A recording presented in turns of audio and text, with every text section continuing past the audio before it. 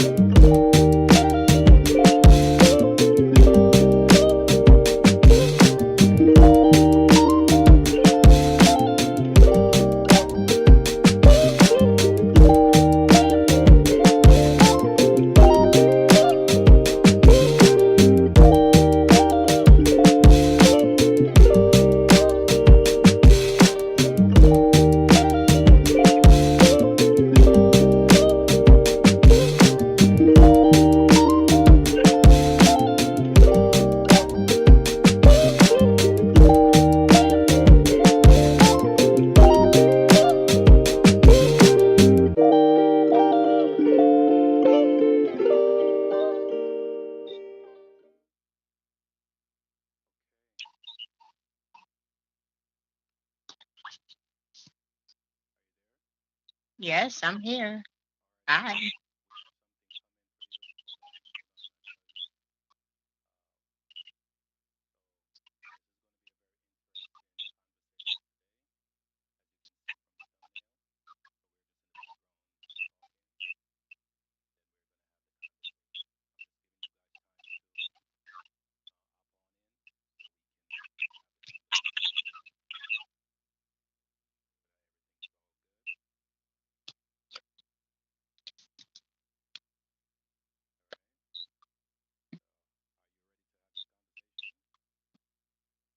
Yes, sir.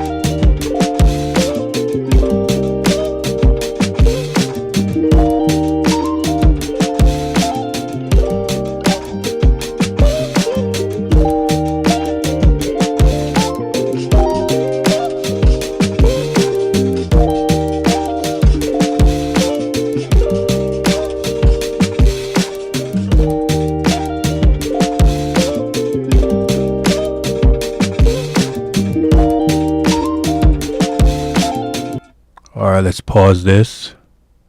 Just make sure. All right, everyone. So just give me a second. So make sure all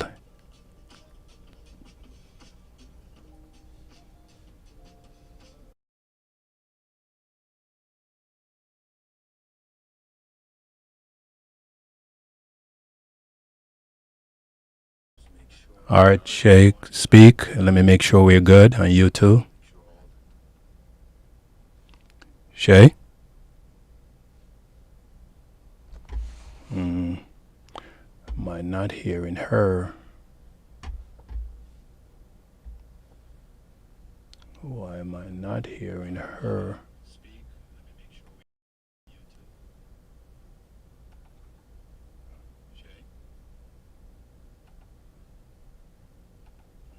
Okay, Shay, are you there? Technology. Oh, she got disconnected.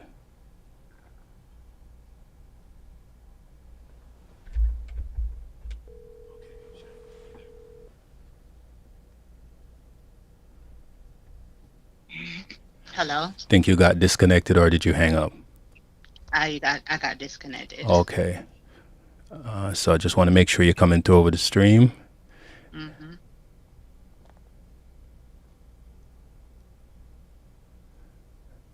I can hear myself. All right. Good, good, good, good, good, good. We're both here. All right. Give me a second. Hang tight.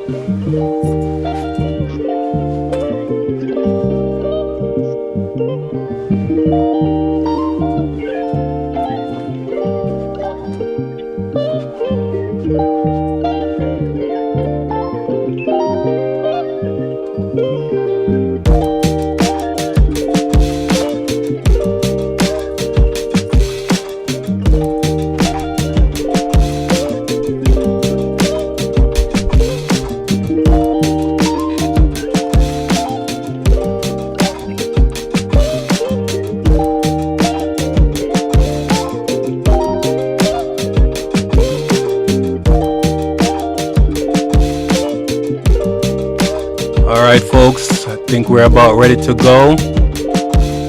As you can see with the thumbnail, what it says, what we're leading into.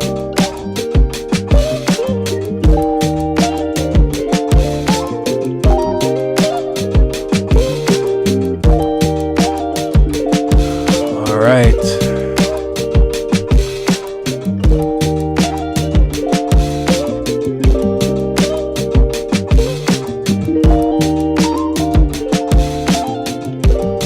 All right, folks.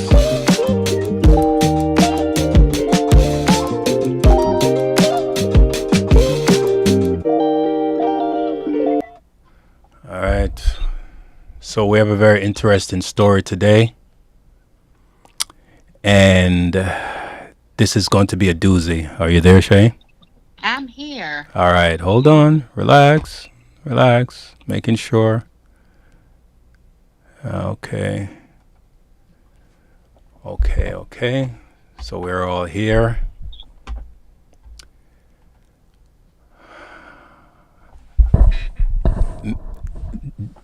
So let me start by saying this. Guys, you can see the image, right? You can see them together. They look happy, right? This is the image that we pulled up from online where she posted. This was in the beginning days when they first got together in a relationship and when things were all happy.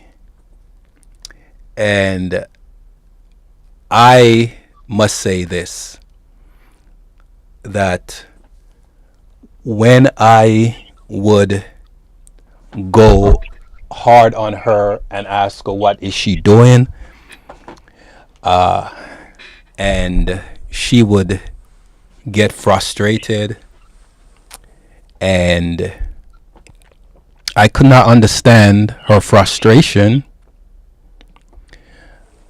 I could not understand her frustration because for me it's simple. Just let it go. And we've been talking over period of years about it on and off in different segments. And like I say, I had no clue of what was going on. So when she would say, "You don't understand," I really didn't understand how intense it was. And she kept on asking me, "Hey, you should do a segment on mental illness." And I could not, for the life of me, even understand the depth of what was going on. So on today's interview, I must say, she's camera shy. So that is the reason why she's calling in instead of us being on a video chat together. And you can see her picture. You can see the guy that we're going to be talking about and who she's going to be explaining about. And let her tell her story. All right. So I will start by, oh, not to mention, we do have some videos to show the the aggression, the fights. Not all the videos that was sent is going to be displayed. However, you will get to understand how this affected her life, her relationship, and affected the relationship of with her siblings and her friends. Wow, I am actually nervous in asking in starting this conversation, and I think she's too. Are you nervous as well, Shay? Yes, absolutely. Okay, so let's uh, let's get into it. Make sure that right. So let me pull up these questions. All right. Now, I do believe that you have a disclosure that you want to read. Yes. So for those who don't know me, my name is Shanelia, and um, I have been in a 7-year relationship with my significant other. Um, oh gosh, I was in a committed relationship with someone I deeply love. Someone living with this mental illness. And I spent years trying to be his support system, his protector, and his peace. But somewhere along that, I lost myself. Just to let you guys know, this podcast is not about blaming or shaming mental illness. It's about the reality of loving someone who refuses help, the impact it can have on your own mental health, which includes me, and the journey of choosing myself again at the end. Um, and if you ever love someone hard, on held on too long and try to save someone at the cost of your own well-being, well, this space is for you. Just to let you know. Um, and I'm here on this podcast to speak about my truth, what it took me through, and basically just how I beginning to start to heal from everything that happened over the last 7 years. So All right. So where do you want me to start this? I can start off with by asking you. When you say 7 years ago, do you remember what month?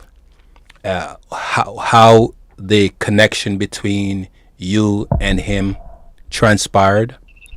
yes, And absolutely. okay, so So um let's just say I we he sent me a message on Facebook, and basically the same message I get all the time from strangers, of course. I guess Facebook became like the dating thing before they implied the dating app. So he sent me a message and he was like, "Can I get to know you?"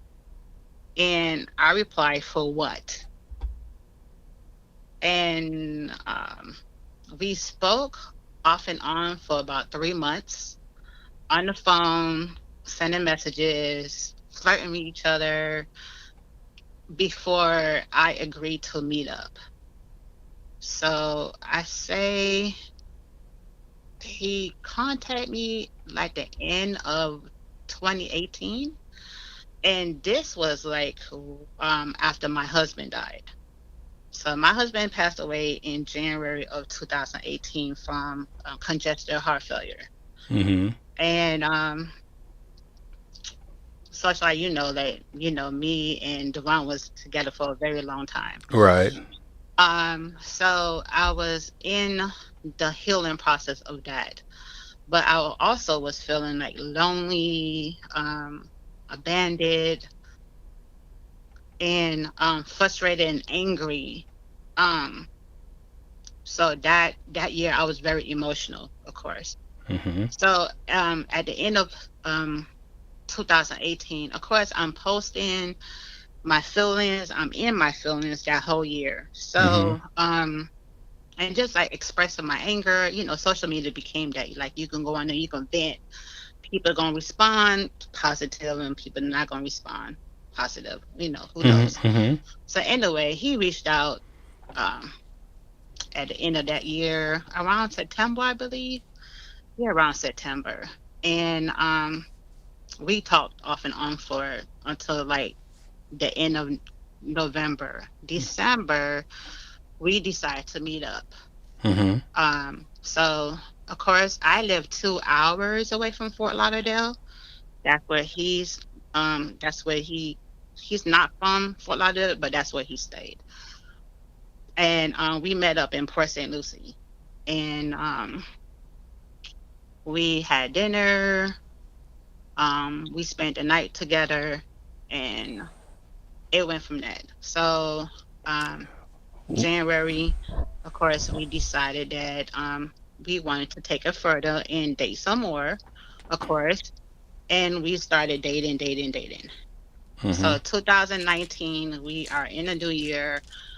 Um, just to let you guys know, he's born April 5th. He's an Aries, just like me. I'm born April 9th. He's younger than me, so I'm between like 8 years older than him. So yeah, we kind of connected. I'm 52 now, and he's 43. Mm-hmm. Yeah, I don't look my age, of course, but he we connected. We were dating. We were still meeting up every weekend. I started Ubering and Lyfting, so I would go down there every weekend, Uber and Lyft, and spend time with him. And we would go out. We would have fun. Um, then we went. We agreed to go out of town for our birthday, so we went to Atlanta, and we had so much fun. We was smoking weed. We was drinking, we was partying. We just had a whole weekend of fun and just enjoying each other. When we got back from Atlanta, of course, um I came out there for the weekend. He told me he had to go out of town for business, for his job or something like that. Mm-hmm. Of course, me, my intuition just jumped in, my insecurities jumped in. I didn't believe nothing what he had to say. Mm-hmm. So of course I called my girl, and I was like, "Hey, this fool done told me he going out of town for the weekend What and blah blah year? blah." Let me ask. This was this 2019. So, was this the first year that you started seeing each other? Yeah, we started, dating and seeing each other like every weekend. But Remember, let me. I stay 2 hours away from Fort Lauderdale, so I was driving down that way. Yeah, let me ask you this question. So we can stay on track to parts where you mention about because you're going to throw certain timelines in, and to make sure that everyone that's listening and that will listen later will understand the timeline. So when you say after you started dating, he decided that he's going to go out of town. From the period of you starting officially decided that you're going to be with each other, at what point, how long after did he decide that he's going to go out of town? That was so we went out of town in April Mm-hmm. for our birthdays. Then, I would say about May. Mm-hmm. That's when he went. He said that he had to go out of town for business for his job. Mm-hmm. Um, and of course, like I said, I didn't believe nothing he had to say. So Mm-hmm. my insecurities jumped in. My intuition as a woman jumped in. I did not believe him. Mm-hmm. Fast forward, I start seeing a different side of him that I did not, want to. I didn't understand. Mm-hmm. Um, Again, we are still fresh and dating and everything. So, in the midst of this dating, he's still smoking weed. Like we still smoking weed. We hanging out in Fort Lauderdale. We are partying. We having fun. I'm Uber. I'm lifting. I'm making money. I'm like renting hotel rooms, and we're just like in the midst of the city, just hanging out. Mm-hmm. I would Uber in the nighttime and be off during the daytime, and then we have more together. We going to the pool. We doing everything that dating people do. A couple would do. Right? Yeah, like being intimate and all those things. So of course, um, I start seeing his. I start seeing something different about him that I didn't understand. Mm-hmm. He became more aggressive, talking. He started to lie. He started to um make excuses.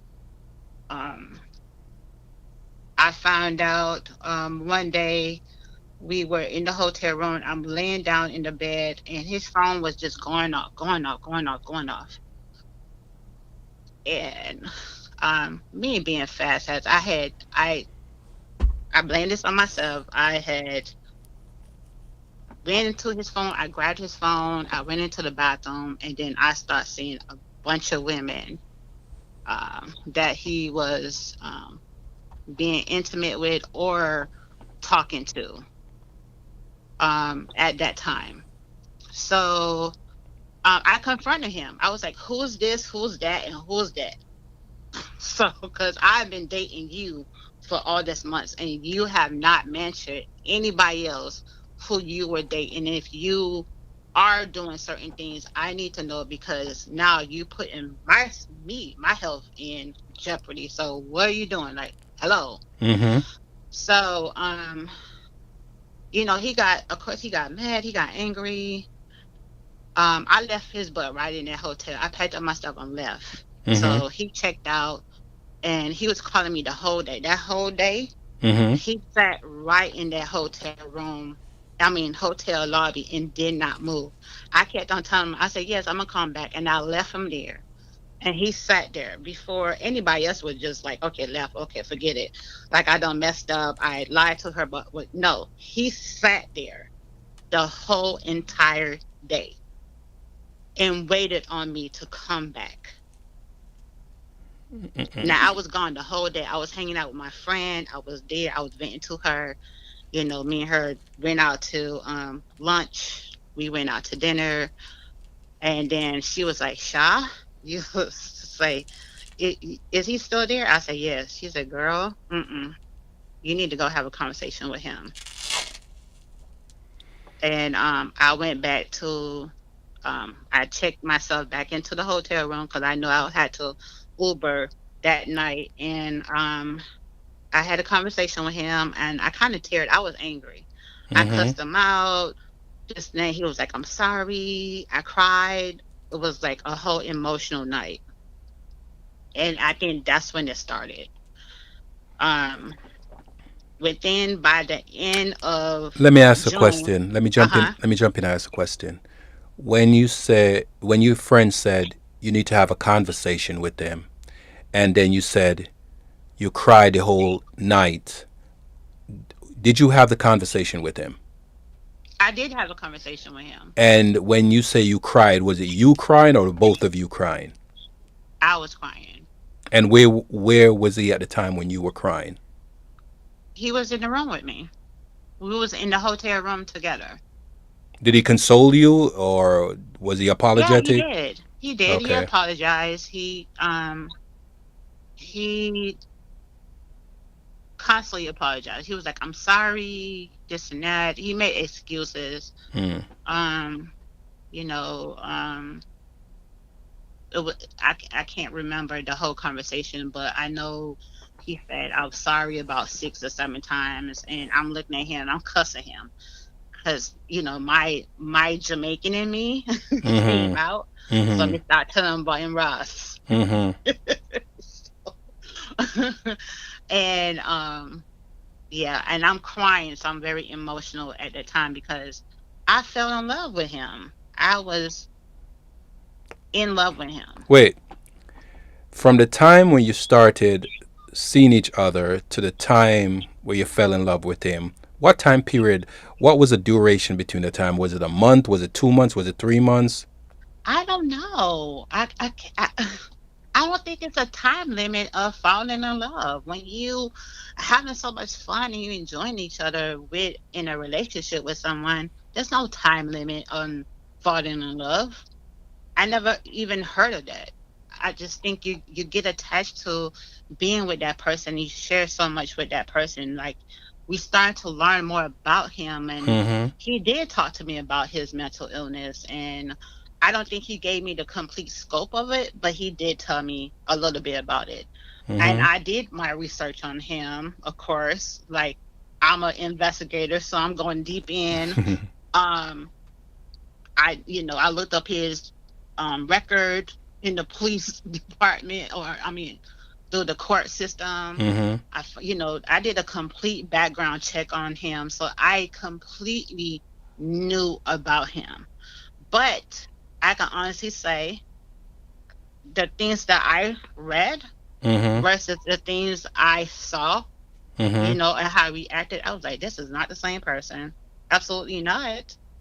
This cannot be the same person who's been arrested so many times and got discharged and something like that. Because again, not knowing what type of mental state that he was in during those arrests, or Mm-hmm. I didn't want to judge him, so I didn't bring up the fact that I did that background check on him. Mm. So you were already aware of his circumstances. Of And course, I okay. knew because I was like, if I'm getting into a relationship with someone, I'm gonna know who you are, where you stay. Yeah, that's me.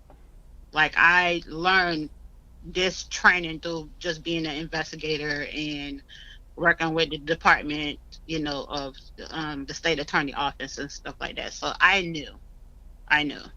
Okay. Um, All right. So let's jump into some foundation questions. All right. of course. Since you kind of gave an overview, let's jump into some foundational questions, and then we can gauge the timeline and add missing components, pieces that I don't know, and friends of yours that don't know. Your siblings. I don't know if they're watching. I don't know if they know the depth of how things were with you or you held it from them. Mhm. But let's jump in some foundational questions here. So you kind of touched on what made you fall in love with him, right? You said what made you fall in love with him in the beginning. You touched on that already, right? Right. Not just to mention, let me just give you a breakdown of more why I fell in love with him. Mm-hmm. One, he's very high educated. You're talking to about a guy who has two bachelor's degrees. He has a degree in communication and he has a degree in political science. He earned both of those degrees the same at the same time. Mm-hmm. He graduated with honors, made the national dean list. He is a Kappa, one of the founder members Let's of the Kappa. go. Um, so yes, he has a very high education. Mm-hmm. He's very, very smart and intelligent. The conversations we had was like um he it was like very deep. He's a complete gentleman. Like he Mm-hmm. opened every door. I didn't have to get out my car to pump my own gas. He um always gave me compliments, wake up in the morning, hey beautiful, and he call me, hey, good Mm-hmm. morning, beautiful, or sending me like all these messages and these songs and stuff like that. So he completely swept me off my feet. Something that I did not experience um Before. in before. Not even in my marriage. I experienced so much affection. Mm. So yes, this is why I fell in love with him. Okay, okay, and that's logical. That's logical, and anybody that knows and understand these kind of affectionate gestures will always tend to fall into that because that's a way that someone can really pull you in close to them. So that's understandable. All right. So let's jump into the next question. And when did you first notice something was changing? When I noticed something was changing, that he wasn't sleeping um a lot. Mm-hmm. He would stay up for I would go to sleep and Mm-hmm. then he'll still be up. Smoking weed on the phone, in and out the hotel room. Mm-hmm. Um he would help me Uber all night while Mm-hmm. I sleep. Mm-hmm. Which was kind of weird because people was actually getting in the car. You're not supposed to do that on Uber. Well, don't snitching yourself. But we were okay, I'm an Uber anymore. Shame on you. But yeah, we were definitely doing that. Mm-hmm. I was making money like that. So Mm-hmm. I noticed he would do all the Uber, and I noticed that he would more the conversations he would start repeating himself over and over again and ask me the same questions over and over again. Become Um redundant. He became yeah, redundant. Or you uh, noticed that he was redundant. very, very. So One moment. Would you say that there was a bit of forgetfulness at the same time? Why the redundancy in his conversations were taking place? nope. He stored information. To me, he was like a USB drive. Oh, So okay. everything I told him, he remembered, Okay. and Okay. he constantly repeated it to me, and Mm. he asked more questions and more questions. Like he was trying to I felt like he was interviewing me, like trying to get to know me more, Mm-hmm. and at the same time, storing that information like a USB drive. Do you think that he was trying to get to know you more, or maybe, or do you think? I don't want to plant any thoughts in your mind, but we're having a very cathartic conversation right now, cleansing conversation.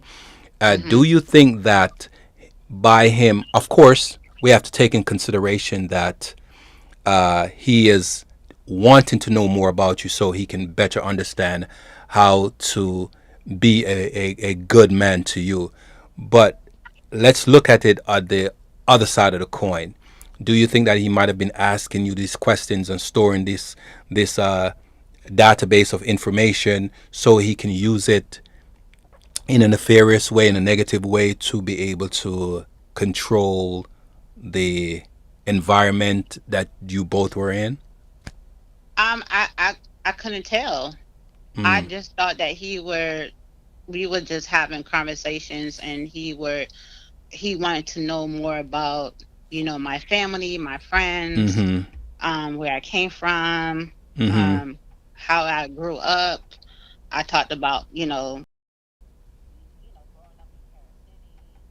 He talked about growing up in California and moving to Fort Lauderdale at at a young age, Mm-hmm. in his teens, of course. Mm-hmm. So I just felt like we were just like me, in conversation, and his conversations were more like on a, like, wow, that's cool, and it seems like you had a good childhood, um, so yeah, it, I don't, but I just felt like he would ask me the same question, but in a different way. So Mm. it was like I was being intimate, but not knowing where this was going to end up at. So fast forwarding, by June, he was completely manic, completely manic. Um, I have a question to ask. I don't want to jump too far ahead too quickly because remember we have videos, we have images to show, of course, right? that's going to come later on. Absolutely. Right. So let's not jump too fast. Let's not go fast forward, right? How did you realize that? Did you, like you said, you're an investigator? Did you investigated and found out based on his interaction with you that there were certain parts of him that he couldn't control, and he, like you said, he explained to you about his condition, but did you look further into it, spoke to any doctor, or how did you know when his manic stages reared its ugly head? Okay, so let's just give, um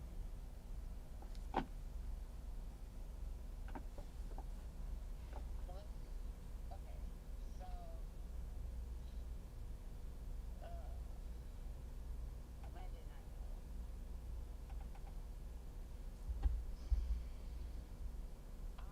I googled. Mm-hmm. Let's At first he just told me he was bipolar. So Mm-hmm. let's just get into what is bipolar. Okay. Um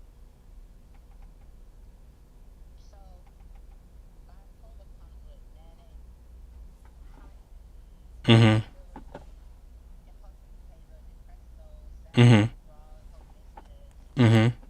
That's bipolar symptoms. Mm-hmm. So, um, like I said, he never showed me that side of him when we first met. So the first, from September 2018 till April or May, I would say April of, um 2019, I had no idea. Even though I know he's bipolar, but he never showed it to me. Like, I didn't see that sign, Mm-hmm.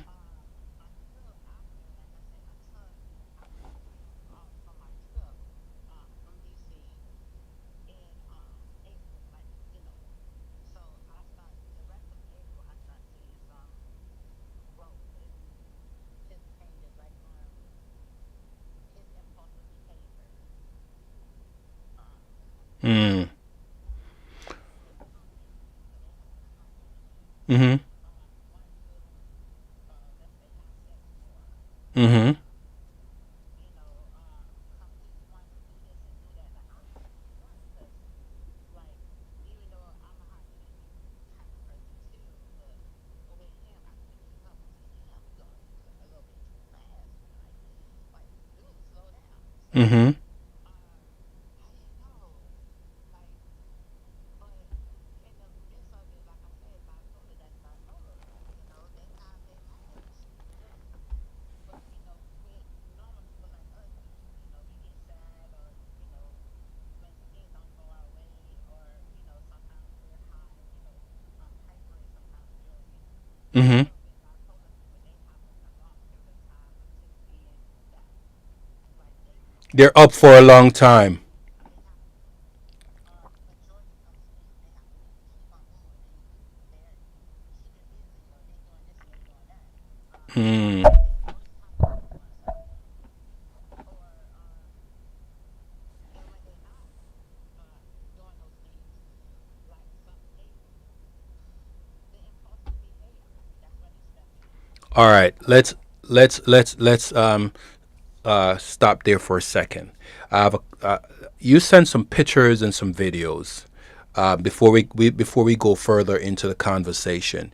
So you send pictures of him destroying destroying your place at one point, and then there are the videos of him breaking in your apartment.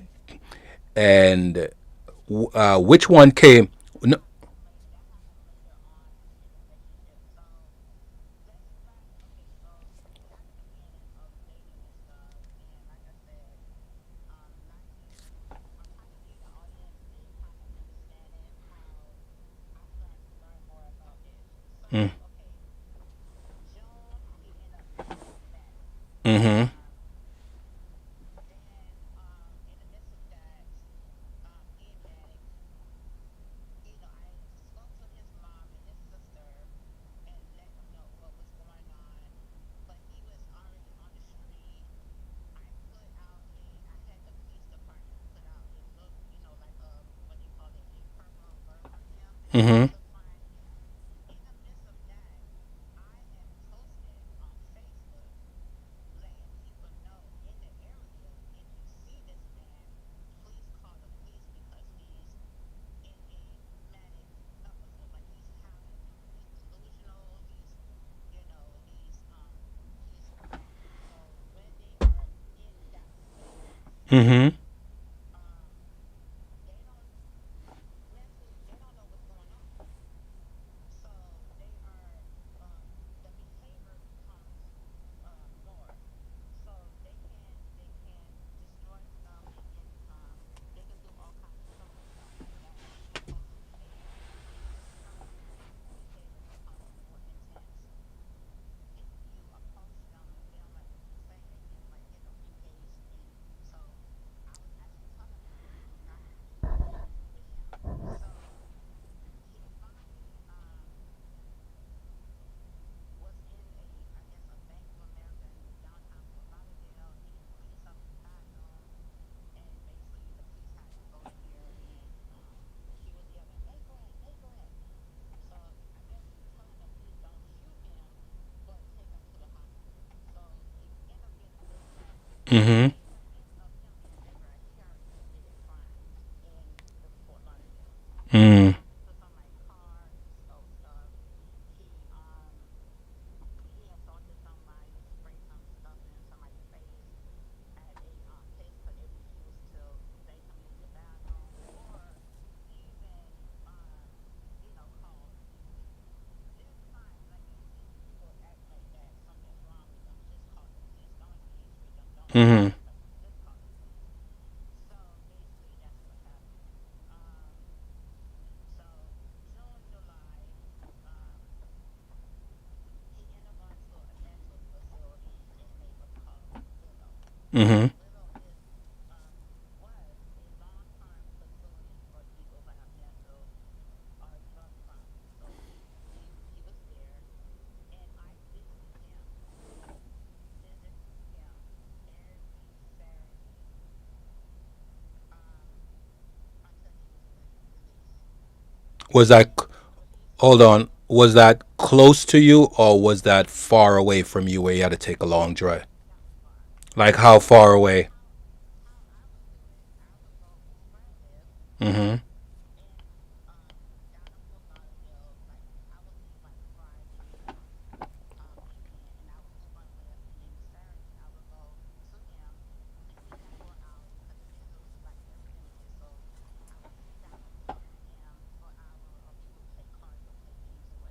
Mm-hmm.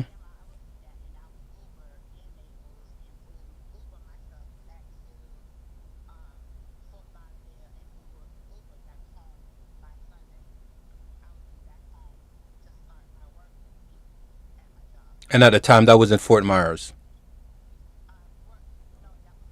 Naples. Okay. No, you were living in Naples at that time, or he was living in. Okay, and he was living in Naples. Oh, sorry, he was at the center in Naples. Wow, that's a long drive. You go. That's a long drive. You were committed. Mm-hmm. All right, continue.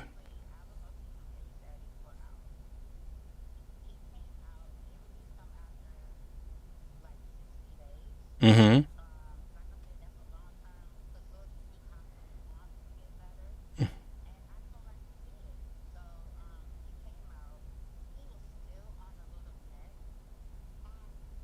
Mm-hmm.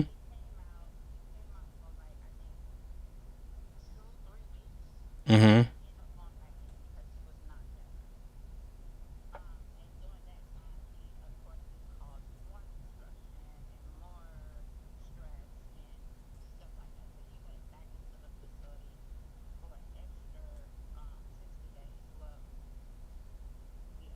Mm.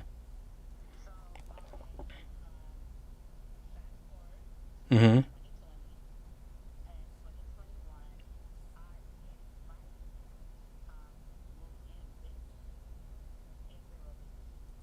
And this is the start of where things start escalating and becoming very. Uh, how should go ahead?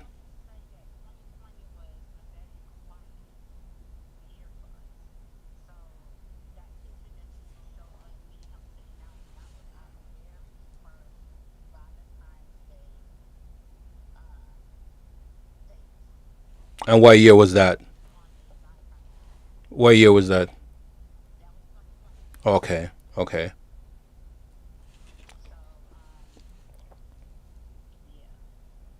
All right. So let's go from where you asked him to move in with you. Mm-hmm.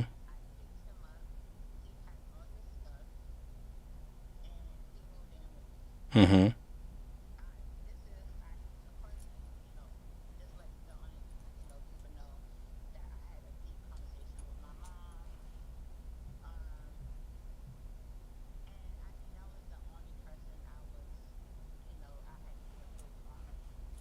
Mm.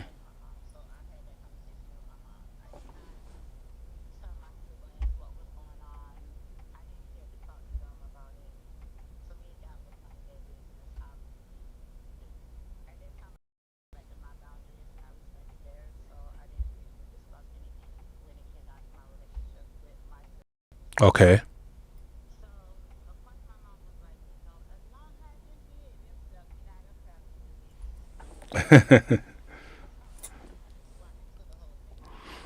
Mom Dukes.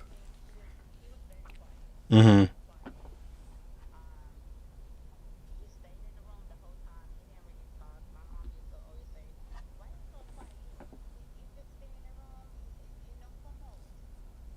Mm.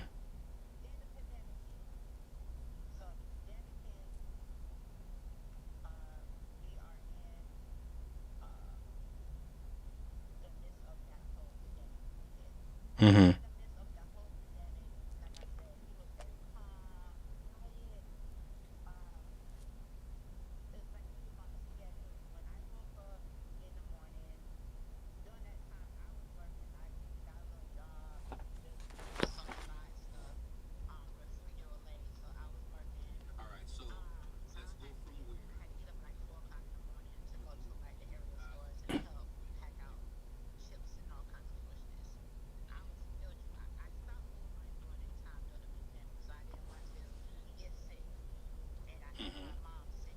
Hold on, Shay. Hold on. I'm not something. I just realized I'm not hearing your audio. Give me a second. So you might have said a whole bunch of stuff that I did not. No one said anything. Hold on. Give me a second here.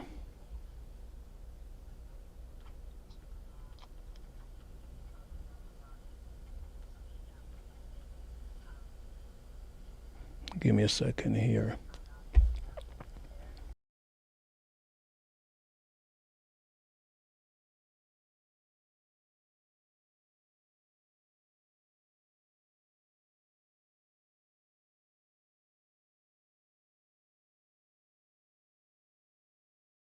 Mom Dukes.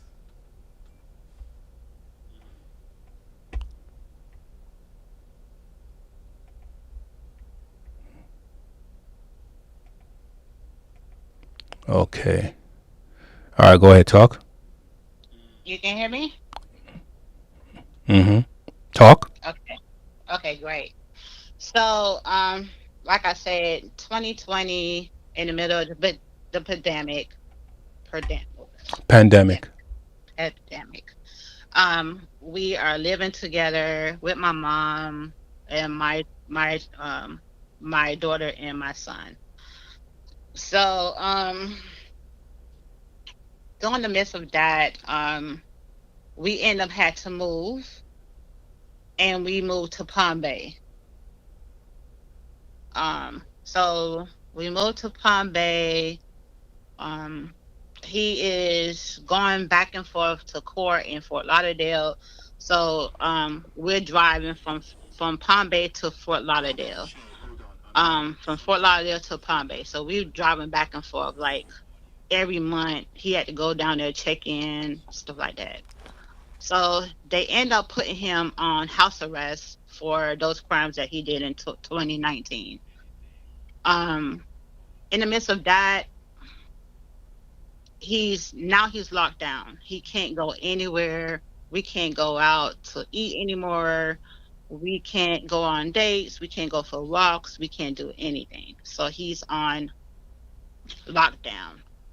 The only time he can leave the house is to go grocery shopping, to go get a haircut, doctor visits, or counseling, um, or to his probation check-ins. So there's nowhere to go because everything's locked down anyway. So we will order food in, and we will have date nights in the room, movie nights in the room, or we going outside in the backyard and we like throwing the ball at each other. We like um playing, playing games or playing dominoes, or we just trying to kind of cope this. And with his mental illness, I'm in the protective mode, so I'm trying to like keep him engaged and thinking like, okay, this, we're gonna be okay. So um June of 2021, we end up getting COVID. Me, my mom, him, and Mm-hmm. Cayenne end up getting COVID. Mm-hmm. um My two brothers didn't get it. I don't know how, but they didn't. So, I ended up had to go to the hospital. So now I'm admitted in the hospital with COVID, June of in the middle of June of 2021. So I went in like Wednesday. I think it was June 13th or something like that. I'm not sure. Can't remember. Mm-hmm. My mom went into the hospital the very next day. Me and my mom was in the same hospital, Palm Bay Hospital, Mm-hmm. for 3.5 weeks with COVID. Mm. My mom, of course, she was put under me. I'm fighting COVID. I'm fighting for my life. He called me every day, and he had conversations with me. He was like, hang in there. And at home, he's fighting COVID himself because he didn't want to go to the hospital, of course. And yeah, So did you go to the hospital, or just was just your mom? it was just me and my mom in the hospital. Okay. But of course, they put my mom under because of her age and her health issues and stuff like that. Okay. So July 1st, I came out the hospital, still sick, couldn't hardly breathe or whatever. My mom died the very next morning, July 2nd. Yeah, I remember. And that was very emotional and stuff like that. Um, Came home, he helped me into the house. This man took care of me, so shy, as if he was a nurse. Mm. He helped bathe me, helped change me, he fed me, he made sure that I was comfortable. Mm-hmm. Um, and I believe he ignored his own health and his own problems and stuff. He totally ignored that and he took care of me as if he was a nurse. When I say that man took care of me so shy, I was very surprised. Mm-hmm. Um and of course the help of his mom and his sister sending food and making sure that everybody in the house kept fed and stuff like Wait a that. sec. And Wait a sec. You're they're in Fort Lauderdale, and you're up in, you say, Vero, I was in Palm Bay during that Palm time. Bay. So they were sending food from Fort Lauderdale to Palm Bay. No, they would have groceries delivered to the house. Oh, okay, okay, I got you. When you said food, I'm thinking food that's already cooked and prepared. No, Okay, no, no, no. I mean, they would have food. They would order food from restaurants and had it delivered. delivered to the house, of course. But they also was packing groceries, helping like have food and delivery and stuff Mm-hmm. like that. So like I said, my mom died July 2nd. We had to plan the funeral and everything, and it was a very emotional time. Mm-hmm. Now, let's just let you guys know, he was very attached to my mom. My mom treated him like a son. She did not judge him. She talked to him. She had conversations with him, and of Yeah, course, he respected my mom back. yeah. So, We know how Mom um, Duke says. yeah. Mm-hmm.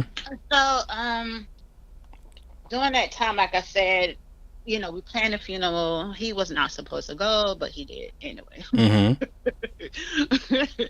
um, and then he went and made sure that he after the funeral he went straight to I guess meet his officer or whatever and stuff like that. Mm-hmm. But anyway, fast forward, now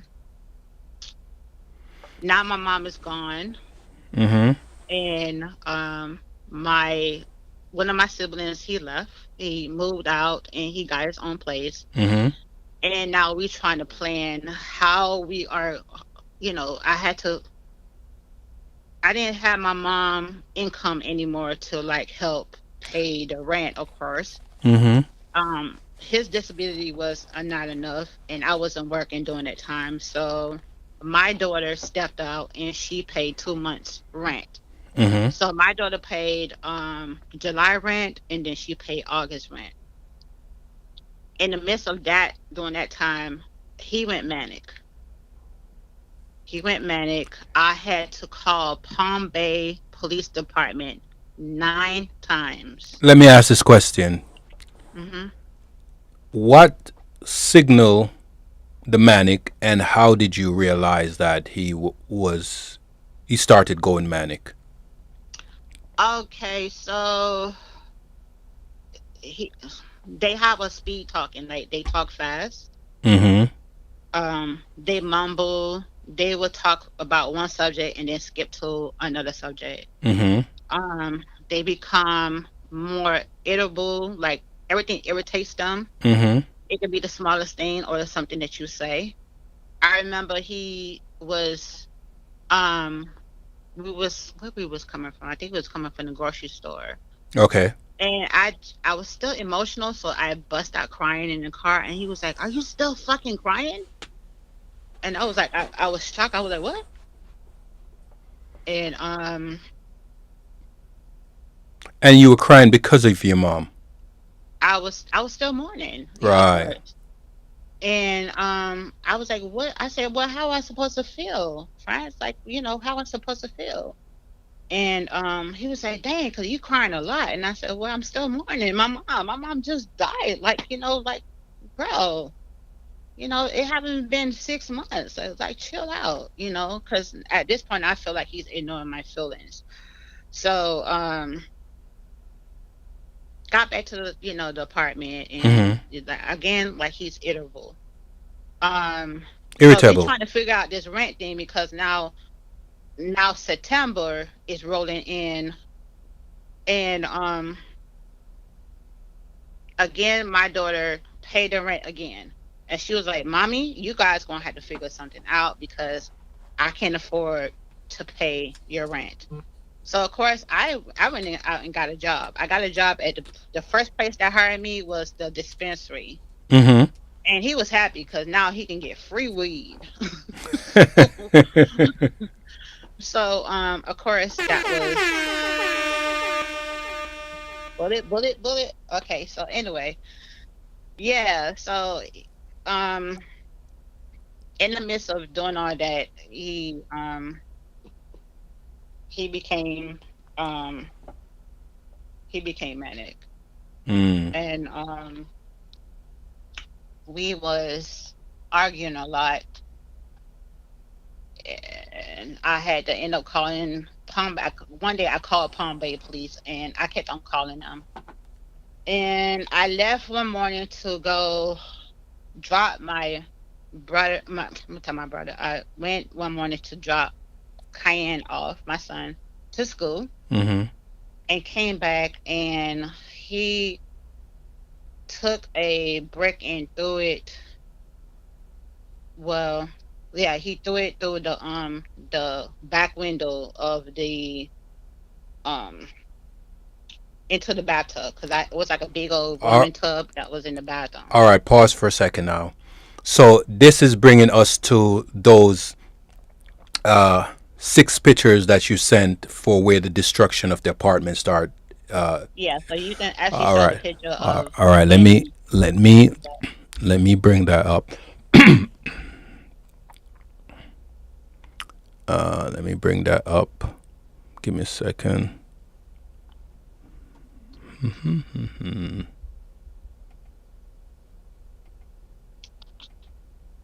So this is the picture of the bathroom. Let me bring this over.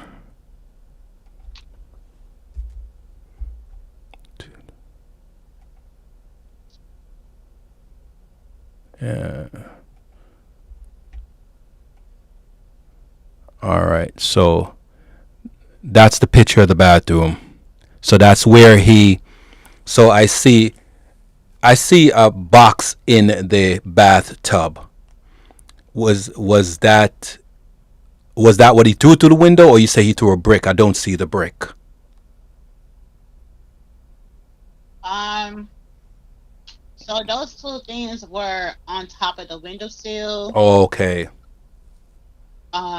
You see glass Yes. everywhere. Mm-hmm. Um, you see glass on the towel. Glass was actually on the rug as well. Mm-hmm. So yeah, I think I took the brick out of the tub. Mm-hmm. I took a picture of it, and I sent that picture to his mom Mm-hmm. and stuff like that. He told the police that my brother had threw the brick through the window. And I told the police, I was like, why would my brother throw a brick through the window for? Like, my brother's at work from 6 o'clock this morning. This happened. So the only person who was home was him. So there was no cameras outside or anything, because where we stayed in Palm Bay, we stayed like right next to like a creek, Mm-hmm. and the houses are kind of spread out. So you were on So you were on the first floor. Oh, okay. I know. I know. I know where the house that you're talking about. Where the back had this kind of like man-made lake, and all the houses were around it. Right. It wasn't a Yes. man-made lake. It was like mostly a creek, what they call a creek or whatever, Okay. or canal, whatever they call it. Mm-hmm. So yeah, we we didn't have the house didn't have outside cameras. There was only a camera up front Mm-hmm. that kind of pointed out to the cars and stuff. Mm-hmm. He disconnected the camera that would have saw him if he went out the front door. Mm. So my belief that he went out the back door that didn't have cameras or anything like that, and probably came around and took a brick from outside, something like that, and do it. And this is because the police made him move out the room that me and him was staying in and move into the room that my mom was staying in at the Mm-hmm. moment The in time, vacant room. the vacant room. So that's what happened. Because he didn't have access to that bathroom anymore or anything like that, this is what he did. So he wanted to make sure that I was not able to use that tub anymore. Mm. Okay. So that was a spiteful behavior, Of course, yes. He did that on purpose. obviously. Um, so after that incident happened, um, I decided that I wanted to move out. Mm-hmm. So I let my job know I needed to take some days off, and I got some boxes. I called my brother, he bought some boxes, and we Mm-hmm. start packing everything. The police was called out again because he was being destructive. He was just just being all kinds of stuff. So the police made me leave, of course, because he's still on house arrest, so he couldn't go anywhere. So Mm-hmm. I had to leave. Um, and I came back the very next morning with the U-Haul truck Mm-hmm. and everything, and then of course police was there to make sure that the peace between me and him. So the police was actually had him sitting on the porch, on the back porch, Mm. talking to him while we were trying to move all the furniture and everything out. So we moved everything out that house in one day.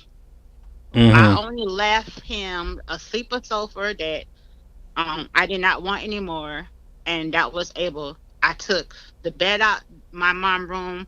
I took out all the furniture, everything. I think we packed everything. Like we was finished like maybe 3 or 4 o'clock in the morning. Everything in one day. One day. Like we were just throwing stuff in the boxes, throwing out stuff that I didn't want. Remind you, like our garage, half of the garage was full of my mom's stuff that she had over the years that she did not want to get rid of. So all Mm-hmm. those were still in totes. So totes, everything, furniture, everything. Um, I'm still packing. He's arguing back and forth with my mom. I'm talking about my brothers and stuff like that. Back and forth, arguing with them and stuff like All right. that. Let me ask this question because you jump Mhm. forward rather than we remember. I need to keep the conversation in chronological order. So we talked about the bathtub, and then you Mhm. jump towards, calling the police and making the police making him move out, and he break the window, and that's the reason why he did it. But I noticed that the house is destroyed. So let's talk about those parts. Let me bring one of those pictures back over. All right. So the house is destroyed, Mhm. right? I see where the bedroom has clothes. Whose clothes is that? Is that as a result of you moving out? No, that was during the time when the police made him move into the room. So the police told us if we don't separate, like they got frustrated about being called out there so many times. Mm-hmm. So the police asked me, "Is there a room that he can go stay in?" And I said yes. So basically he took all his stuff and he just threw it in there just like that. Um he just threw all his stuff in there. He didn't really hang up anything, like all his clothes. And I kind of like I was irritated too, so I took most of his stuff and I just, as you can see, there was no mattress because I took the mattress off. I was like, "You're not sleeping on my mother bed," and because we were just fussing and fighting the whole time. And Mm. I left the box spring. I was like, "You're not sleeping on the bed," and like so the bed, the mattress is in the hallway, pretty much. Mm. Because we're just like I said, we're fighting. He became very aggressive. Became, you know, So just more fuel just being poured on the fire. He's been vindictive and aggressive and retaliatory. I hope I'm pronouncing the word right. And you're also being retaliatory, uh, and um, and yeah, we're right. we're back and forth. We're arguing. We're fighting. We doing it's like everything. Like the whole situation was like it was like destruction, a lot of chaos, and Okay, so yeah, so I see like is that in the living room? I see another picture where it looks like it's look like it could be adjacent to the kitchen where there's stuff all over the floor. that's after I moved out. Mm-hmm. So no, that right there is that happened when me and him actually was arguing one day. Like we was arguing and stuff like that, and he, as you can see, like in the corner, you see like a cart. Mostly all my medication, everything that I had to take and all that stuff was on a cart next to me, so I didn't have to walk back and forth to the bathroom, of course, because I was still having problems with coming from COVID. And he pretty much took everything and dumped it on the floor. So majority of that stuff I had to pick up myself and put it back on the cart. So Mm. that's what he did. Okay. Yeah, I see. That stuff right there is in the back room where my mom used to stay. Mm-hmm. Um, and after no, go to the next picture. Uh, I see the picture where the shoes. I don't know if that's a fridge. Yeah, that was a mini fridge that we put in because we was gonna rent out the room Mm-hmm. to Airbnb. So that's what I had planned to make money in order for us to stay and be able to afford to stay in that house. Mm-hmm. We was gonna do an Airbnb room, like we was gonna rent out that room to like out of town people, whatever. But anyway, he ended up occupying the room, of course, and that's all his stuff. Like even food, as you can see, was food and cereal and ketchup. I don't know why he had that stuff in the room, but I was like, okay, that's how you want. Right, I And see. as you can see, toilet paper, everything was just in the room. He took all his stuff and just dumped it in there, and yeah. And then the next picture, this one is of the living room. That one's the living room. That's after I moved out. Um, After I moved out, he had the whole living room looking like that. So you can go ahead and show that picture. Mm-hmm. I ended up coming back to the house to gather up some stuff that I didn't see and I Mm-hmm. needed. Mm-hmm. So I figured that he had the stuff, like he had to have it. So yes, after I moved out the house, that was in the living room, and of course, he had stuff everywhere. Okay, and then this picture right here. This is what in the kitchen, or this is the bathroom. Oh, this looks like the kitchen. That looks like the So kitchen. yeah, yeah, go ahead and show that. Yeah, I have it up.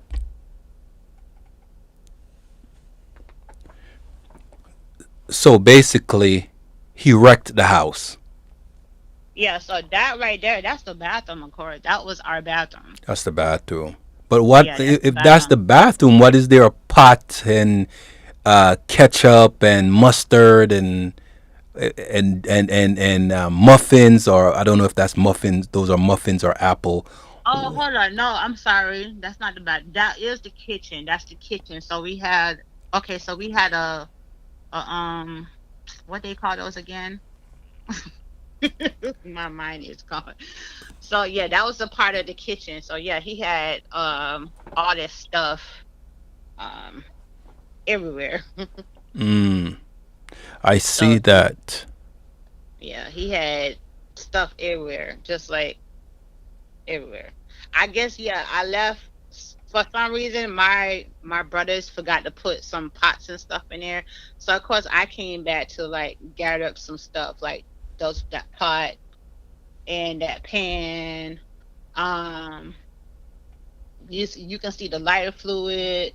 Yeah. Um just like I came back I couldn't take the lighter fluid because it was storage, but yeah, like I end up, the lucky bamboo that my mom loved. I that ended up staying because I didn't have no place to put that.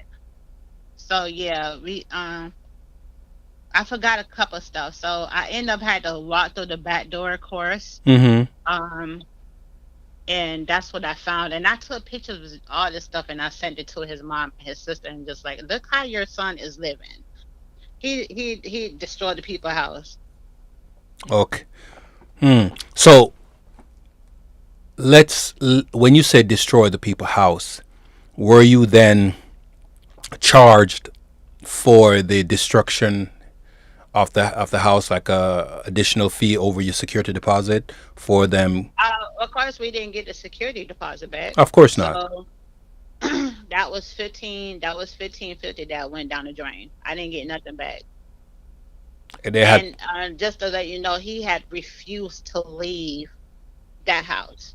He did not want to leave. So because he's not on a lease, he Mm-hmm. became what they call A a squatter. A squatter. squatter. Mm-hmm. So he ended up staying there.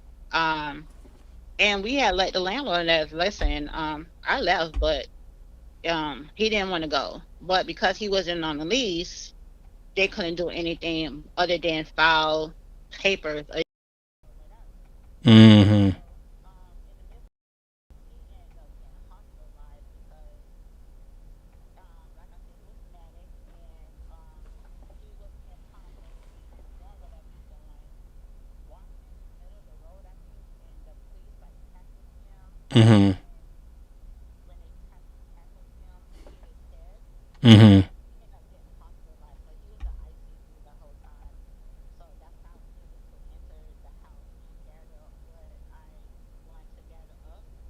And then I see them. I went up to the bathroom and they left stuff there, like all his clothes and stuff was still there. All right. So I Hold. was able to put it Oh, in storage at my place in hold Barbados. on. Hold on. So give me a second. Let me just look at this note for a minute, and give me a second.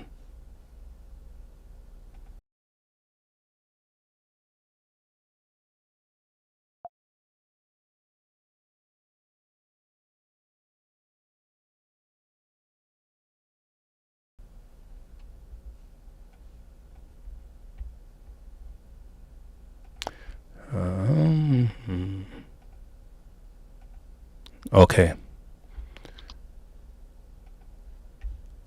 Are you there? Yeah, I'm here. All right. What I want to ask you about is the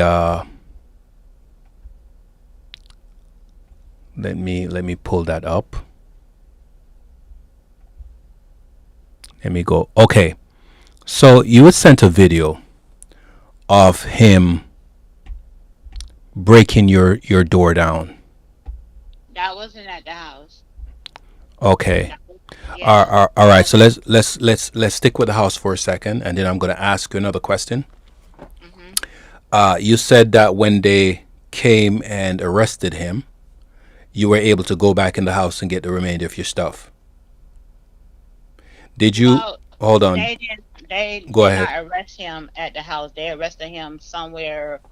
in Palm Bay called Bayside Lakes, and he was basically in that area causing chaos. He was going into different businesses Mhm. and just like, like I said, he was in his manic um mode, and what was the report was he was looking for a job, Mhm. but he was manic, and some people kind of recognized that something was wrong with him, so they Mhm. ended up calling the police. When the police confronted him, he ran into traffic. He ran outside in the middle of the road, and the police kind of cornered him, and then they was calling him like, "Hey, Mhm. hey, hey," and he did not want to respond to them, so they Mhm. tackled him. Like they kind of like attacked him, and in the midst of tackling him to the floor, he hit his head. So that's what he was. Also, he was transported to the trauma center with a head injury. Mm. So he was hospitalized. Um, and then after he was hospitalized, then he's on the street. He became homeless on the street. And Okay. 20 um this was 2021. Yeah, 2021. Okay. So let me ask a question, and then I'm gonna ask about that video of the break-in. Okay. Uh, so at this point now, you start realizing that you're slipping. Your the chenille, the shade that or Shaw that everybody knows. Bubbly, like to laugh and have conversation. You know, uh, at this point, when did you realize you started losing yourself? Was it before the violent episodes, or right around when the house situation and him tearing up the house? Um, I think I started losing myself a little bit after after my mom died. Remind you, my mom just passed away. My Mm-hmm. husband passed away 2018. Mm-hmm. My mom passed away 2021. So, and then in the midst of this, I'm in a relationship with somebody who's not is not medicated for his mental illness. So he's causing a lot of anxiety, stuff. So I found myself going into like a very depressed mode, Mm. not knowing what I'm experiencing. So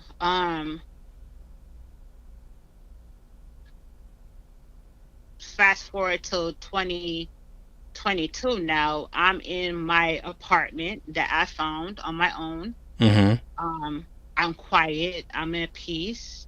He's Mm-hmm. on the street, but I miss him. Mm. I miss him so much. And even though he was calling me, and we was having conversations, he's on the street. So I felt bad for him. So I would have him drop me to work in my car Hold and on. sleep in my car. Hold on. I have two questions to ask, and I'm going to ask them together. And Hmm. because you're just about to touch on those two questions, uh, based on your response and what you're saying. So, how did you how did supporting him affect your mental health, right? Hmm. And what did depression look and anxiety look like for you? And you already started by saying that you got your apartment, you moved in, but you missed him, and then and he was on the street, so you went and find him, and you were letting him drop you off to work, Hmm. and sleeping in the car. Let's pick up from there. Okay, so what anxiety looked like? First of all, let me just say this. I didn't know I had anxiety. I Mm-hmm. didn't know um I had well no, I didn't know I had anxiety because I had it in the hospital and they was giving me medication to control it then. Mm-hmm. But when I came out the hospital, they did not of course, medicate me Mhm. forward. So of course I was still having those attacks, anxiety attacks. I'm at work, and again, I'm also diabetic too. And um I was still feeling the effects of COVID, what they call is a long term COVID reaction. Mhm. So my body is trying to heal itself within. Mhm. In the midst of that, I'm still mourning my mom. Of course, Mhm. I'm still missing her because the conversation of where um where I became codependent for him. I became leaning on him for that comfort. So of course I invited him to come back to my apartment, Mhm. and um he ended up staying, then he will leave, then he stay. That video that you are about to show, Mhm. this this happened um that happened in 2023. Mm. So during that time he was fully staying with me during that time. He moved in. um that's kind of jumping forward, but you asked me two questions about Yeah. Continue with the questions. Continue. but you asked me questions about my anxiety. So anxiety is caused by not knowing what's going to happen next, or you're kind of like trying to predict the future. Correct. So that's what causes anxiety. So my mind, again, my mind is in racer mode, so in survival mode as well. So I'm trying to not think about tomorrow, but knowing that he's in his still in his manic. When somebody in his stage, it can last us for a month, it can last us for 2 months, it can last for up to a year. With him, he was manic for, I would say, a whole year. He got arrested for violation of probation and then got put in jail for 8 months in 2022. He Hmm. came out. Um, he came out, and then the spiral again now start happening. Because when you in jail, they don't really treat you for anything. I tell you the truth, you just be in jail. So, of course, I went down to Fort Lauderdale. I picked him up and I brought him back up here to be with me. Because the whole time when he was in jail, I don't know how he was sending me money, but that man was sending me money. So his mom and sister would send him packs, and he would sell his packs to other people. And those people would have people on the outside cash Mhm. at me money. So now he's helping me pay my bills Mhm. while he's in jail. Don't Mm. I don't know how they do it, but that's what he was doing. So basically, he was selling stuff in jail. So that was like, okay, he's helping me while he's in jail. So now I'm still in survival mode because I'm trying to make any ways of trying to make money. So anyway, I got a job at the probation office. Sorry. Um, and I'm working at the probation office while getting ready for his release. They released him from jail. This is like 2022. That they released him for jail, and um, I already had made a friend locally, so me and her was like hanging out, whatever, stuff like that. And I'm kind of like in survival mode still because he's about to get out of jail soon. So what I did, I installed cameras Mm. in my whole apartment. I installed a camera in my bedroom. I installed a camera in the living room. I Mm. installed a camera in Cayenne room. I installed a camera in the kitchen. And remind you, my apartment is not big at all. It's a Mhm. 2-1, but it's very small. Again, I'm in survival mode because now he's getting out, and I don't know how he's gonna act. He came out of jail. Mhm. He was somewhat acting normally, but I noticed that he barely wanted to take a shower. Mhm. But at the same time, he wanted to be intimate, and I wouldn't let him. I was like, "No, you need to go wash your behind." No, sir, absolutely not. This is like, so now I'm communicating to him better, Mhm. and I'm like, being jokeful, like, baby, you need to go take a bath. You don't smell good. No, no, no, no, no. You're not getting in my bed. And he would sleep on the couch, and I start seeing him staying up longer and longer. So now he's still kind of manic. Mhm. So one day, I'm at work. I'm at work now. Mhm. Um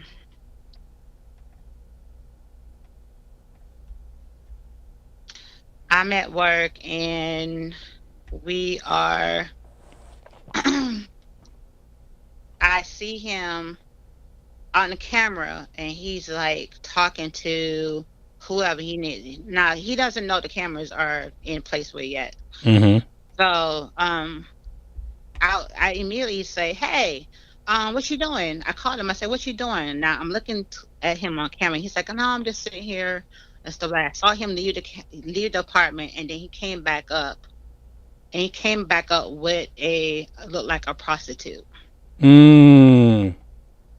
No, I couldn't show that video, of course, and I couldn't send it to you because I couldn't find it. I think I deleted I deleted a lot of stuff on my phone. So anyway, he came back up with a prostitute, and he proceeded to have sex with this woman in my living room on the floor. So I immediately told my boss, I said, I have to leave. And I screamed. I went in the car and I screamed through that camera. I was like, "You nasty, that bomber," and I started cussing him. And he looked around because he didn't know where my voice is coming from, and he saw the camera. He snatched the camera. So I immediately called the police, and I said, "Listen, um, my boyfriend is in my apartment. He was a prostitute. I need you guys to get him out my apartment before I reach there, because if I get there, I'm going to jail because I'm about to F him up." Mm.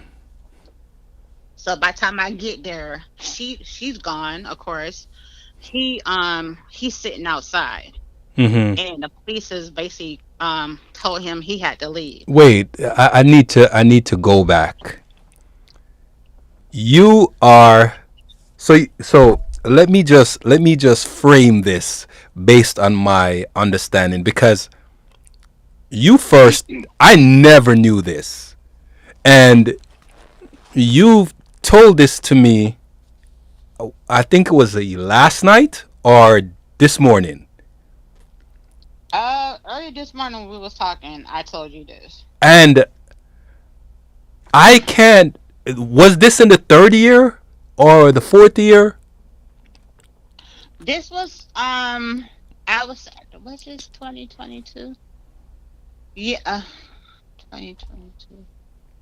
I believe this was in 2022 when this happened. So this was by now the third year.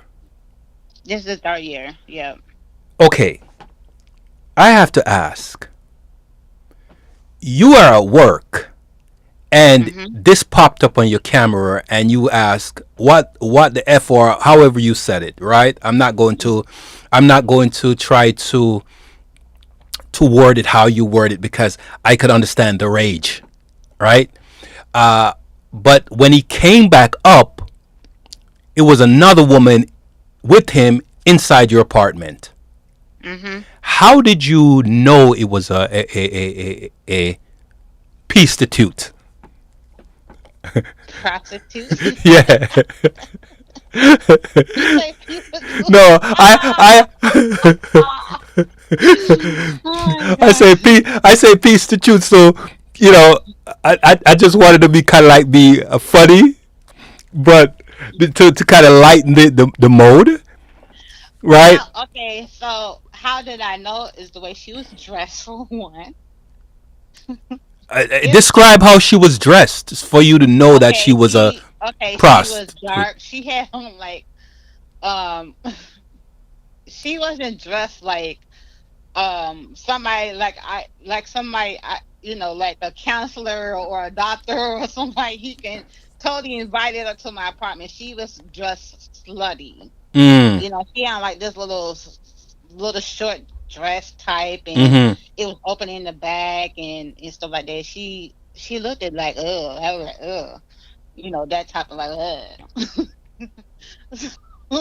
you can pretty much know it. But the funny thing, she went to the bathroom. She came back out. She grabbed I guess condoms, and he was sitting on the couch, and she proceeded to give him oral sex, and I guess she didn't like the way he smelled or something like that. Mm. And she handed him a condom, and she told him to put it on. Thank God. And they proceeded to he proceeded to have sex with her backwards. What you call it? Backwards, Doggy style. doggy style. So, to my understanding, I guess he needed to, get a quick, release. What Mm-hmm. they call it, a nut. Mm-hmm. And oh, I immediately, I think I was driving like 90 miles per hour to 100 miles per hour coming home. And Mm-hmm. remind me, I live in Melbourne. Mm-hmm. I live like, it takes about 10 minutes to get to my house Mm-hmm. from From work. about 15 minutes from my house from 95. Mm-hmm. I got to my house. I work like 30 minutes away. I got to my house in 20 minutes. That's how fast I was driving. I Mm. ran every red light that was on 192 to get here because I was enraged. I wanted to do this man harm. So when he got, and my friend was on the phone, I had called. I said, "Girl, guess what?" And she was like, "Are you serious?" And I said, "Yeah." She was like, "Listen." She was like, "Sha." She was like, "Shanoya, calm down." I said, "No, I'm going to fuck. I'm going off." Mm-hmm. And she say, "Listen, calm down. You do not need to go to jail over this man." Blah blah blah. So she kind of calmed me down. So I calmed down by the time I Mm-hmm. got here. Mm-hmm. When I got here, he was sitting on the porch. I say, "You need to get your shit and get the f out. Get out." So Mm. he left. And I'm like in my apartment, I'm looking around, I done went and cleaned my bathroom and everything. And as soon as I went back to work, and then my boss was like, "Are you okay?" I'm like, "Yeah, I'm fine." So no telling. Okay, let me process this. He. Hmm. Do you think that? Let's go back to a second about the camera, installing the camera. Oh gosh, yes, I installed the camera, and no, he did not know there was a camera installed in my house. He did not know. I did all this before he even came out of jail. Okay, okay, okay, okay. So because my question was going to be, do you think that he might have done this before you install the camera? But okay, so No, that is clarified. yeah, Wow, wow, wow. This, bruh. wow. Yep. This is crazy. Like, how did you manage to hold all of this in? Like, how? You know what? I knew that he was not in his right mind. I knew this. So, like I said, because of his condition, they do they do things like this. Their behavior is crazy. It's like it's unexplained. Let me just say this. He's not just bipolar, Mm-hmm. right? He's I can't even say the word. I'm sorry. It's like it's tongue. Schizophrenic. Um It's yeah. So he's that's the worst kind. Bipolar Okay. schizophrenia. Yeah. So it's the effective way of it. It's not the where the people like talking to themselves. They have moments when they do that when they kind of stress, Mm-hmm. but it's like it's a very extreme disorder. Not too much people have it, but when they do have it, majority of like there's a lot of people that does have it. Mm-hmm. So, and it's horrible because they get into these moments when they just doing all kinds of destructive stuff, and the behavior is like ridiculous.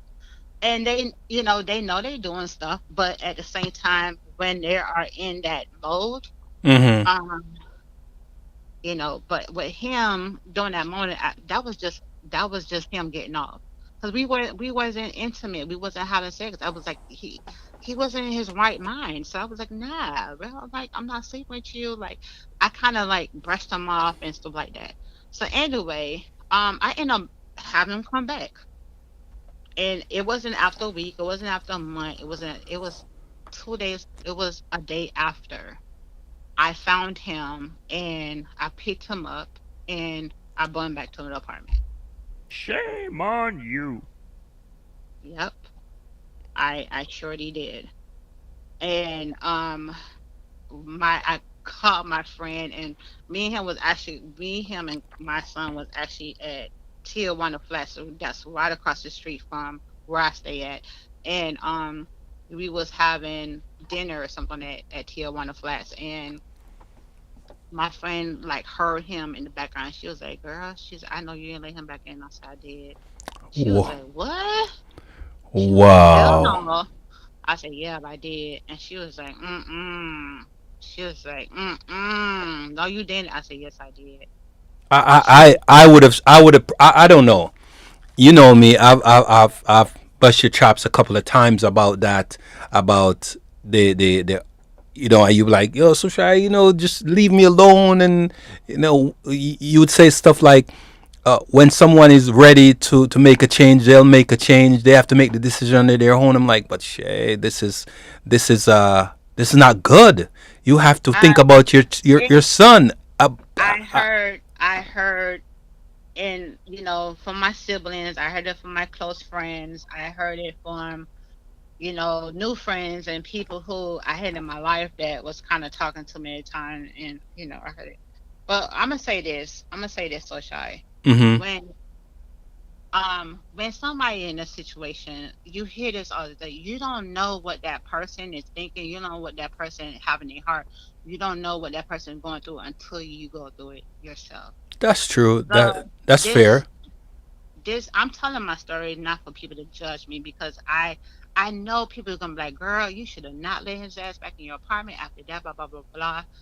I took it personally what he did, but Mm-hmm. I also took it into consideration that he was not in his right mind, because that is something that I know personally in my heart that he wouldn't have done, and he didn't do that personally to hurt me. He did that because his mind was messed up during that time. He was still in his little manic mode. So like I said, that that year Mm-hmm. also I was getting ready. He Okay, so that year was, like I said, that was a very challenging part. Like I said, I had just started that job at the probation office, Mm-hmm. and I was still working and stuff like that. By the end of that year, he ended up getting arrested again and ended up going to jail. Mm-hmm. So he didn't last too long in my apartment. Mm-hmm. So I ended up getting fired the day before Thanksgiving. So they Mm-hmm. let me go the day before Thanksgiving. So let's fast forward that whole situation. This And this video that's gonna play now. uh-huh. When did this happen? Like, so this was right after he had the prostitute in your apartment. No, no, this happened way after. So this happened in 2023. Okay. Close to the end of the year, close to um I would say it was close to the holidays. So he was being disrespectful. He Mm-hmm. was doing a whole lot. Again, he was smoking weed. He was smoking weed heavy during this Mm-hmm. time. And of course, we all know you can't smoke weed and have a mental illness, because it kind of activate all those emotions and the mood swings and stuff like that. Mm-hmm. So one day, I just came from work, and Yeah, um I refused to buy him weed, so he went looking for the weed. And I mean, he was he was like being disrespectful, and he was talking to my son a certain way, and that I did not respect. So and then the same time I was doing DoorDash, trying to like earn a little money on the side to kind of pay for extra stuff when it came down to my son and me. Mm-hmm. So he basically was in that mode that he didn't give a F. Like it was to him, it was survival mode for him. But to me, it was like now I'm agitated. Like I'm sick of your shit. Like Mm-hmm. I want you gone, Mm-hmm. type of stuff. But because he stayed in my apartment um for that long time, Mm-hmm. I could just remove him. But I was like, I didn't care what the police said. I didn't care. So he wanted to go find weed. So in the midst of me taking him to go look for weed for him to smoke, he being disrespectful. He's calling me every name in the book. He called me B word. He called me this, whole, this, everything. And I'm cussing him back out too, which was not helping the situation. Mm-hmm. So at some point I just became silent. I didn't say nothing to him because I'm in my head, I'm planning something for you, sir.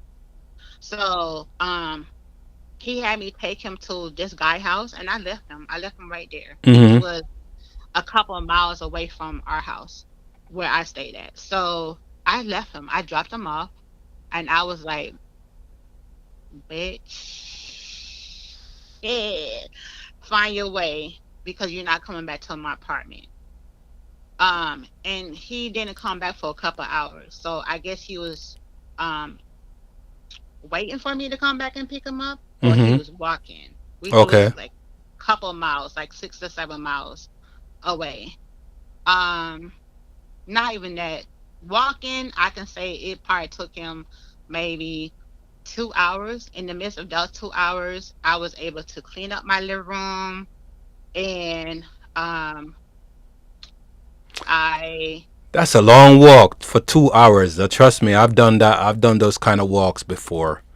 Two yeah, but I'm hours. sure he hanged out for a thing and then he came banging like bum bum bum. As you can see in the video, if you pull up the video, he came bum bum bum, and I was like, "Baby," and I, end up calling the police, and I was like, "I'm on the phone with the police." You don't, and I told the police that somebody was trying to break into my apartment, which was him. So Mm. yeah, that was intense. And as you say, he kicked the door in. He kicked the door in and messed up the whole frame of my apartment. Wow. So Of the door, I'm saying, he kicked the door in. yeah, yeah. And you can I actually see that video. You can play it okay. because Before this is be, how he act. This is how he act when he's in that mode. before I play that video, Hmm. are there any important notes that you need to add in before that video is played where it might be missing from the time you caught him with the prostitute and and Well, like I said, it was period of times in between where he was nice and calm. Like I said, he have his time periods when he's calm and he's loving and he's supportive, and we go out to dinner and we have fun and stuff like that. But then he have his time when he's like very hyper. He's like in his high modes. So all he want to do is hang out. So we go downtown Melbourne, we hanging out, and we're smoking. So he's smoking weed, I'm smoking weed next to with him. So we are highly smoking weed together, very high. But of course, me, it doesn't do anything for me but get me high and put me to sleep. With mhm. him, it psychoactive with him, so it kind of messes with his mind. Whereas he's he's doing other stuff. So in the midst of this, between this video, he's having phone intimacy with other women also, which kind of started irritating me, and I was catching him doing stuff, and like I said, he had his disrespectful time of a period like weeks, maybe week or 2 weeks. And if I'm not home, it's more because now I'm not home, but the camera is like picking up So stuff. so okay, that's why I asked. That's why I wanted to ask that this question if there's any important notes in between. So you know that he experienced these manic episodes, Hmm. and weed puts you to sleep, makes you relax and puts you to sleep, but it's a psychotropic reaction for him. Why did you enable him to keep, or why did you be a part of smoking weed with him? Was it a way to keep him happy, or? Oh yeah, it was a way to keep them calm, and it Mm-hmm. was a way to keep them happy. But if I didn't give in to him buying Mm-hmm. his reaction was aggressive or Destructive. acting yeah, like like I had to give it to him. His mom was supportive too because like the weed I was getting for him was actually putting him to sleep. And Mm. that's a indica, and anybody who smokes weed knows an indica will just knock you out. So he would smoke the weed and he'd just pass out. In the midst of him passing out, um, I going through his phone and finding out that he was dealing with other women online and locally. You're already being a detective, huh? Oh yeah, yeah, yeah, yeah. So I was actually contacting those women and be like, "What the hell?" Like, yo, and they,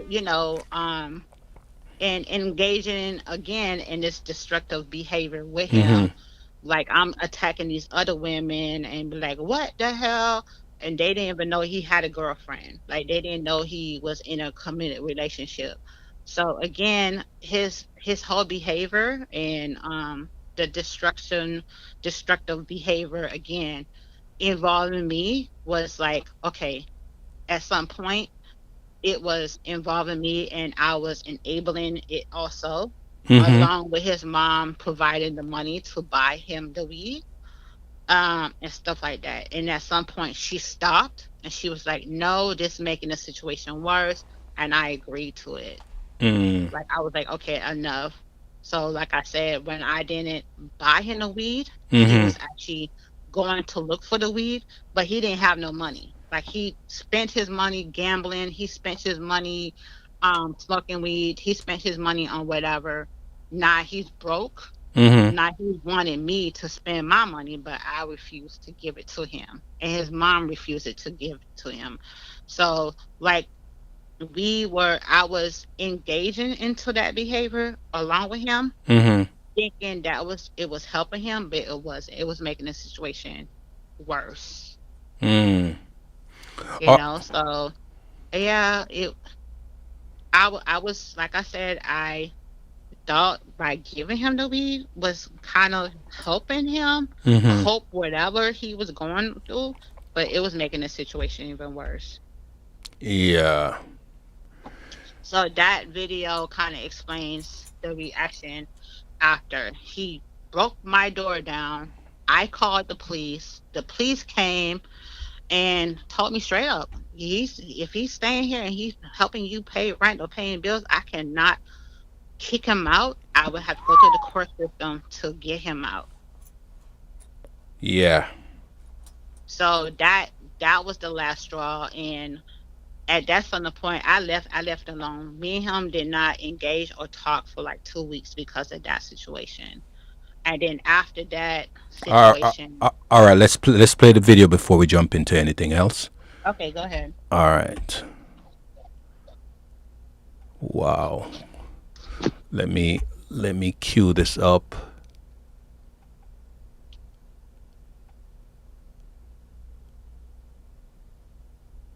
Wow.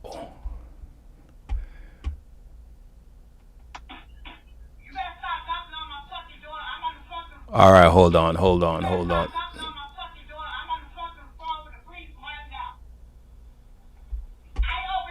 Let's go back. Let's go back a little bit.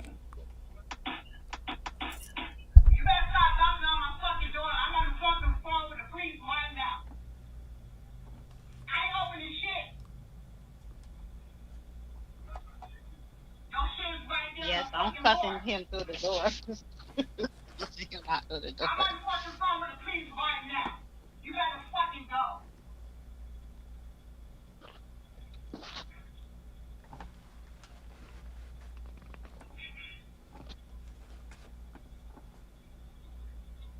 Oh, yes. 29 West Strawbridge Avenue, apartment F8.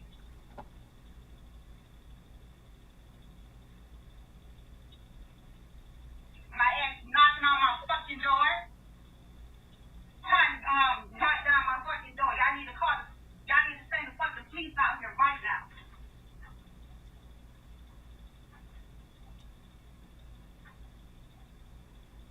Out there on the porch.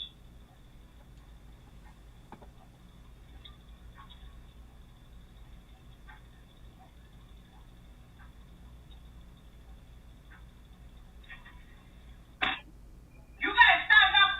You know what?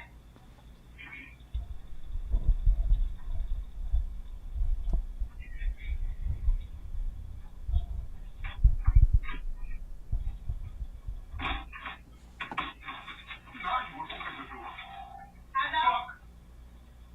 I got somebody just broke into my apartment.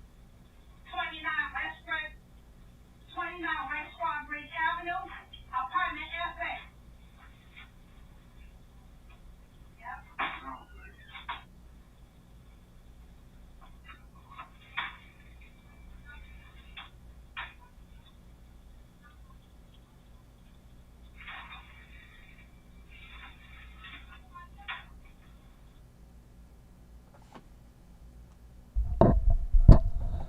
Wow.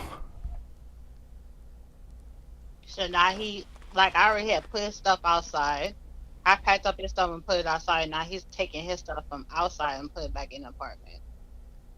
Now I'm in the room. I don't went in the room, and I'm in the room talking to the police um on the phone while he's like bringing his stuff back into the apartment. Yeah, I see that. I see that. When you sent it, I didn't watch it. I watched like maybe about 15 seconds of it, Hmm. and so I'm not gonna watch this whole video. I want to make sure that I am seeing it for the first time with everybody else, and this is I I, I wish there was more to watch because you have to fill in the blanks. All So right. yeah, basically after this situation, like I said, the police came. You had one officer talking to him in the living room, and then you had another officer talking to him outside. Mm-hmm. And talking to me outside, and basically they just explained to me, they was like, listen, you cannot remove his stuff from the apartment without evicting him. And then I had one black officer, Melbourne PD, Mm-hmm. who was being rude. He was just like screaming at me and stuff like that. And I was like, first of all, tone your voice down when you're talking to me. You're supposed to be a personal law. And he's like, well, you want your son to have peace, you need to go through the court system. And then I said, well, listen, I said, I don't have no money for that. And it was like, pretty much, it was like, hey, you got to remove him, blah, blah, blah. And I said, the man is manic. What part of it you don't understand? It was like, well, we're not, we're not engaged in that. We are here for this disturbance. And if we got to come back out here again, this is in and that. So when I called the police Mm-hmm. and told them someone was trying to break into my apartment, can you imagine how many police officers came? And because I had a child also, now you had child protective services outside as well. Mm-hmm. How So how did the it Child Protective Service handle the so situation? basically, well, see, in the case of if anything like child endangerment or that thing, they will remove the child while they engage in whoever. Mm-hmm. So that's what happened. But Cayenne he was in the room sleep. So Kyan slept through the whole thing. He didn't hear nothing. Mm. I closed this door, and of course his TV was on and stuff like that. So he didn't hear anything. He didn't hear nothing that went on. Nothing. Absolutely. That child was like sleep sounded. He sleeps very heavy, so he didn't hear anything or whatever. So thank God for that. So they kind of was in the apartment talking to him, and they had me outside talking. Mm-hmm. And it was like, listen, you cannot remove his stuff from the apartment. You have to go through the proper channels of getting him removed. So Yeah, now, and before you jump in, a lot of people think that, especially no shade, but a lot of women think that they can just simply kick a man out of the apartment. no, absolutely As, not. Florida law. not just it's You, not just Florida law. It's a law in many states where if you move someone in and they get mail, hmm start getting mail, they have to be there for at least I think 6 weeks. And within that, if they just move in and start getting mail right away, then they'll see right through the veil. But it has to be like well, around 6 weeks, and once they start getting mail, worse if they start contributing to any bills, you cannot move their stuff out.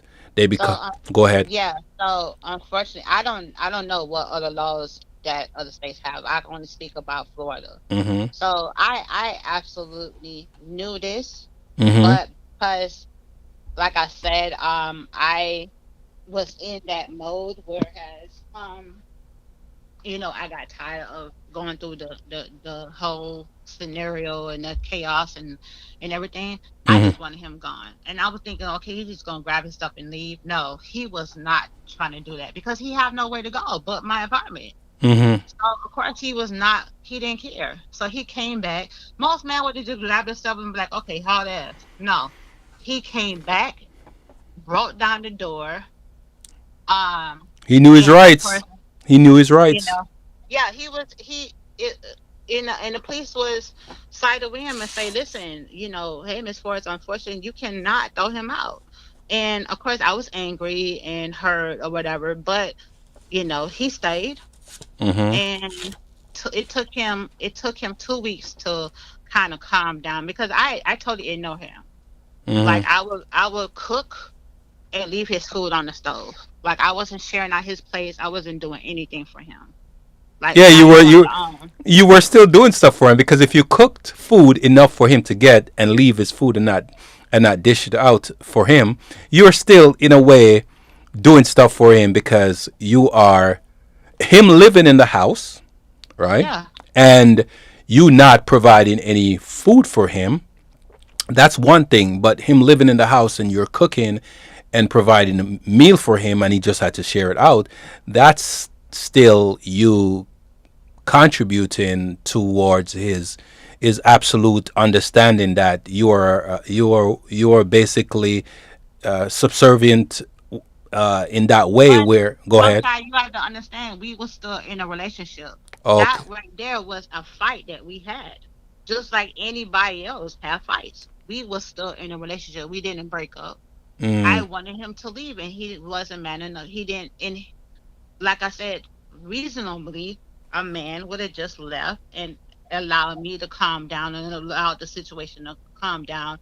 A man would have just left and probably got a room at a hotel, and that would have been it, and came Okay. back. Let me But let no, he didn't do that. He broke the door down, came in back, and took his stuff outside and brought it back in, and like, bitch, no, I'll stay here too. Like, no, I'm here, let me and this is where I'm gonna remain. let me add a note in there. Hmm. And this is no way a pinch on your or thorn, right? Hmm. You said any man would leave and go get a hotel room. No, that's what you as a woman would want him to do to cool down. But basically, when you pack his stuff and put it out, you're telling him, I want you gone, leave my place, don't come back. You didn't say to him, leave and go somewhere, get a room and leave You me can't alone. you can't reason with somebody who has a mental illness. So shy, there's no reasoning with them when they're manic. There is no reasoning with them, no matter what. So if you Everything what his head was thinking, this is my shit too. I pay bills here. I help pay rent. I help buy food. So mhm. therefore I'm staying. And he didn't care how I felt. They do not that shit does not register in his head. Okay, so let me try. And like I said, I'm just as a man watching the video for the first time, Hmm. giving my feedback. When you pack, so first and foremost, he's a smart guy. He knows his rights and he understands them. And when you're angry for whatever reason and you pack his stuff and put it out, you're basically saying to him fundamentally, he's going to understand that she wants me gone and she pack all my clothes and stuff so she doesn't want me here and I pay bills. And as a woman, you're emotional, you want him gone rather, and I understand you say you can't reason with him, but you want him gone, but not, and then you say you're still in a relationship. When you pack his stuff and put it out, it's like the relationship is over. We're not in a relationship anymore. I just want you No, gone. not necessary, because there's plenty of times when people have fights and they have arguments in a relationship, and the woman is like, would tell the man to leave, and the guy would leave and probably come back a day or two, and at some point they just, she's like, okay, I want you permanently. In my head, during that situation, Mm-hmm. I permanently wanted him gone, but we were still in a relationship. I wanted him to go. And and this was like a falling of me, him having arguments for weeks, you know, arguments and his behavior and all kinds of stuff that led up to that day. And this You was know what at, I'm saying? and obviously this was after the prostitute in the apartment, or the This is way after that. right. That was something that was swept. I swept that under the rug and I was like, okay, I forgot about it and I didn't care about that no more. This is a whole different year, a whole different situation. All right. So let's jump into some hard questions. Okay. Okay. Clearly, why didn't you just leave? Why should I leave? That was my apartment. No, no, no, no, no.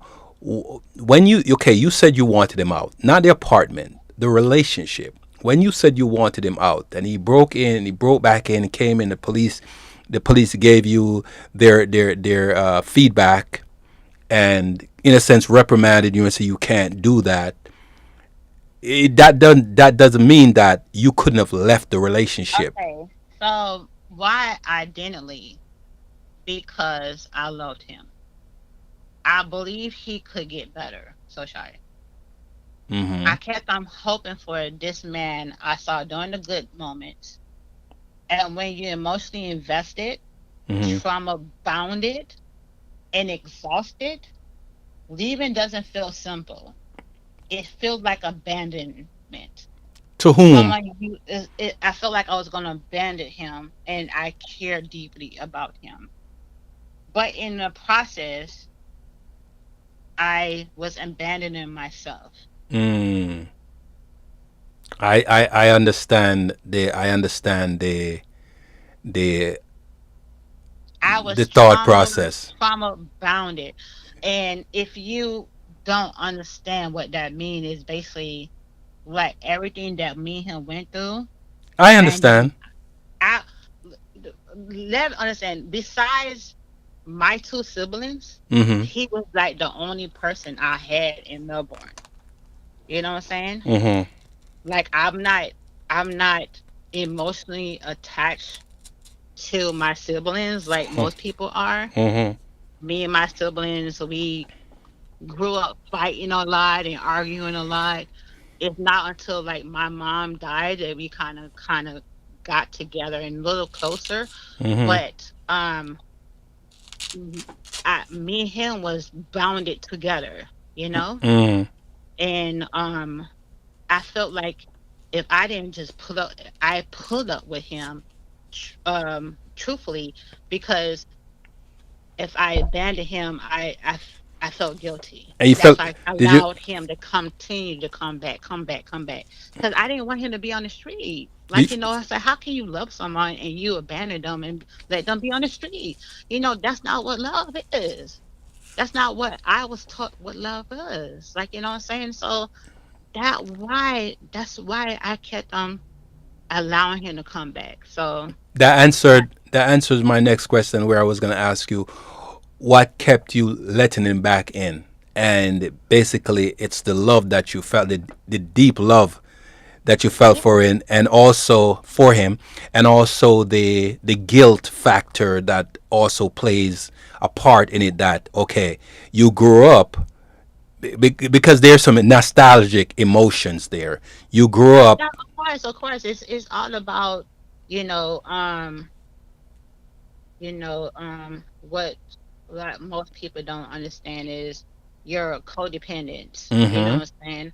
So he was my codependence at that time. He was my attachment. He was my someone who emotionally, physically, spiritually attached to. Like Mm. I felt like losing him was I was gonna lose.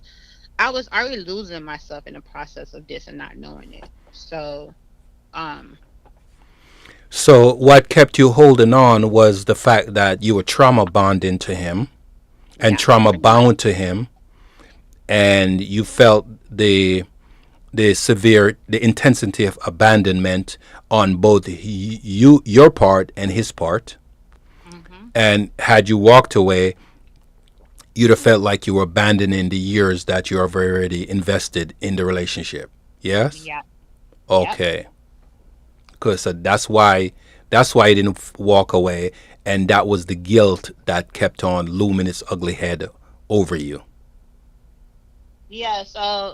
Um so basically, um when you're trauma bounded, you're emotionally attached to someone. It's between an abused person and their abuser. And Do you know what it's that's called? it's You want me to tell you it's what that's called? hold on, let me finish. Go ahead. Um it's cycles of abuse, and that person showing you kindness and affection. Um it's not a healthy connection, but rather an unhealthy emotional bond that develops from a cycle patterns of mistreatment and positive reinforcement. So Mm-hmm.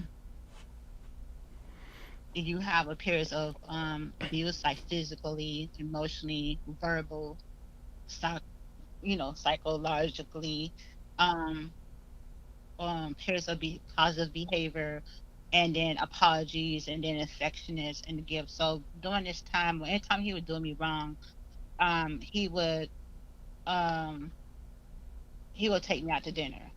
And I'm not talking just like a little, just like the little, like Smoky Bones and thing. He would take me out to a very expensive restaurant. There are two mental illness that I'm hearing based on your explanation right here.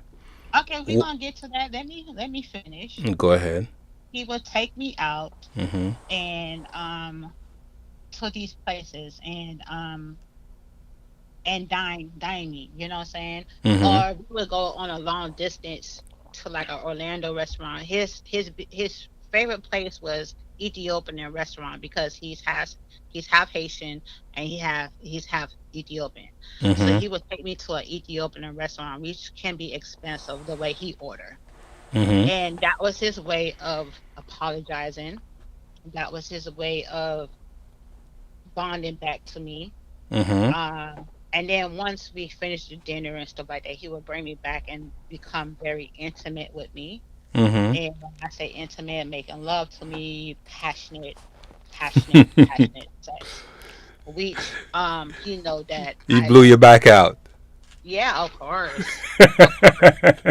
Of course. And then like during the whole period of time, like he would go he wasn't the type of person who would buy me flowers and stuff like that.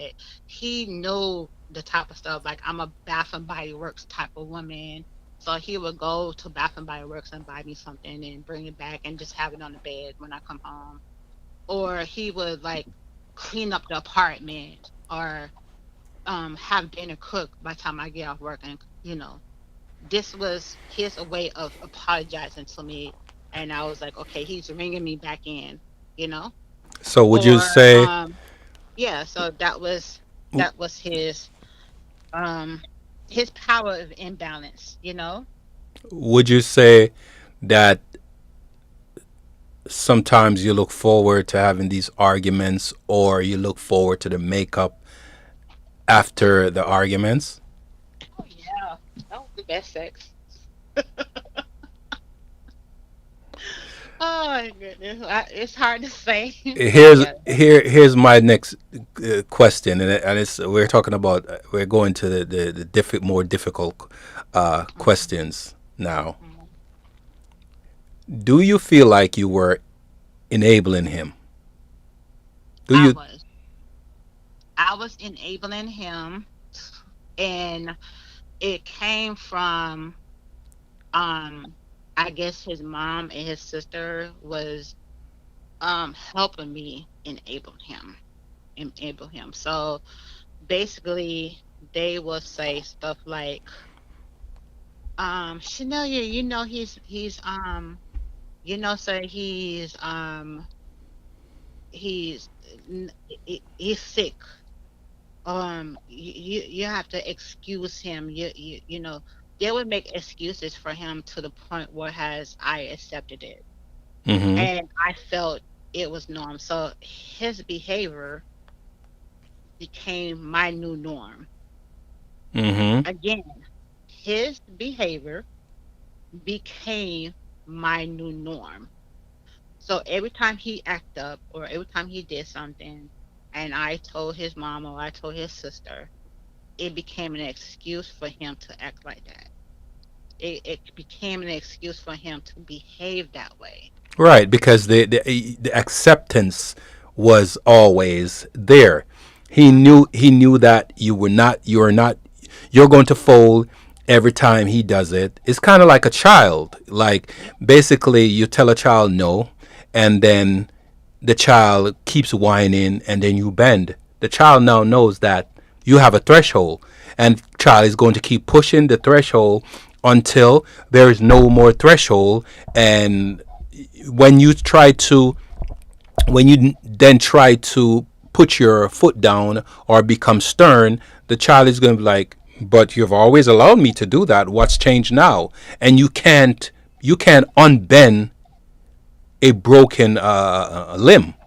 It's But already not only broken. but not only that, you have to understand again that with his diagnosis of mental illness, Mm-hmm.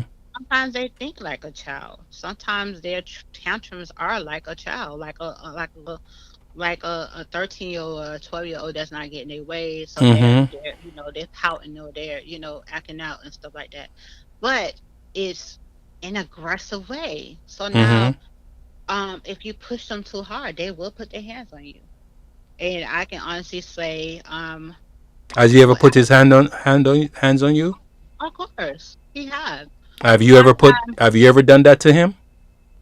well, one time, okay, you asked me one question, so Mm-hmm. let me answer that question first. Mm-hmm. So one time I was coming from the dispensary from work. I just got off work.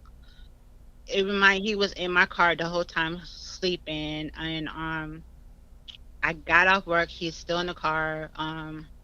And I can tell that he was like irritated and stuff, like he's tired, he's hungry, whatever. So he's asked me about some money that his mom sent me one time when we moved out the house. Mm-hmm. Remind you, this was like we like on a whole year in, and he's asking me about this money, and I'm like, bro, that's your mom money. What you talking about? That's not your money. That and Mm-hmm. in his mind, that his mom money was his money. But Mm-hmm. because his mom sent me that money and didn't send it to him, he was irritated about it. So he was like, "You gonna give me my money, blah blah blah." So I was in the car, we in traffic. I put the car in. I tried to put the car in park. I put the Mm-hmm. car in park, and I tried to jump out the car. He snatched me back in the car, put his hands around my neck, and told me he would snap my neck if I didn't give him his money. Mm. Remind you, I just got work. I'm tired. I don't have any money to give him. Cause I never, and I learned this from him. I have never kept cash on me. I always use like my cards or whatever. And every card that I ever have, I always lock it. So again, Every just card that like I ever being with have, I somebody always Mm-hmm. new lock too. it. So again, Mm-hmm. Every just card that like I ever being with have, I somebody always new Mm-hmm. lock too. it. So again, Every just card that like I ever being with have, I somebody always new Mm-hmm. lock too. it. So Hold again, on, just hold like on, hold on being one with second. somebody Mm-hmm. new. Something is repeating. All right. Okay, continue. So I learned to not have cash on me. Mm-hmm. I learned to have my cards Mm-hmm. and just have my cards locked Mm-hmm. just in case. So anyway, that was the first time he actually um tried to do some type of harm on me. And Mm-hmm. of course, his mom and his sister lied for him after I reported it to the police and stuff. So Mm-hmm. the police never followed up on it. They never. Sorry about that. Okay, continue. Of course, the police never followed up on the report. They never, did anything, and no charges was brought up against him because Mm. pretty much they lied and said that never happened because he was in a shelter. Mm. So again, um, yeah, that's what happened with that. Okay. So let's jump to another question. Give me just a second, okay? Hmm.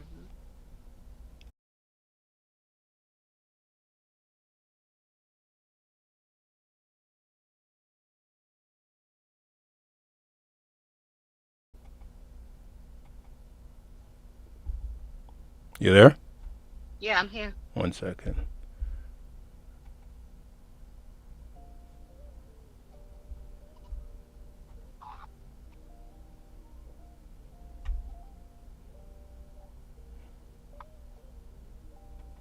Why is this?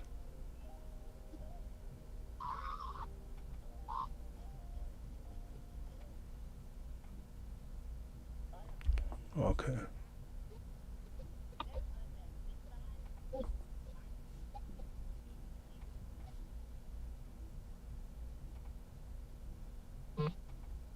All right. Okay. Just had to verify something. All right. Okay, let's continue. Where are we now? We were just talking about if he ever put his hands on me, Right. and if I ever put my hands on him. That part. The you So put it. that part was um, when he actually got. I don't know what made him think he can. He lift up his foot to kick my son, and That video and that you sent to me. yeah, that part, that thing that happened in the room. Yeah, I'm Um, not sure. Hold on. I'm not sure if we should play that video because he didn't just lift up his foot to kick K. He actually kicked him. yeah. And I do you understand, even though you didn't file a police report, that video, if seen by authorities and you didn't file a police report, it could possibly bring issues your way because it. That's why I was like, I don't think that's a good thing to show right now. Right. But we can just Oh, talk about it. right. Where this is why I'm. Let me finish the thought. You could possibly face some issues. Maybe you won't necessarily be arrested or no, but he literally kicked him. It was kind of. It could be misconstrued it as playfulness, but Hmm. he's a grown man picked up his leg and kicked him in his side, Yeah. right? And and if the authorities were to see that and you didn't file something, they would have said, "Oh, it wasn't that severe." But what if the person that's looking at it is overzealous and like, no, that's violent behavior towards a minor? Yep. Then he could be arrested as assault on a minor, Yeah. He could. right? Absolutely. You did No you matter how old it is. Yep. right? You did reprimand him, right? Mm-hmm. And I think the reason why it didn't escalate to where the authorities got involved was because you may not wanted him to be arrested because he was arrested before. He was on probation And during that time too. oh wow, he would they would have looked at that and said that he was being abusive, and he Mm-hmm. looked like he had paraphernalia rolling up a Blunt. Yep. yeah, rolling up a blunt, Mm-hmm. and he would have gone to jail. Yeah, but on top of that, in the state of Florida, you can be on probation and still have a medical marijuana card and still smoke weed. Okay, well I stand corrected. I didn't know that. Okay, cool, cool. Yeah. So he had a medical marijuana card, which made the situation worse. But I can tell you after what he did, Mhm. that's when you came to my house when he was in jail. Mhm. Um, that's why you saw my pot that was kind of banded. Mhm. Oh yeah, I wore his ass out with that damn pot. I almost bought some hot grits Mhm. and poured on him, but I Mhm. know I would have went to jail. So Mhm. I did the best thing by just taking that. Because I said, I said, you kicked my son. I said, you fucking crazy. And he was like, just like sitting there. And I took that pot and he held his hand up and I was like, he was blocking his face, but I was wearing him out with that pot. And I have still pots. So you can imagine if, I don't know if it kind of messed up his arm. I think it abused, I think he had like, I think it scarred his arm or whatever because he was stinged. Mhm. But he got up and he grabbed me and I like stomped on his foot Mhm. and like I kicked him in his balls and I was like fighting him and then I said, you ever, and then I, and it doesn't show on the camera because I think the camera was off that time, but I actually went into my closet and grabbed my machete Mhm. and I told him, I will kill you. I made a threat to him. I said, I will slice you, I will chop you up in pieces and mail you to your mammy. I said, Jamaica, my mother come from. I didn't let me start. I was going off. And he was like, he was, oh, and I said, no, no, no, no, no, no, no, no. You bad. You big and bad to put your hands on my picnic. Oh, no, no, no, no. You're going to pay for that, Ross. Going to pay for it. I missed our take the we had a whole scuffle to the point where he wanted me to calm down, so now he tackled me to the ground Mm. and While you held had me the on the machete in your ground. hand, Huh? while you had the machete. No, no, no. I had threw the machete down. He tackled me to the ground to calm me down. He was like, calm down. He was like, I'm sorry, I'm sorry. I said, no, no, no, no, hell no. Hell to the no. He tackled me and he held me down until I calmed down. So at that point, I was crying. I was like, I was just like, cause I just wore him out. That's why you came. You was like, what the hell? You were trying to straighten out the pot. That's what I did Mhm. with the pot. He Oh. lucky that I didn't do the grits thing, cause I got the grits thing from the Medea movie. When Mhm. the girl kept on getting her butt whooped and she finally came the day they were supposed to get married and put the grits in his face. Oh, I was on that. I was on that. Yeah. Wow. So I didn't even know that that's what you did. I was just innocently trying to straighten out the pot, thinking that. Mm-hmm. Wow. Yes, sir.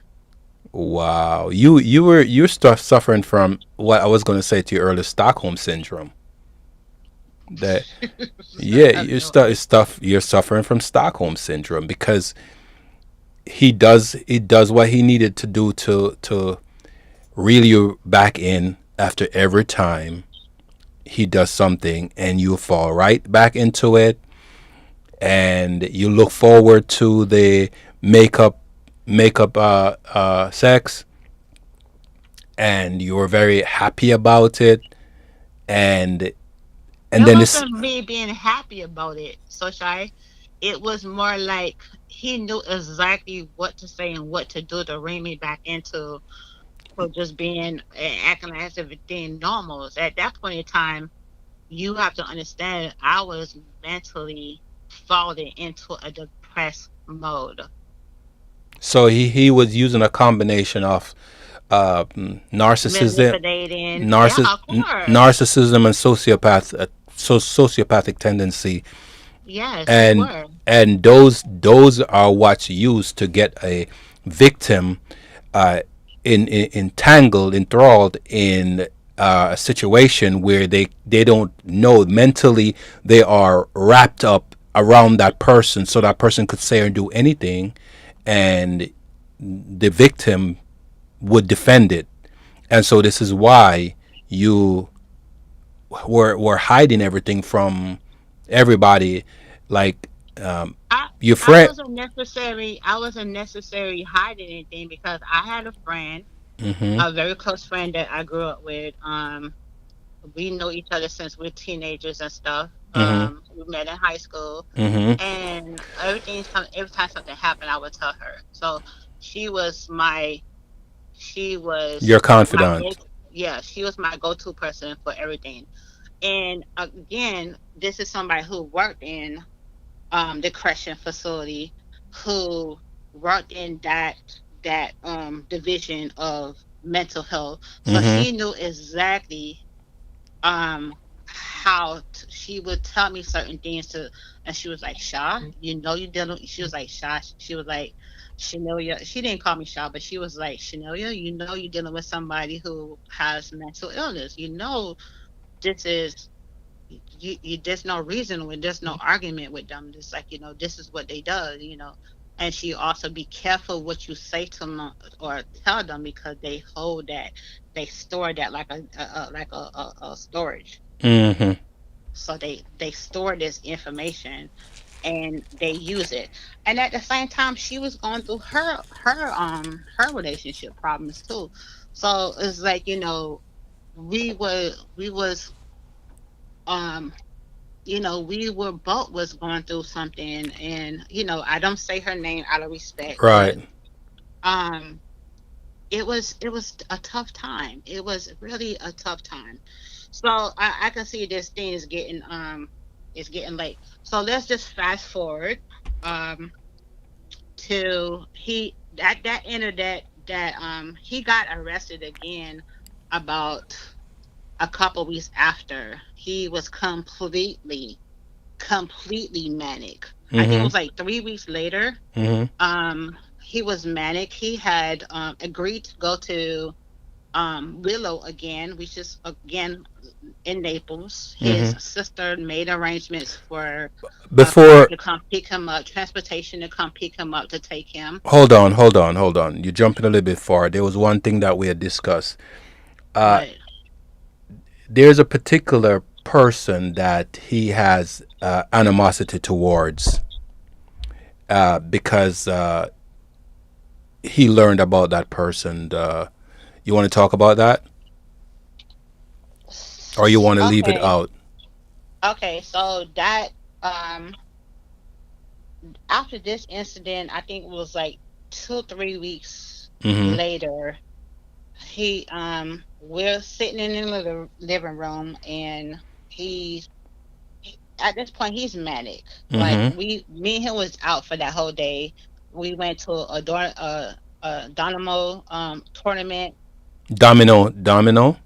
Yeah, Okay, tournament. And domino. Okay. yeah, and everybody knows that his behavior was like crazy. Like, he was like hyper and stuff like that. Hmm. Then we came back and he was walking around and he kept on taking showers. So at that point he was manic. Hmm. So again, like I said, his sister made arrangements for him to be picked up and at 6 o'clock in the morning. Hmm. So came back, it's already late. It's like about 1 o'clock in the morning. He was supposed to leave 6 o'clock in the morning. He did not make it. So in the midst Mhm. of doing that time, he was like talking about all this stuff that either happened prior before me and him got into a relationship or happened while we was in a relationship. Mhm. So he told me, he was like, yo, get so and so on the phone. Right. So I end up calling him, and he's on the line, and I'm texting him, call the police.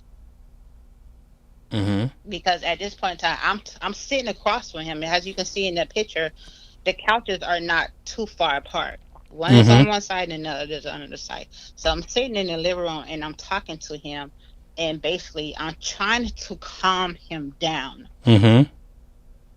And he's like hype, and he's like, oh, I want to beat his ass and stuff. And I was like, what you what? I said, for what you did? I don't like him, and this and that and this and that and that. And I was like, no. So I called him, he answered, and then he's on the other side of the couch and he's yelling, and dude is like, what are you talking about? What are you talking about?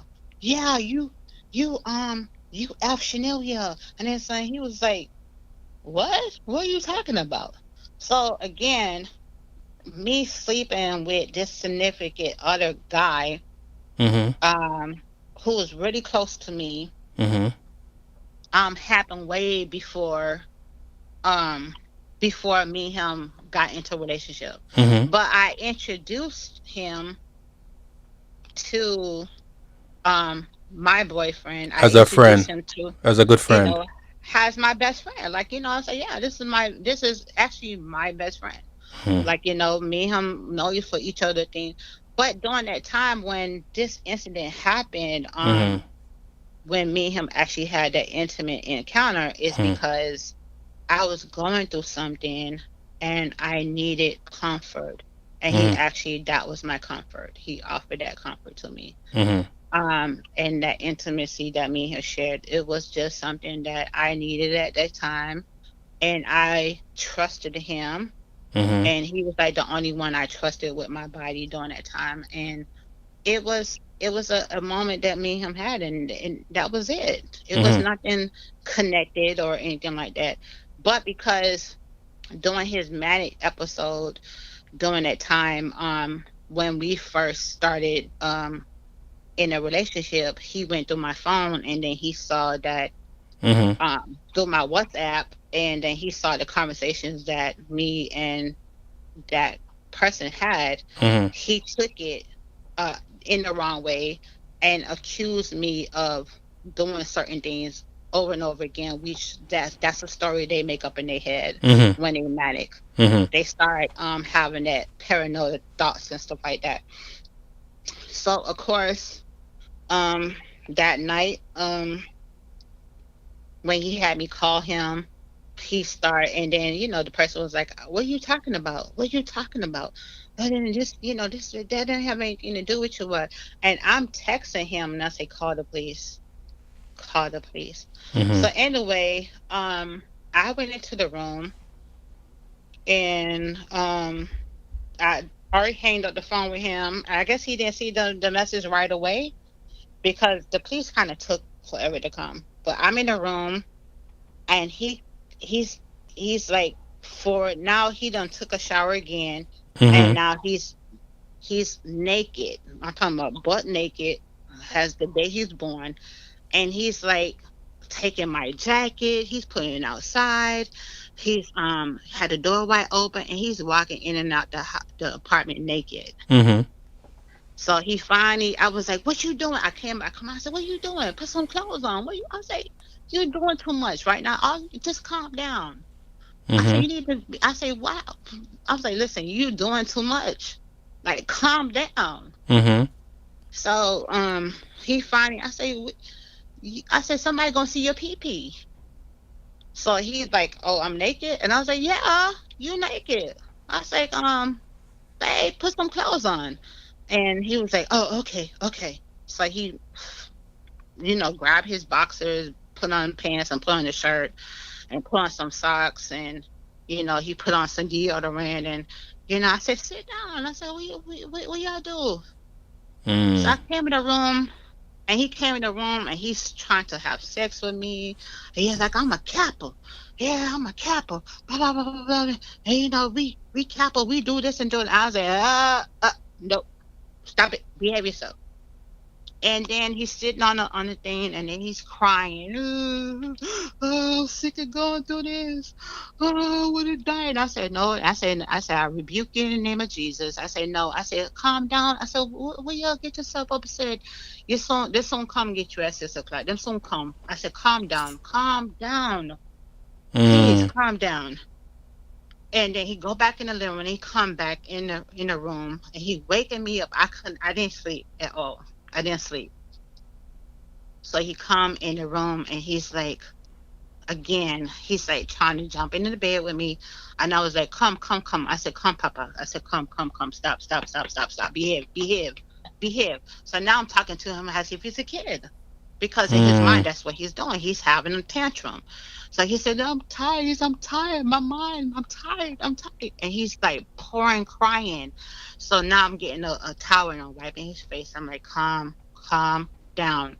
And I said, come drink some water. I said, calm down. I said, them soon come. Mm. So he goes back in the living room and then he's on the phone with, I don't know who he's on the phone with. Then he come back and he was like, he come and he put his, like, you push somebody's head, like you about to fight them. Mm. But he pushed me on my head and he was like, bitch, I'll kill you. Just out of the blue like that? Out of the blue. Remind he was just sitting on my bed, pouring, crying, and I had to wipe him fierce and calm him down. And he went in the living room and came back in here and he said, "Bitch, I'll kill you." I was like, "Oh, hell no, you're tripping." 911. I said, "Listen, y'all need to come get this man because I'm about to f him up." Mm. And the 911 operator was like, "Oh well, thank you for telling me." I said, "I'm just letting you know because he about to get pushed out the window. Come get him. I'm sick of this shit. Come get him." So anything, I'm fed up. I'm tired. Mm. So they come, they knocking on the door.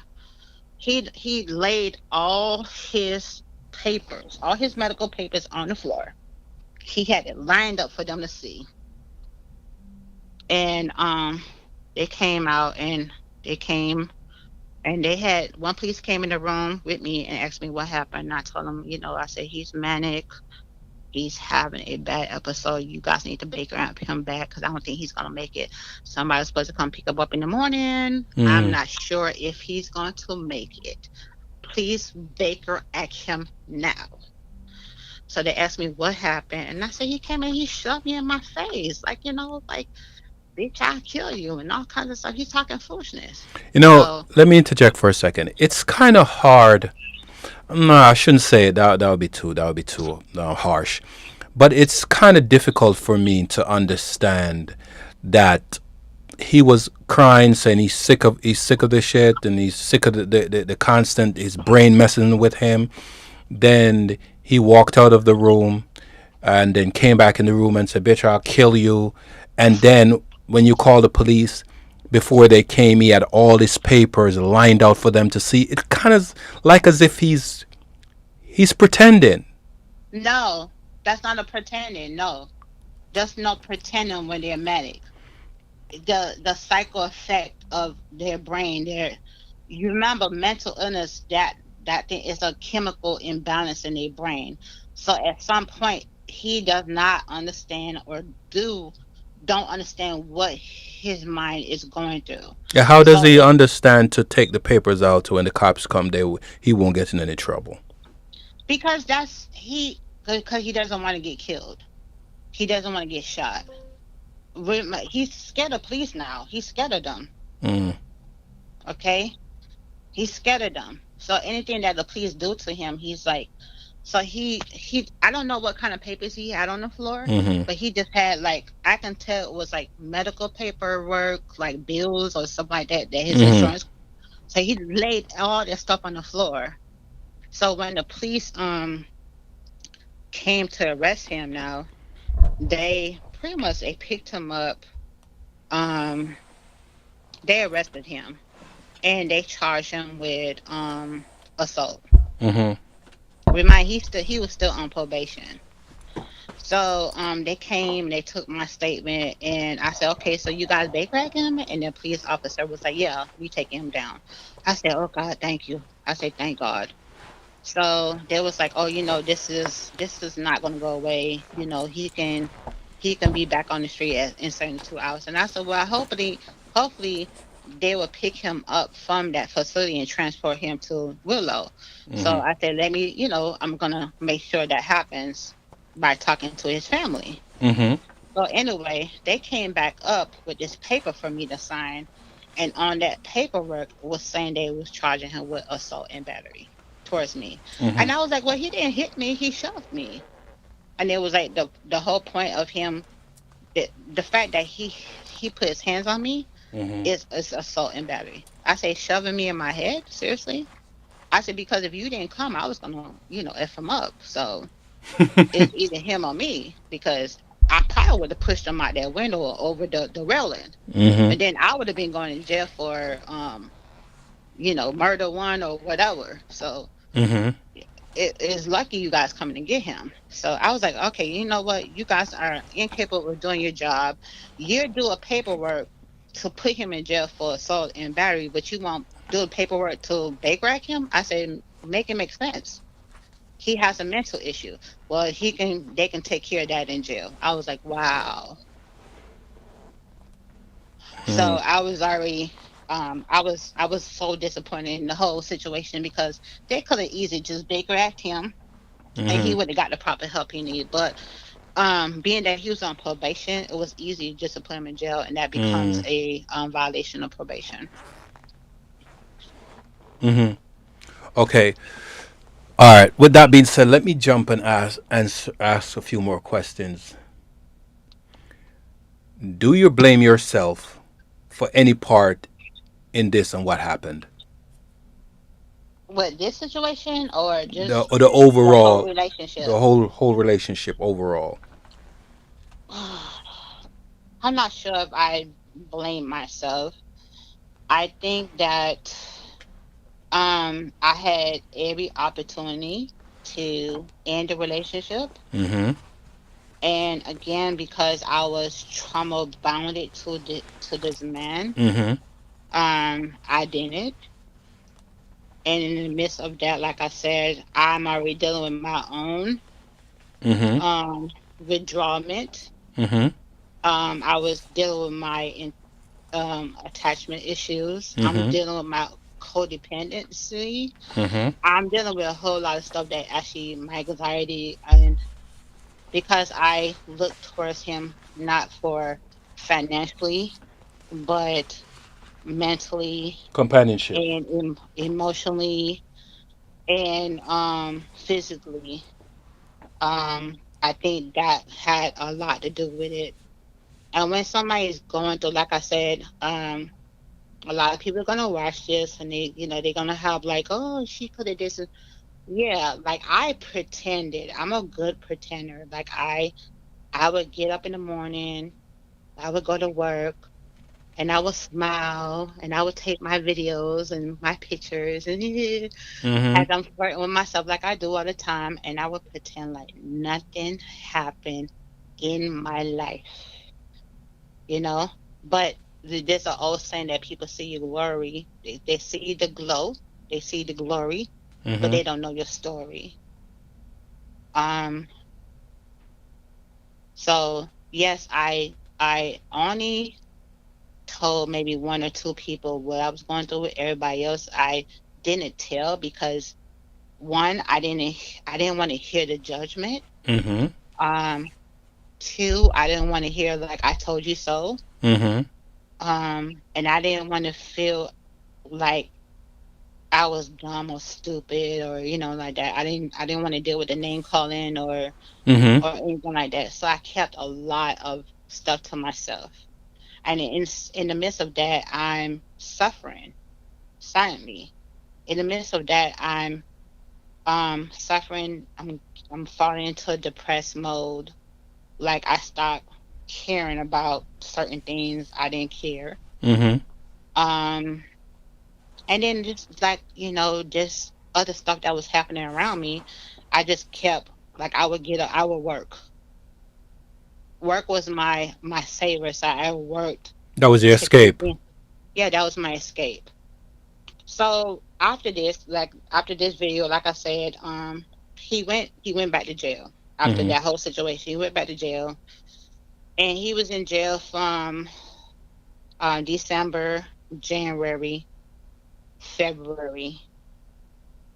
I did not hear from him. His family did not hear from him.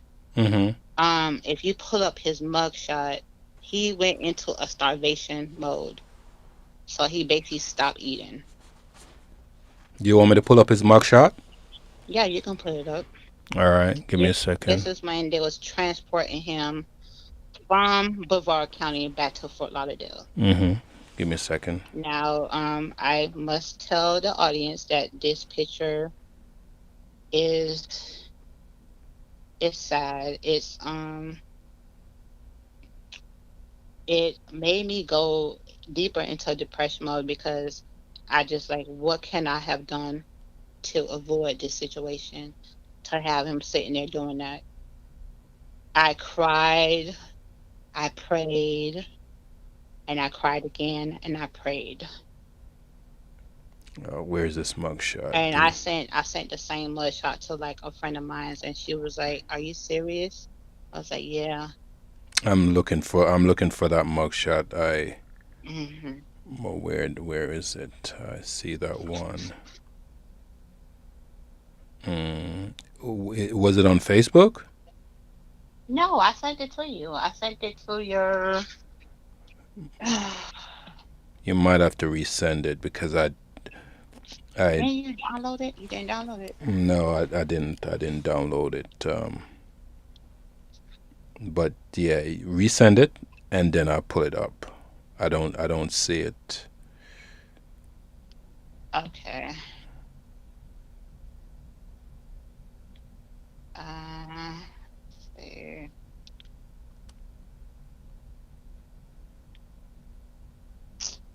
Hmm. How do you resend it? Yeah, where did it go? Oh gosh. Where did it go?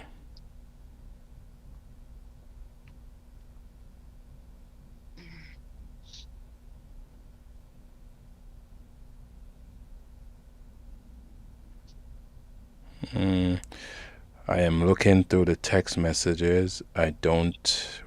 It's not a text message. It's on your Oh, WhatsApp. WhatsApp. Okay, okay. Yeah, That's why I don't I see it. resend it. Nah, that's why I didn't see it. It's WhatsApp. Okay. Give me a second. Hmm. Share.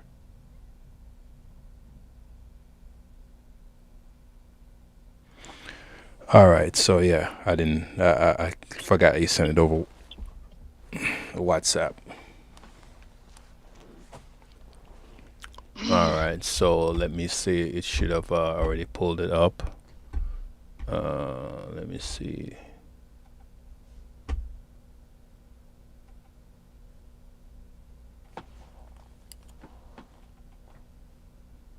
Okay. So there it is. So I just shared it. So you were saying that after seeing this picture, it broke your heart. It did. Um, he went into a complete starvation.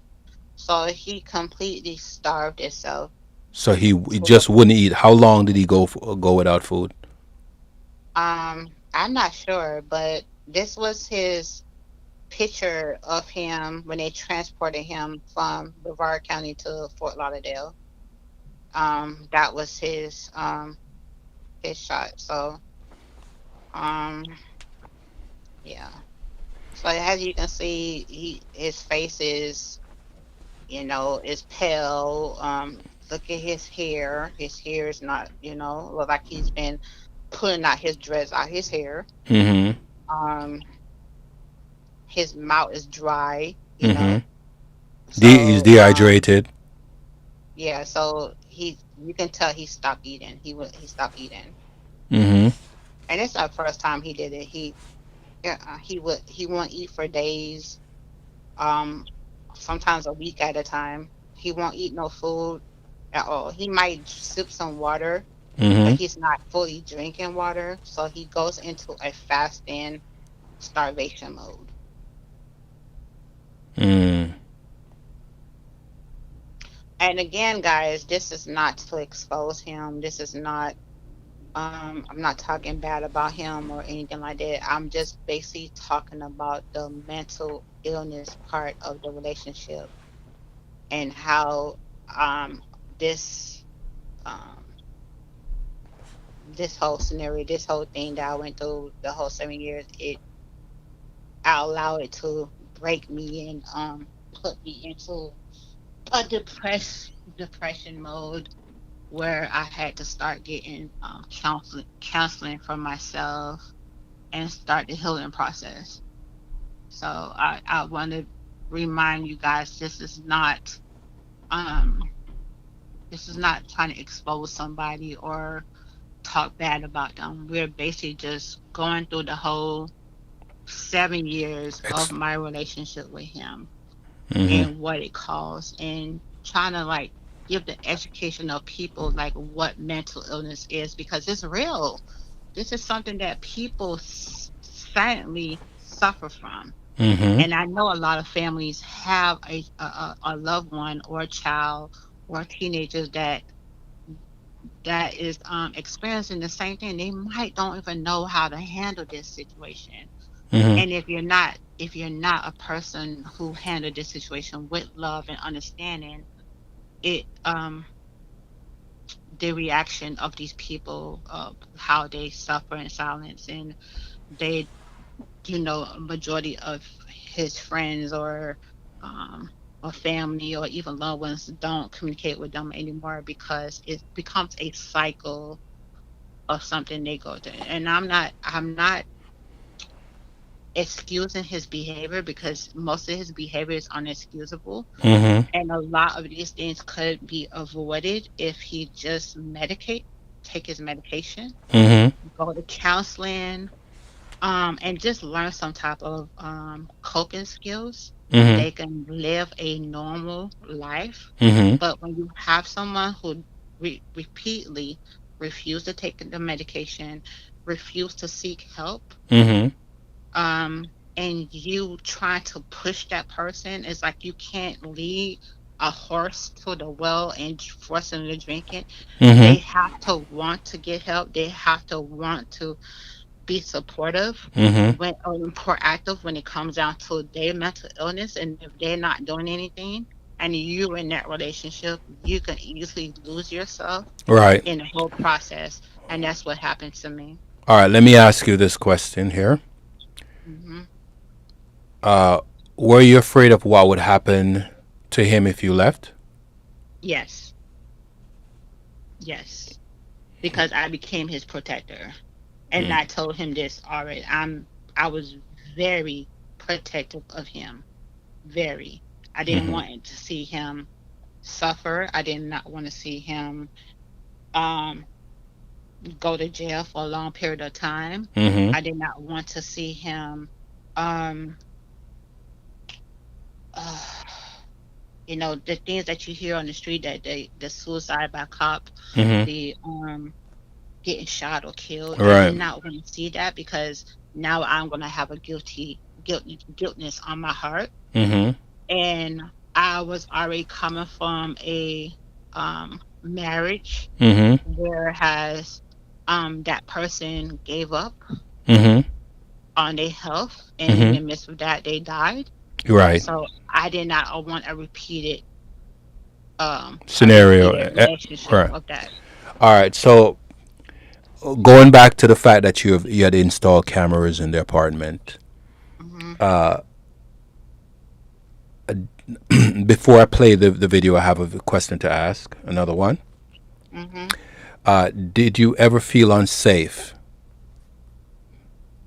during this whole Uh, scenario? there's plenty of times I felt unsafe, and that's why I always had to call the police Mm-hmm. because, like I said, when they're manic, you have no idea what mental scenario was going on in their head. Mm-hmm. So at the same time, every time I felt unsafe, I always called the police. Um, Mm-hmm. so yeah, I did plenty of times. Because you never know what you're gonna get when they become fully manic in that Mm-hmm. thing. So this actually the video about the show, guys, this just happened not too long ago. Mm-hmm. Um, so just to let you guys know, he did come out of jail last year, February. Mm-hmm. Um, and he was fine. He was more proactive when it came down to his mental health. He was going to his he went to his counselor, his physician doctor, mental health Mm-hmm. doctor. He did complete probation Mm-hmm. successfully. Mm-hmm. He was being more proactive, being more aware. Mm-hmm. Um, and his communication was a lot better. He became more supportive. Like so, he would take me to work.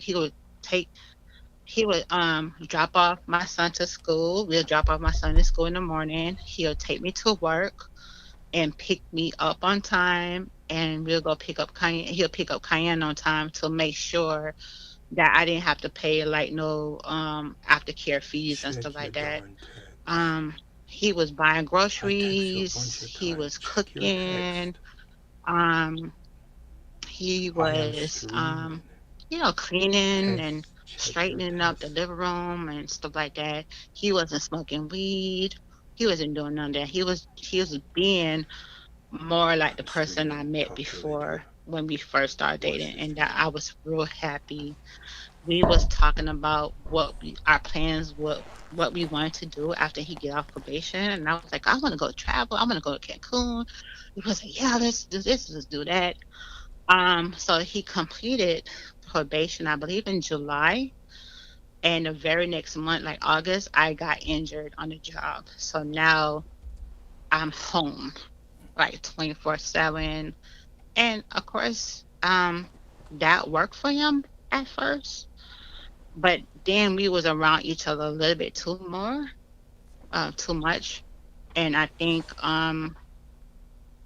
it became more um it became more my sleeping habits and my sleeping patterns was off, so it kind of affected him.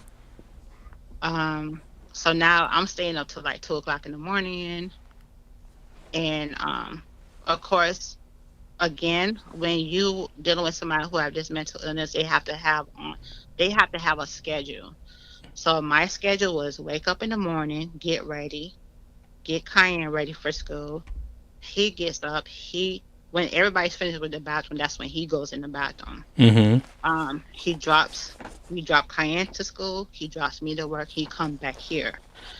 Um, in the midst of him here, he makes sure he leaves on time to pick up Cayenne from school on time, Mm-hmm. pick me up from work on time, and then we come back here. We cook dinner, whether I cook dinner or he cook dinner. Mm-hmm. Then I get Cayenne ready for bed. If Cayenne don't have homework or whatever, that's it. Um, I take my shower. He Mm-hmm. cleans the kitchen. If I cook, he cleans the kitchen after me. Mm-hmm. And if he cooks, I clean the kitchen after him. So I take a shower, and after I take a shower, he takes his shower. And then we are in the bed at a certain time. This was our daily schedule. So what I learned from him coming out of jail, I learned to make sure that he had a daily schedule that we can follow. And I learned this just by doing research on the internet and trying to learn more, educate myself more about the relationship. Mm-hmm. So and the more I learned is the more the relationship that year became more smooth. If he became upset about something with me, I said, let's talk about it. I did not yell. I did not scream. We had more communication. Mm-hmm. We had conversations. If he became irritated about something, we talked about it. And I kind of reinforced and say, hey, in the midst of that, I was going to counseling. And in my counseling sessions were more about him. So I learned more about how to deal with him in a relationship because I was still trying to fight to be in a relationship with him. I still loved and care about him. So when you love and you care about him, of course, um, being the type of woman of prayer warrior and God, being close to God and having conversations with God, I wanted this to work. So I said, well, if you want something to work, you got to put in the work. And now I was willing to put in the work to make it. Mm-hmm. So, again, this year was more like about, kind of reshaping our relationship and getting closer together. Mm-hmm. We prayed when I had a scare, Mm-hmm. a health scare earlier this year, this year, that they thought I had signs of cancer on my spine. Mm-hmm. And before I can even walk, like he drove me to Orlando, and before we even got out the car, he prayed for me. And that prayer was it hit my spirit. It did something for me that day. Mm-hmm. And when I got in there, the doctor was like, "You don't have cancer." I don't know what that spot is, but that could have been something that COVID caused years ago. But he Mm-hmm. said, if you had cancer on your spine, it would have been surrounded by um, blood, Mm-hmm. and because it wasn't um, it wasn't cancer, I was clear to go back to work. Mm. Okay. So yes, like I said, it was fine stuff. Now August, I got hurt of this year, Mm-hmm. so I'm on workers comp, and now I'm not able to get my paychecks. I'm not able to have money to pay my bills. Waiting for workers comp to kind of kick in, so I can start getting my workers comp check. In the midst of that, um he's paying the bills. Mm-hmm.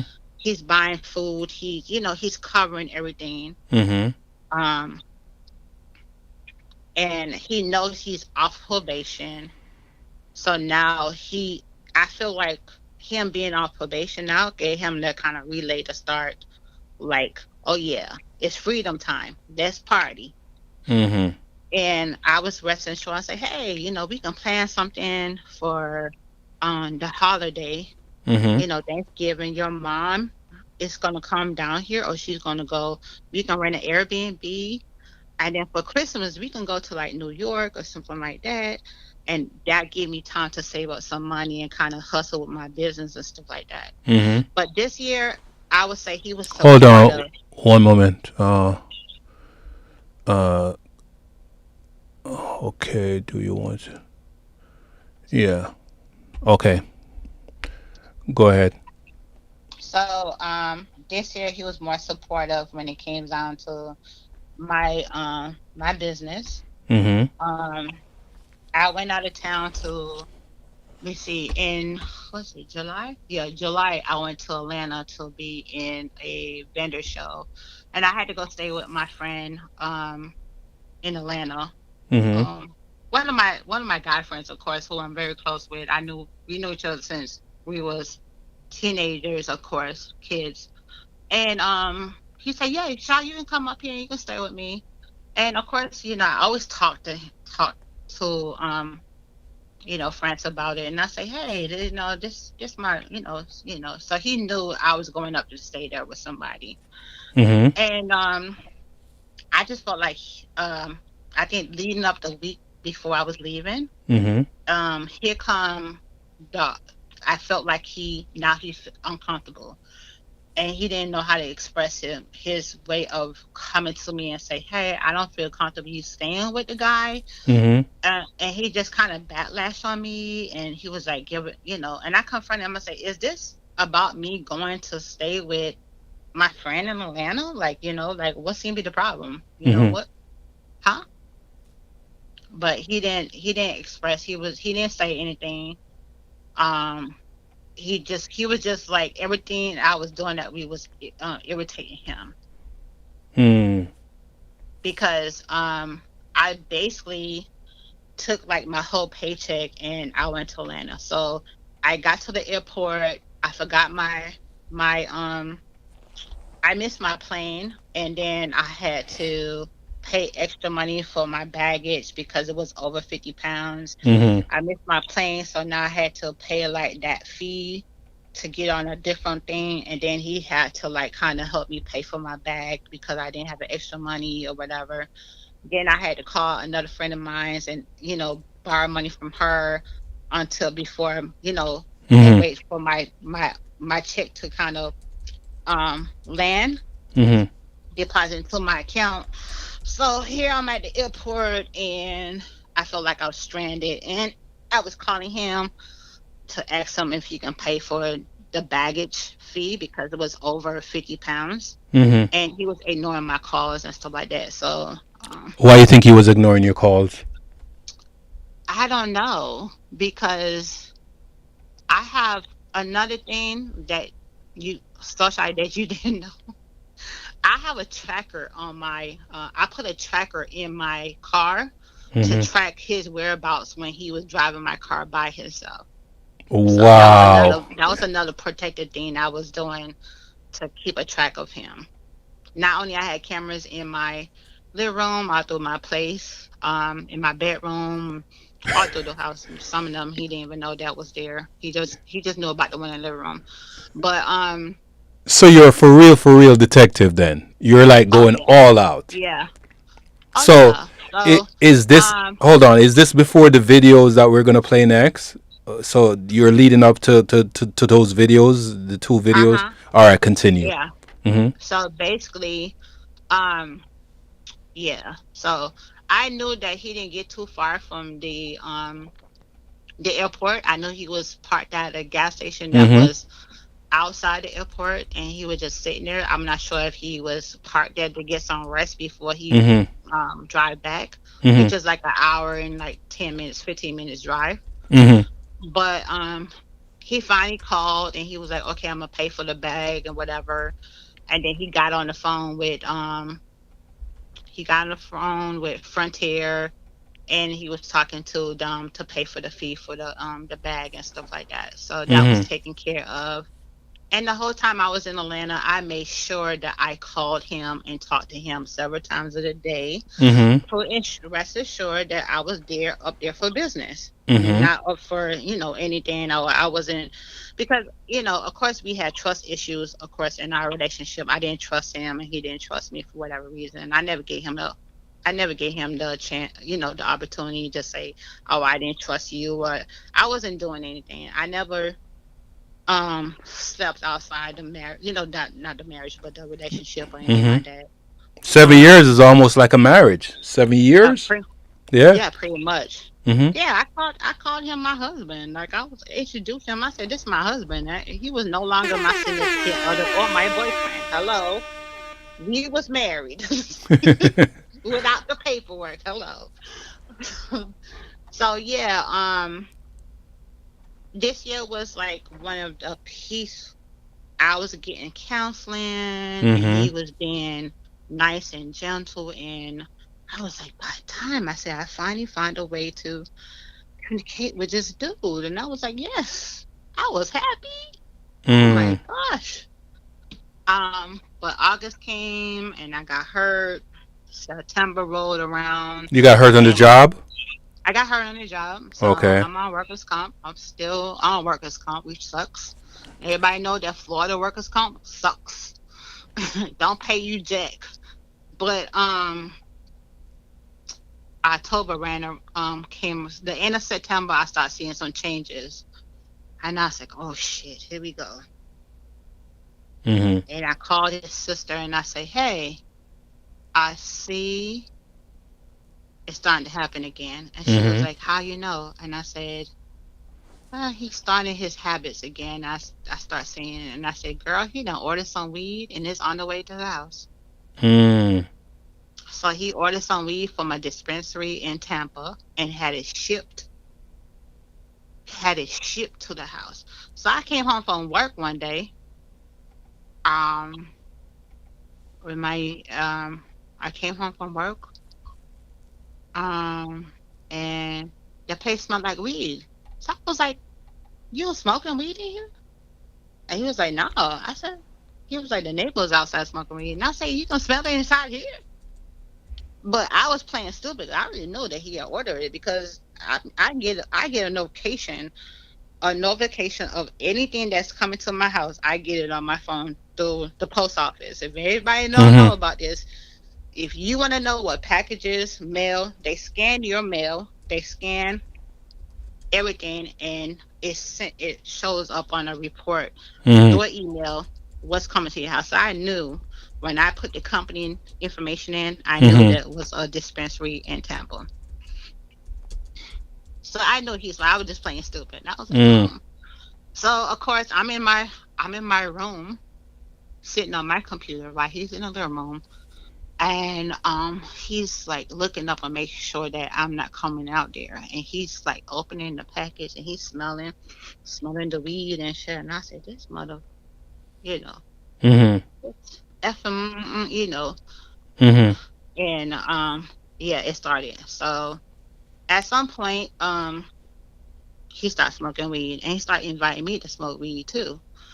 And I'm like, no.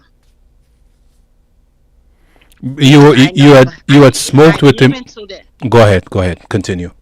I know if I give into that behavior again, I'm enabling him Yes. again. So I said no. As much as I wanted to like take that draw, I was Mhm. like, nah, nope, no, no. I Okay. said, Shaw, you need to be a good girl. So I was a good girl. All right. And so based on the observation of the video, hmm right? He This happened. That happened in October. That's how fast he started to change. Like he became back manic and aggressive. So what led up to that video was um I came down there for your mom's funeral. Remember that? right. Mhm. I came down to your mom's funeral and on our way back, because he came with me. Not to the funeral, but he dropped me off to the funeral, to your mom's funeral. Did he know he was coming down to the funeral? Yeah, he knew. He Mhm. knew. Okay. Um, so he dropped me off to the funeral Mhm. and then he left. He's supposed to go leave. I told him, I said, don't go too far because the funeral is not gonna be long. It's probably gonna be 4 hours. So he stayed in that area. He went to go put gas in the car, Okay. some air in the tires, kind of clean the window, whatever. Mhm. So after the funeral, we went to his mom's house and then we sat there for an hour. And then after that, his mom gave me like some money, Mhm. stuff like that. She gave me like $100, and because she didn't hand him the $100, she handed me the $100. That was the biggest mistake right there. So now he felt rejected by his mom because she didn't hand him the money. She handed me the money Mm. because she know exactly what he was going to do with the money, but she trusts me to Mhm. hand me the money. Mhm. So of course I took the money and I bought, went to a couple of stores down there because everything's cheaper down that way. So I went to the store. I bought me some goat meat. Me buy me some this and me buy me some that and some tea and all this, something saltfish and all them, something that. And we went and get some Haitian goat because I love Haitian goat. Mhm. Big up to the Haitians. And then of course um he gave me a tour of Sis Trunk, Mm. Fort Lauderdale, Mhm. the ghetto, and he started saying all him buddy them, and he started buy up the weed, of course. Mhm. I want to say the man buy up some weed Mm. in Fort Lauderdale. Them have trap house down in Fort Lauderdale. Honey, them have place, them have front. Me don't want to get shot, so me not say it with respect there. But them have front Speak, of speak clear, places. speak plain English so everybody can understand. Okay, so them have places Mm-hmm. where them front for business, but it's a trap house, Mm-hmm. and them sell them weed, and but it's weed. So I know they're not looking for that. They're looking for hard drugs, but the weed they don't care about. Mm-hmm. So of course he came out of that was like I, I don't know the ounces and the stuff like that, but he came out with a whole bag of weed, and I was like, what the Wow. hell? I was like, and he counted them weed, boom. Then went to another place. We stopped at where we stopped at? Snappers. I wanted some snappers. I was like, I gotta get my conch salad, and I had to get my my shrimp and my tilapia, and I was like, gotta go to Snappers. So we got the food and stuff like that. And while I'm sitting Mm-hmm. there waiting on the food, he's talking to some Haitian guys on the other side of some place, and he got his weed. Mm-hmm. Boom, got his weed. On the way, I would say, listen, it's time for us to go because it's getting late. We have a picnic at home that need to Mm-hmm. be. Mm-hmm. So on the way home now, he stopped in what's that, Palm Beach County, Mm-hmm. and went to the ghetto and Mm-hmm. meet up with whoever, Mm-hmm. and then take him to the house Mm-hmm. and him buy another thing of weed. So we have more than an ounce of weed on us on the way going to Melbourne. Now I'm like, what the hell? So at the midst of he's doing all that, I'm cussing him out because I said, listen, and I'm praying because I was like, God, please have me because if we get stopped, oh Jesus, Mm-hmm. we both getting put in jail for trafficking. Mm-hmm. So men know the risk. I know. And the whole time I'm praying. I'm praying. So now he's home. He come home. Now in his head he's a drug dealer. Oh. At his point now he's trying to hustle up money to help pay bills in the household. Mm-hmm. Remind you, he have money because he got money from whatever incident that happened, when he Mm-hmm. was out, whatever. So he have money. He didn't have to do none of that. He could have just like, babe, I got you. But he's not made up like that. He logically he doesn't think that way. If in a regular relationship, if the man end up not working or something happened, they get Mm-hmm. hurt on the job, the girlfriend or the wife is taking up, paying the bills until he get back on the feet, or the vice versa. Mm-hmm. We don't know. Right. Right.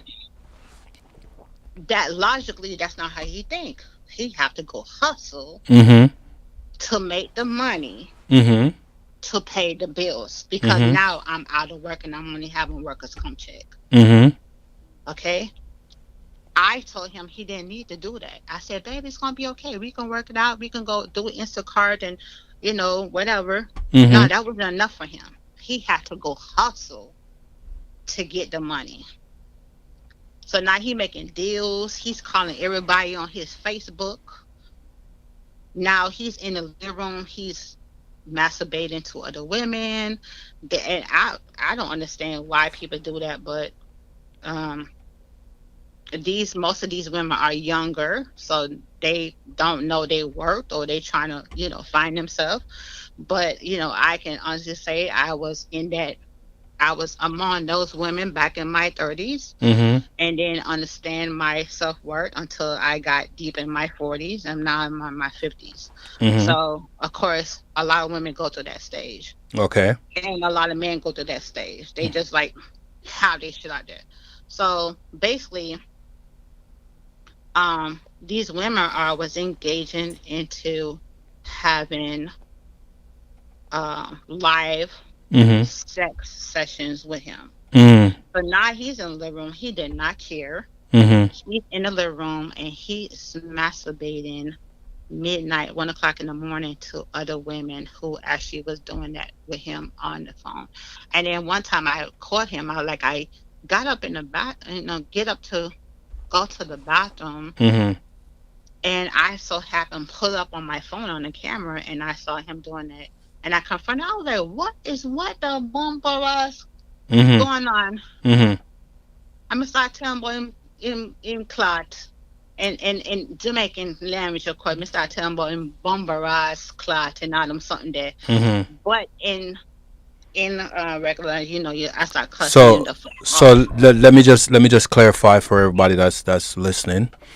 Uh, right now, what is he doing? Is he rolling? Is he separating weed, or what? Is he packaging it? What is he doing? Because you were kind of like shocked, as you said. Before we play this video, what was he doing? He's basically sitting on. He's like gathering all his weed. Mm-hmm. He's packing his bag, getting ready to leave with another woman who called him, who he made arrangements. So he contacted this girl named Jody Mm-hmm. on his Facebook, and she said that she was going to a funeral in Ohio, Mm-hmm. and how she needed, she help and stuff like that. This is a woman. This is an older woman than me. She's like in her 60s, and Her he 60s. was corresponding with her, like kind of ringing her in, Okay. and she kind of fell for it. So in the midst of that, the night, 4 o'clock in the morning, And he I'm also hold sleeping. on. And he also met her online, like on Facebook. Yeah, he met her on So Facebook. he's a Facebook scout. He's Pretty much. Oh yeah. yeah, he got women. Oh my goodness. So he called himself the OG on Facebook.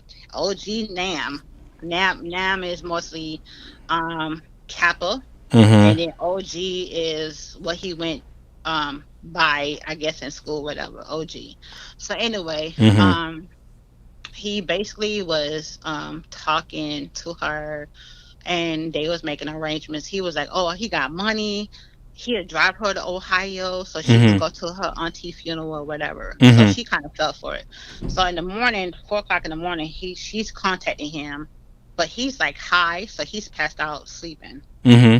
And I picked up his phone. I gently like reached over, got his phone, and I saw his clients. I went in the living room and I said, I That's was like, "Who is hold on. this?" That's before you saw this video. This is no, this is later on. This is So happening towards the video. I'm telling you, this is what's coming up to the coming up to video. the video. Okay. Okay. Yeah. All right.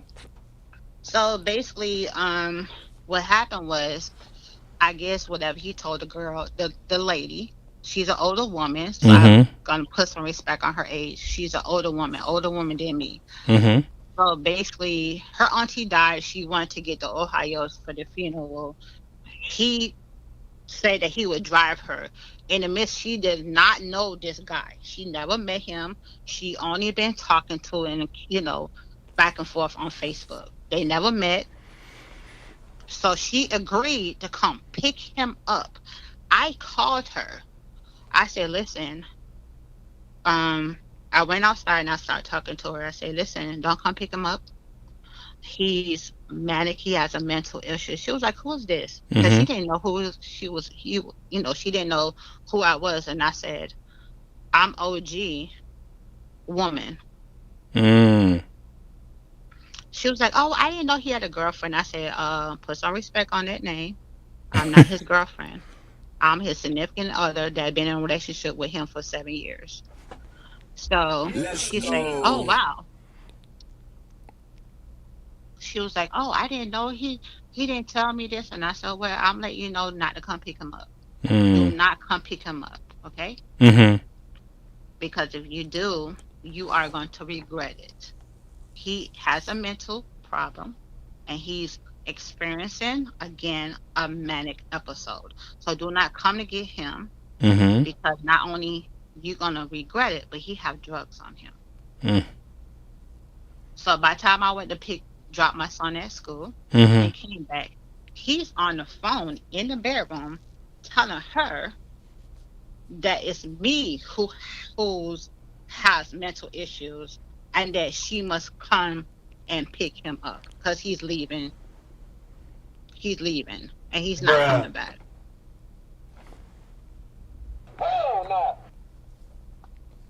Yeah. So Wow.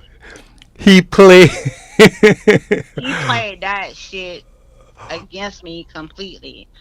And I heard the conversation and I cussed him out. And then he hung up the phone. He was like, "I'm gonna call you back." OG So now, Pimpalot. yeah. So he jumped out the bed. He come in my face. Me and him arguing. And I said, "You know what?" I said, "Okay, you." At this point, I'm not arguing with you. I'm like, "Okay, if this is what you want to do, Mm-hmm. this is, you know." Remind you. Let me back up. Let me back up.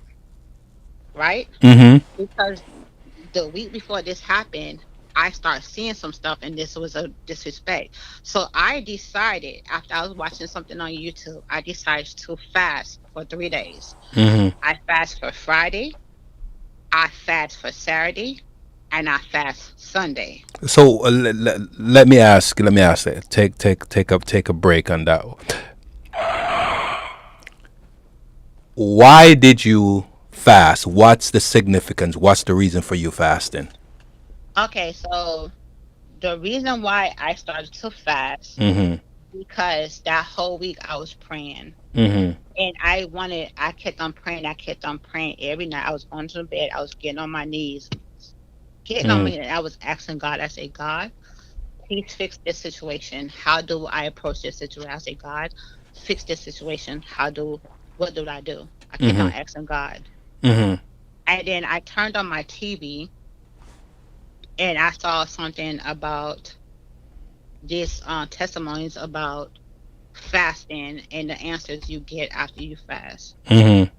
So that's how when I said I decided, I went out, I bought fruits and I bought water. Mm-hmm. And because I'm diabetic, I didn't want to go the whole day without and then, start like, my sugar dropping too low because I have it under control where my sugar's not going highs and I don't have that low sugar, it's just stable. And I Mm-hmm. want to keep my body that way. Mm-hmm. So I basically drunk water. Mm-hmm. I had watermelon, I had cantaloupe, I had grapes, and I had Hold on. um Hold on. Everyone that's watching, I I'm playing the video, but I have the sound muted for now while we continue the conversation. So just so you know that the video is not just being played and you're not hearing the audio. That's purposefully done. All right. yeah. All right. Continue. So I started to fast, and Mm-hmm. I'm praying morning when I get up. Mm-hmm. I'm praying noon, Mm-hmm. and I'm praying in the evening. In the Mm-hmm. midst, he's trying to engage in sex with me, and I'm like rejecting him. Okay. He's trying to get me to smoke weed. I'm rejecting that. Mm-hmm. Um, he's trying to get me to eat food. I'm rejecting that. Mm-hmm. So Friday, Saturday, and Sunday, I'm doing all that. You see, Sunday come and we are out and about. So I said, "Oh," I said, "Baby, I have a surprise for you." And he was like, "What?" I said, "Come, come, come, come." So Cayenne's home. Cayenne's already playing his video games, and we are out. I think we were doing Instacart that day, Mm-hmm. and I'm like literally just finished. We just finished doing a delivery, Mm-hmm. and I said, "Come, come." I said, "Come, let's go here." And I pull up, and he was like, "Oh, you gave me ice cream?" I said, "Sure, I'm treating you to ice cream." Mm. And that was like about 7 o'clock in the evening, right when the sun is like going down. And Why did you take him out and treat him to ice cream? Was there a significance to that? because that was going to be my last time. I know that was going to be my last time I was going to see him. Oh, so that was your last supper. That was pretty much my last supper. Yeah. So I treated, so I treated him to ice cream, and everything start unfolding Mm-hmm. that night. I didn't go sleep. He got high. He went to sleep. He passed out. He got up. He smoked more. Mm-hmm. Smoke. I think he smoked like about 7 or 8 joints, Mm-hmm. and then passed out. He finally came in the bed and went to sleep. After just being on the phone with whoever. Mm-hmm. The whole time he's out there, he's masturbating and stuff like that. I didn't bother him. I didn't go out there. I just stayed in the room, and he came in the bed, and I pretended like I was asleep. The whole time I'm praying, I'm praying, I'm praying, and I'm praying. People calling me, texting me. I can't talk right now. I'm fasting. I'm praying. Mm. Good for you. So, Monday morning, that's when the lady contacted him. That's when I dropped Cayenne to school. That's when I came back and I heard him telling the lady on the phone that I'm the one with the mental issue and stuff like that. So he was like, I need a bag. I need a bag. I said, okay, here. I went into Cayenne closet. I took his Adidas, black Adidas bag that you see that in that video. Yes. I gave it to him. He started packing his stuff. Now, I'm in the living room. He's out there. He's still smoking his weed. And So I called the lady and I told her, I said, so you coming, huh? She so said, yeah. so he starts smoking weed in the house now. Um no, he wasn't smoking weed, but he was packing his stuff. He Okay. was in and out. He was in and out. That video, that's like around that when he was like acting that way, that was around like 3 o'clock. So the lady, I'm saying well, the girl, the woman, the older woman now, she's on her way to Melbourne to pick him up. Mm-hmm. And she told me, she was like, oh, I'm an hour away. I'll be there by 4 o'clock. Mm-hmm. Usually I leave at 3:30 Mm-hmm. to go pick up Cayenne because he get out of school at 3:45. So the camera is not rolling. And he's out there, he's cussing, he's carrying on, he's calling me every name in the book. He's coming in here. I'm just sitting here, just like I'm minding my own business. I'm not engaging in with anything with him.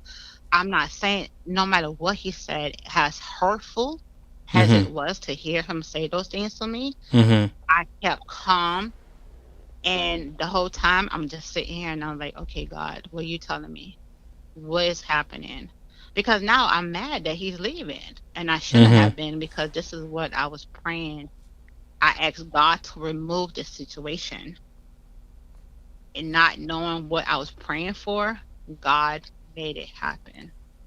So yeah. That that So trauma bond that trauma bond got you blended with him so well that even though you want him to go, based on what you said, even though you want him to leave, and mhm, you're are sorry, you are of sorry, you all already have already made up your mind. Sorry for the tongue ties, guys. You have already made up your mind. mhm, The fact that you know that this is you already had your last supper with him, and you mhm, made up your mind, but the separation anxiety started to having a kick in, whole right, right. and started to kick in, I started going into a panic mode because like I needed his income. The money that he got from Social Security and my income coming up, I was like, how am I gonna pay my rent? I start questioning, and the Bible said that you only have to have faith has size of a mustard seed. Mm-hmm. So I had to like kind of reassure myself that God knew what he was doing and that he wanted me to come out this situation on top. So I had to like kept on telling myself, you're gonna be fine. You're gonna be okay. So um now he's in the living room in that video that you about to think, because I sent you two videos. Right. So I don't know which one is first, but you can go ahead and play it. And this is the reaction of the rejections, and he's back now. He's back into a whole having a manic episode of um angry and impulsive behavior, and he's about to do something that's probably going to change the rest of his life. So go ahead. All right. So let's do this. Let's put it in full view. Let's expand this. and play the video.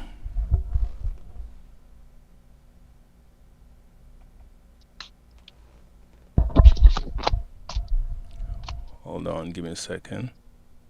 Got a whole lot of money. She ain't fucking with you. All right, hold on. Let me Got make a sure the whole lot of volume is money. all the She way ain't up. fucking with you. I wouldn't fuck with a bitch ass mom either. I don't blame her. Nobody does. Jimmy don't. He don't get involved. Malika don't get involved. Nobody gets involved. Because they know how fucked up of a mother you are. You should fucking commit suicide. Hold on, let's start over. Got a whole lot of money. She ain't fucking with you. I wouldn't fuck with a bitch ass mom either. I don't blame her. Nobody does. Jimmy don't. He don't get involved. Malika don't get involved. Nobody gets involved. Because they know how fucked up of a mother you are. You should fucking commit suicide. That would be better for all of us. Dumb bitch. I won't even come to your funeral. Take my shit and go. Think about it. If suicide is an option for you, go with this person on.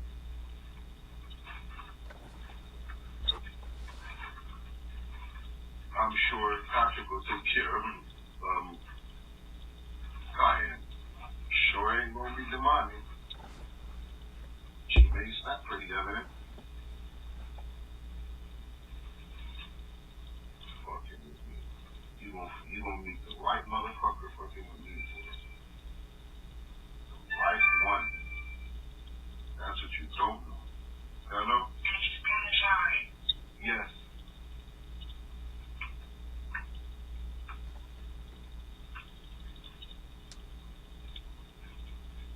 Do you need a screenshot? What number you sent it to?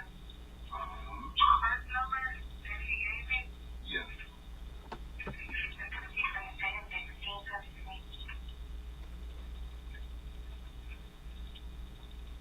You're the best friend?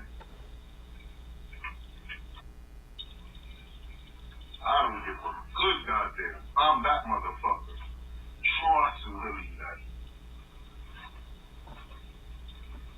I'll make you dream of me at fucking night when you're done. Ask any bitch who ever fucked with me. They'll tell you he Can you ain't no pause that for a motherfucker to second? fuck with. Okay, They one should have second. never fucked with no Haitian nigga. Yeah, go ahead. Go ahead. So, as you can see, he's on that video. He's cussing me. He's telling me I should go ahead and commit suicide. He's just Yes. like being so disrespectful. And you can hear the lady call him and says, um, did you send me the address? So he already sent the address, Mm-hmm. my address to the woman to Mm-hmm. for the come. So it's now she's like close by. She's on her way to pick him up from my apartment. Mm-hmm. So yeah. And I can hear him saying all these things in my room. So that's I was like, oh wow. I was like, wow, because So you were there? You were there? I was there. Oh, I I. was there the whole time. I was in my room and I can hear him. That's how loud he was. And I said, "Oh wow." You didn't hear me in the background. I said, "Oh wow." So Oh, yes, yes, yes, yes, yes, yes, yes. he's saying all those things. He knew that me and my daughter wasn't talking for like maybe a month or two. Mm-hmm. You know. And just to let you guys know, immediately after this man left, my daughter called me the same week. The same week. It's as God was waiting for him to leave for allowing her to come back into, to call me. Mm. Great job, buddy. You did it. So basically that was going on. So now he's using everything that he knows about me, how Mm-hmm. I felt, how the struggles I was having and everything. Now he's like blotting all that out. He's just talking and he's just like, oh, you might as well go ahead and kill yourself now because Mm. because he's leaving. and he's not coming back. So go ahead, you can finish saying the rest. The bittersweet part is going to be the end, huh? Hold on. Yeah, go Let's ahead. continue. Let's go back to full mass.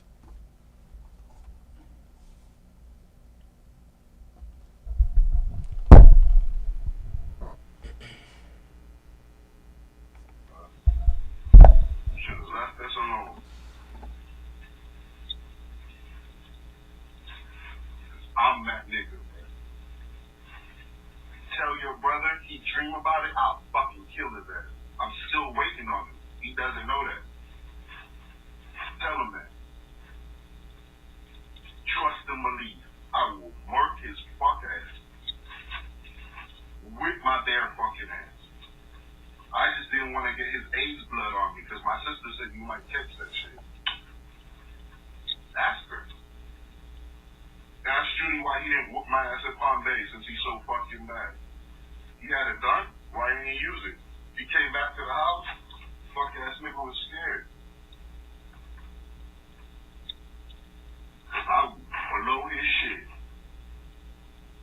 I'll bury 3 fucking Forbes one day. We'll have a fucking Forbes funeral around this bitch.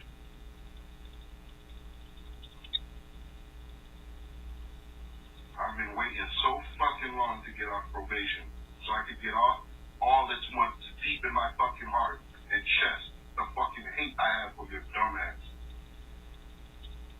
Ask any motherfucker. I hate you. Fucking take a picture of it, tattoo that motherfucker. I don't give a fuck. No one nigga hates you, bro. That's why I don't even like to sleep in a fucking bed with you. I don't touch you. I don't be by you. None of that. Play with your own fucking pussy. That's the only way you fucking got a whole lot of money. She ain't fucking with you.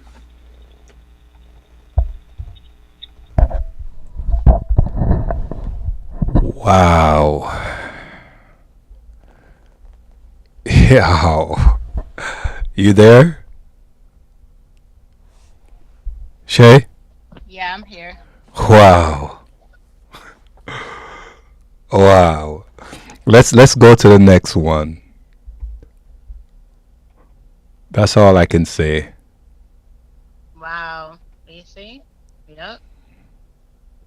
Remind me, I'm in the bedroom, so I'm like I'm just sitting in the bedroom. I'm not crying. I'm not reacting to anything. I'm just sitting there silently while I listen to this. And also, I'm watching him from my phone from the camera that's in the living room. So he And doesn't it's even know. You got a whole right, lot of and money. She it's ain't it's fucking with you. automatically recording everything that he's saying to me. Just in case if he decide that he wanted to harm me in any way or do anything in Mm-hmm. any way, so shy, it Mm-hmm. was gonna be on camera. It was Mm-hmm. gonna be captured. Wow. So yeah. Oh man. You were living in you were living in hell. Almost. Wow. But I don't fear man, I fear God. And you know, I knew that my protection was with God because that's why I didn't approach him. I didn't like fuel the fire because Mm-hmm. I knew what was going to come after that. So I just sat in the room quietly and didn't say anything.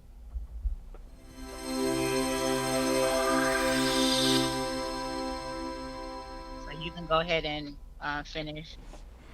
And it's almost 4 o'clock. Yeah, let's play the next one. Let's go to full mass again Hmm. and play this video. Really nuts. I'll make you dream of me at fucking night when you're done.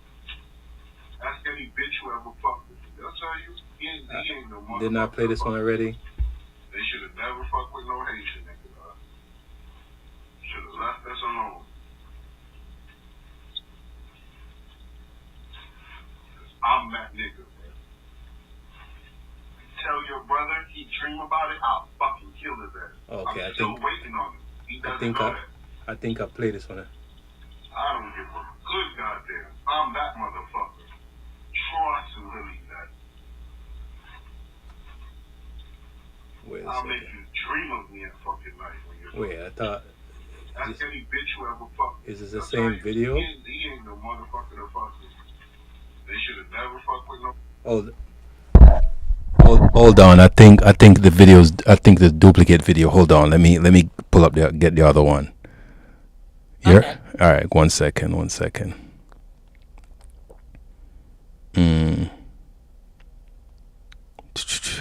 Sorry, guys. Let me. That's the one with. Give me a second. Give me a second here.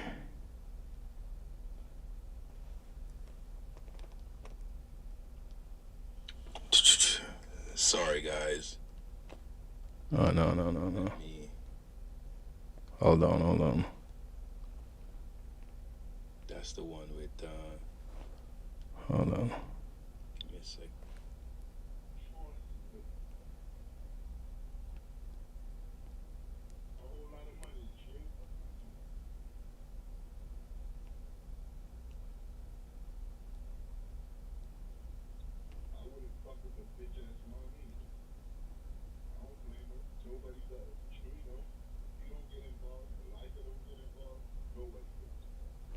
All right, all right, here it is. Let's share this.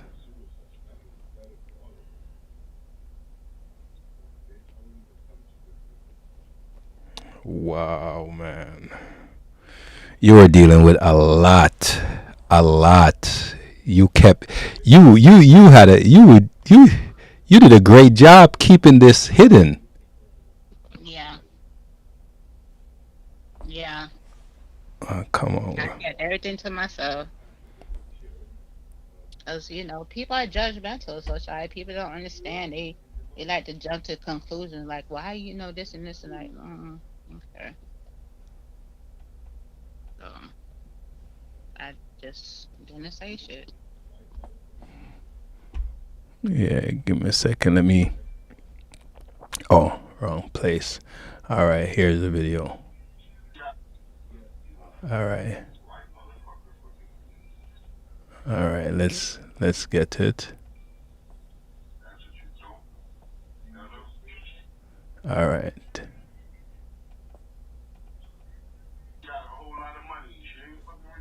All right, I think this is it. All right, hold on. All right. I think this is it.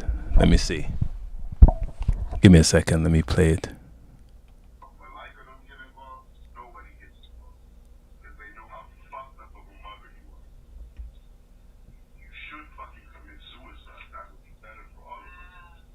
Okay, we already played this then. I guess both videos were played. Hold on.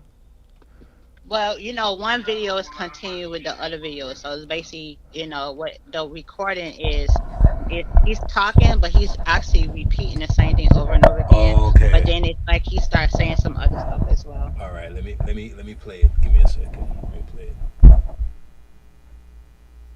Got a whole lot of money. She ain't fucking with you.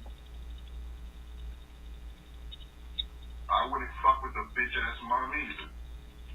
I don't blame her. Nobody does. Jimmy don't. You don't get involved. Malika don't get involved. Nobody gets involved. Because they know how fucked up of a mother you are. You should fucking commit suicide. That would be better for all of us. Dumb bitch. I won't even come to your funeral. Take my shit and go. Think about it. If suicide is an option for you, go with this person on.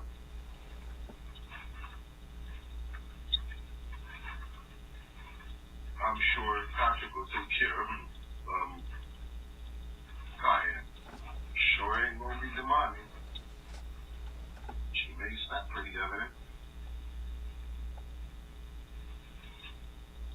Fucking with me. You gonna meet the right motherfucker fucking with me. Right one. That's what you don't know. Hello?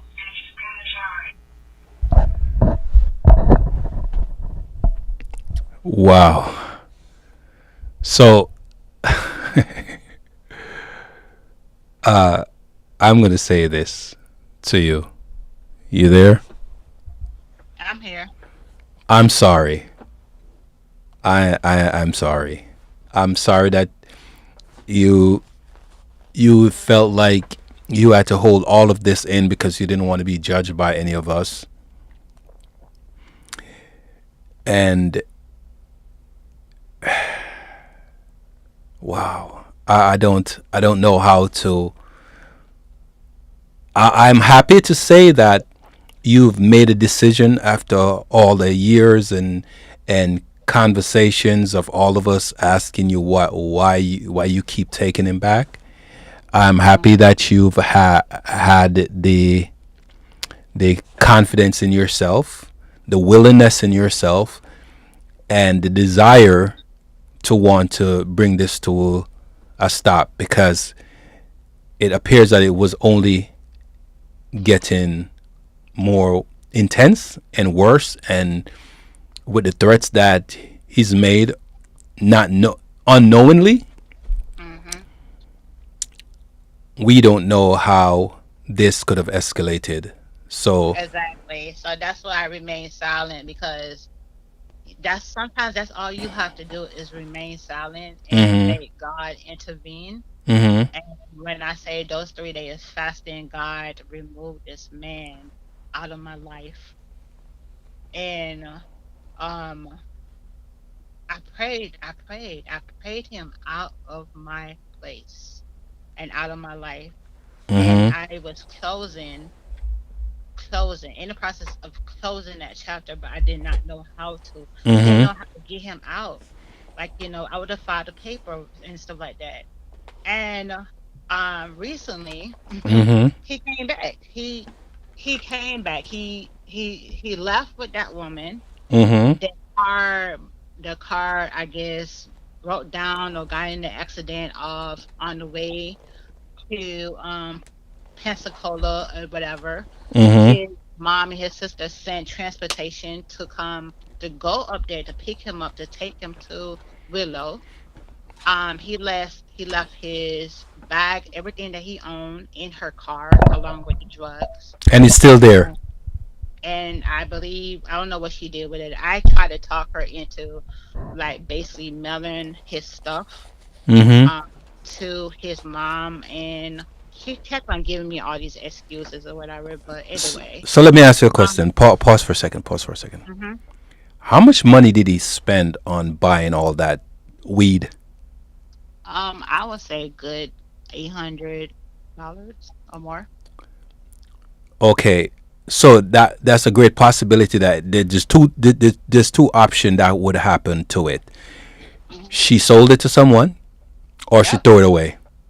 yep. Nah, she sold that. I guarantee she sold that. Yeah, she sold it. And I think God was on his favor because I just felt like if he would have went up to Ohio where he did not know, Mm-hmm. um, they probably would have one robbed him or Mm-hmm. shoot him, or he would have got arrested. Mm. Something would have So happened. basically, yeah. So basically, my prayer was not only for myself to have him removed, but my prayer was for him to actually start getting the help that he needed. Mm-hmm. Um, so God intervened, and I know some people don't believe in God, but let me tell you something: He is real, Mm-hmm. and you have to stay prayed up because the devil he's under attack. So basically, he ended up getting transported to Willow with just his whatever he had on him, Mm-hmm. and then he was in Willow. Um, And that facility is no longer a long-term facility, it's a short-term, and Mhm. you have to be willing to stay to Mhm. get help. So I guess after 7 days, they let him out. Then he ended up going to the hospital. So he called me. He was calling me through the whole time. So this whole process, he was trying to get in touch with me. Mhm. And I kept on blocking him, blocking him. He was calling me on his cell phone. Mhm. And of course, being the person I am, I answered and I say, "What are you doing? You need to get help and you need to behave yourself." So now I'm talking to him like as he was a teenager. Mhm. And I said, "You need to get some help, man. Like, what are you doing? Like, France, you need to get some help.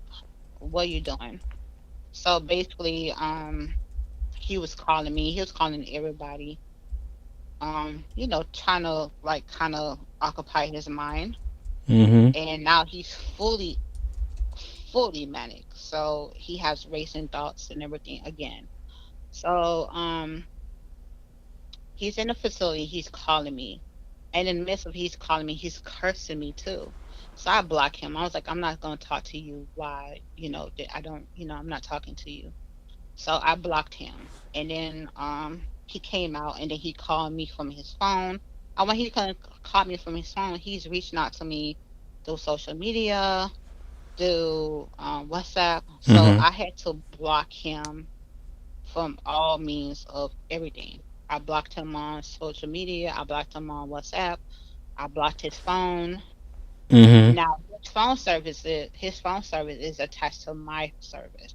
Mhm. So of course I can see all the calls that he's making, what's coming in, who's texting him. I can see all that. Mhm. Um, so at this point in time, um, he gets Baker Act, and now he's Explain in the what hospital. explain what Baker Act mean.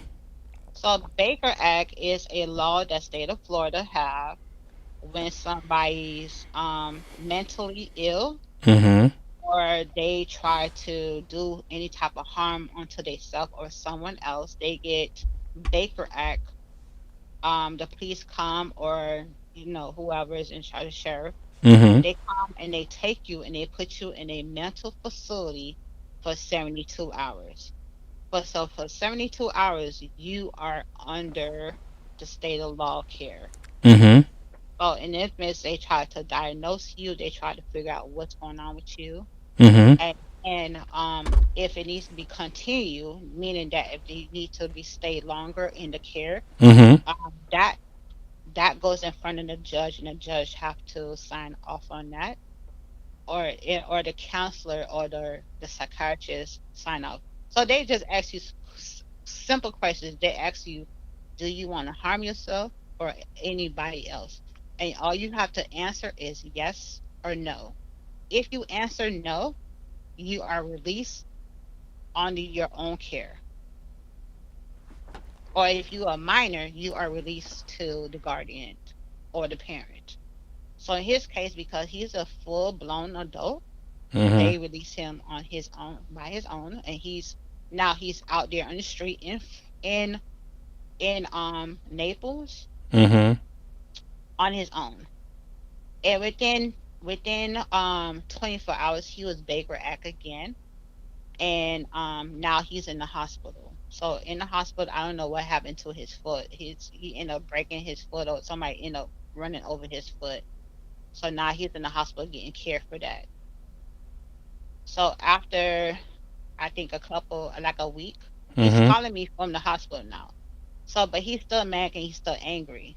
So now he's like cussing me, carrying on, being, just being impulsive. Behavior is very impulsive, and just like he just continue in his cycle of manic. Mhm. Uh, so I block him from that, so he's not able to call me too. So now this information relayed from his mom and sister, he's been moved to Park Royal Hospital, which is in Fort Myers, Mhm. and now he's being seen in there. So now he's calling me. He was like, um, I came to play the recordings. Mhm. Um, Why? Why? I, I'm not sure if I can even I don't know if I can put them up or. I don't know if the recordings are gonna play while I'm on the phone, but I can try. Okay, you can So send it. You can send it to me. no, I have no way of sharing them. The voicemail. It's voicemail. It's not No, it's share a MP3. voicemail. You can share a voicemail. Let me see. No, it's a delete, save, reply, add to contacts, or let me say settings. I don't have no way of sharing this. So can you hear it? No. Okay, so basically he's calling and he's like, "Good morning, good evening. My name is France, and bitch, you need to answer your phone." And he's just carrying on and carry on. And he's being very blunt. He has said things like, "I will commit suicide in front of your son and you if you don't answer Ooh. your motherfucking phone." He is saying things like um bitch, you need to give me my money, all kinds of stuff. Remind you, I have nothing of his. I don't have his credit card. I don't have his bank card. Um, and I don't have his Social Security direct pay card. I don't have anything in my possession, not even his ID. So now he's like saying all these things, and I'm like, okay. So again, I blocked him, but he is still able to leave messages. Okay. So he left. Let me see, one, two. I wish it was a way of me sharing this weapon. Let me ask you. You have? Do you have a second phone? No, I don't. If you had said something to me from earlier, I'd probably try to figure out how we can get these voicemail to be played. I've been trying to figure out a way to get these voicemails off my phone and save to like a drive or something like that, just to use to do a restraining order against him, and I have not been successful. I don't know how to do it. I don't know. I don't know how to do it. Because those would come in really handy, so we can actually have it, so other people can hear how these individuals that are dealing with these kind of mental issues, Yeah. how they are. But I think we have enough from the video. Like I Mhm. say, it would have been nice to have the audio from where he is right now. So right now, basically, he's where he's in jail. Right now he's in jail. Hold So on, what happened was hold he on, came. hold on. Okay.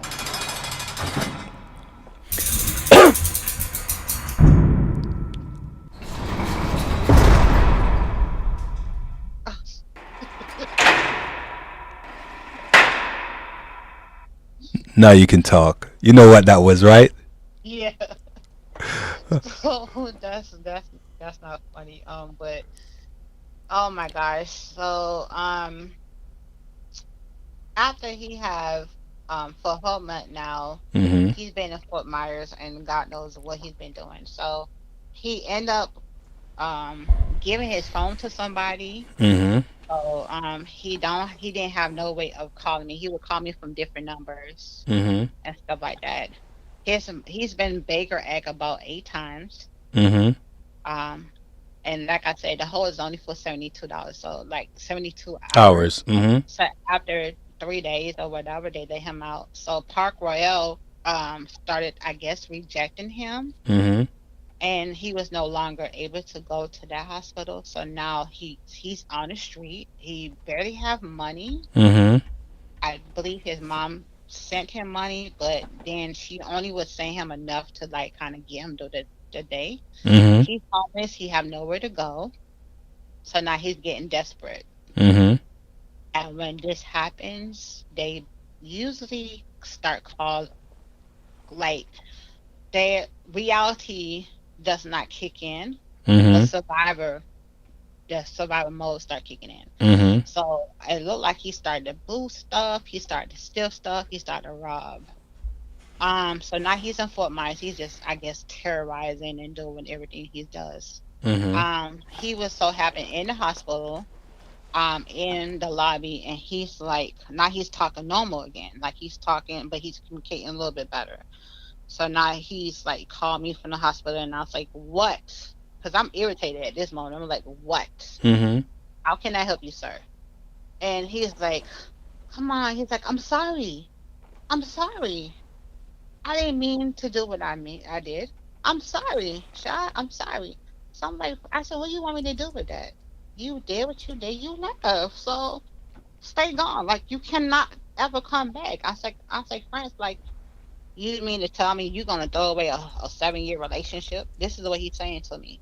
You're gonna throw away a 7 relationship? You are done with me, and that's it. I'm like, yes, that's it. You left. You made a decision to leave. Mm-hmm. You do not want to get help. Mm-hmm. So I started reasoning with him because at this point I feel like I can reason with him Mm-hmm. again. Mm-hmm. So I was like, listen, I tell you what, you go check yourself into a facility for at least 90 days, get better, and Mm-hmm. then we can talk about something. Maybe, I'm not making any promises. Mm-hmm. Maybe me, you can take a nice little trip somewhere and eat some food or have a conversation. How does that sound? So now I'm kind of tricking him. I'm trying to trick him into like Mm-hmm. getting help. So he was like, "Okay, you promise?" And I was like, "Yeah, we can talk about it, but I'm not making any promises because that would be false for me Mm-hmm. to say that to you. Mm-hmm. So let's just go by there." And he's like, "Okay." And I said, "I'll tell you what." I said, "I will talk to your mom about we trying to find somewhere in between. Okay, if I get checked in, are you gonna come and see me?" I said, "Yes, I will come and see you. I will come and visit you. If you show me you're being proactive and you're serious about getting help, I will come see you. How about I said, how does that sound?" And he was like, "Yeah, okay, all right, let's do that. Yeah, yeah, yeah, yeah." So now he's happy, he's excited Mm-hmm. because now I'm showing him that affection. I'm showing him that I still care about him. Mm-hmm. So now he's on the phone and he started getting silent with me. And I'm like, "Are you still there?" He Mm-hmm. said, "Yeah." But you remember that time? And then he started reminiscing about things that we did in our relationship. Mm-hmm. And yeah, that was some good time. That was some good time. But like, like I said, let's concentrate on your mental illness right now because all that's in the past. Mm-hmm. And then he gets silent again. And then I hear in the background like somebody approaching him for him to get off the phone. So he hangs up. That's in Fort Myers. That's in Fort Myers. Okay. So this is over the weekend. So by Monday, um, he calls me again that morning. He was like, "Hey, sweetheart, you up?" And I'm like, "Yeah, I'm getting kind of ready for school." I said, "What's up?" And he's like, "Nothing. I was just calling to make sure you was up to get kind of ready for school so you don't be late." And I said, "Okay, I appreciate that. Thank you." Was I said, that "I said, was that before we had a conversation and I told you, hey, be careful because he might just pop up at your place? uh, this was, yeah, this was before. No, Okay. this was after you said that." Okay. So remember me and you talked on like a Sunday or something like that. Right. So Monday morning he's calling me. Um Again, he's calling me and he called me and stuff like that. And I already left. I was taking my brother to Mm-hmm. the doctor for his appointment, and I'm at the facility with him at the doctor office, and I'm sitting down and my phone rang Mm-hmm. a different number, and I answered and I said, "Hello." And he was like, "Hey, it's me." And I said, "What's up?" I said, "What are you doing?" I said, "What are you doing now?" He said, "Oh, I'm on my way over there." I said, "No, you're not." I said, "Boy, stop playing." I said, "No, you're not." He said, "Yeah, yeah, yeah." He said, "Boo, I got some gifts for you. Oh, you're gonna be so happy. I got an early Christmas gift for you, and I got this and that, I got flowers." And I said, "Okay." I said, "France, I'm like, seriously, I'm at the doctor's office. Let me call you back, okay?" And he's like, "Okay, but if you can't get in touch with me, I'm letting you know I'm on my way." So I'm thinking he's like lying because he's been saying that he's coming back this way for like, for weeks now. Mhm. And I have been trying to prepare myself, like trying to get the restraining order, trying to, file Yes. the eviction and all that stuff. Like, so he doesn't come back, and trying to get his sister and his mom to come pick up his stuff on my place. So anyway, Mhm. back to make a long story short, my neighbor texted me and she was like, "Girl, you home?" And I said, no, what happened?" She was like, "He's sitting on your porch. He's sitting on the chair outside." And I said, "OMG." So I said, "Do me a favor, go inside." And she said, "Why?" I said, "Because I'm about to call the police." So I called the police and I told them, I said, "Listen, my ex-boyfriend, who's been gone for over 8 weeks, um, has come back, and I don't want him there. He has a mental issue, and I don't want him there, and I'm not home, so you guys need to get rid of him." So they was like, "Do you want us to trespass him?" I said, "Please." So they came, police came, they trespassed him. They told him he had to go. Mhm. Of course, he was lying. Mhm. He told them that, gave him some false last name or whatever. But anyway, he ended up trespassing them. I came home and all the stuff that he brought with him was still on the porch. So that means he was gonna come back. Did he buy those things or he I don't acquired know them? what he I don't know. I don't know if he purchased them or if he stole them. I don't know. But he had a whole bunch of bags with him. He had like about 3 bags and some grocery bags and stuff with him. So he had a lot of stuff. Mhm. I remember before you continue. I remember at one point you had told me that he stole someone's cell phone. Hmm. Was it long before this, or right around the same period, or was this in the beginning of the relationship? Um, this was around this time, like when he came back to my apartment. Okay. Now, just remember, this just happened this week, so this is all fresh. Okay. So basically, now he comes back, he knocks on the door, Mhm. he sees my brother sitting on the couch, Mhm. and now he start like I close the door and I say, "Hey, what are you doing here?" And he was like, I came back. I came back to I come back home." And I said, "Prince, you're not supposed to be here. They trespassed you this morning." He said, why you would give me trespassing?" I said, "I wasn't even home. What are you talking about?" So I made it seem like I don't know what was going on. I just walked in and Mhm. I don't. So I said, "Yeah, I'm cooking. I said, "What you doing here? I heard that you got trespassing. The police was here. What's going on? What happened?" And he's like, "Well, I got trespassing and this and can I just come in and take a shower?" I was like, "I'm sorry, I can't allow that." And I said, "Patrick is here." And he was like, he stepped back. He was like, "Oh, that effing nigga here, blah blah blah." And he started like carrying on and cussing and stuff. I was like, "Hey," I say, "Hey, calm down." I Mhm. say, "Are you hungry?" And he was like, "Yeah, I'm hungry." I said, "Okay, give me a moment. I'm cooking. I will fix you something to eat. Mhm. How about that?" I said, "You like something to eat?" I'm cooking some corned beef, some rice, and some cabbage. He was like, "Yeah, I'm fine with that." So I said, "Okay, give me a moment. I'm gonna cook." So of course I put the rice on the stove. I'm cooking. I have the onions get ready, and I put the corned beef on the stove to like kind of heat up and everything. Mhm. So I go back out and I say, and he's like talking to my neighbor, he's talking to my other neighbor. So now he's like causing chaos, and then everybody's looking at me like, "What the fuck?" Mhm. So um, I'm like, "Okay." So he comes back and he was like, excited. And I said, "I want you to sit down for a little bit." And he said, "Oh, you see, I got a broken leg." And I said, "Oh, poor soul." I said, "I'm sorry." So now I'm showing some empathy towards him, like, "Hey, I still care." Mhm. So he sits down. And the survival moment in me wanted to call the police, and I said, "You know what? Let me just take care of this. I know what to do." So I go back. I finish cook.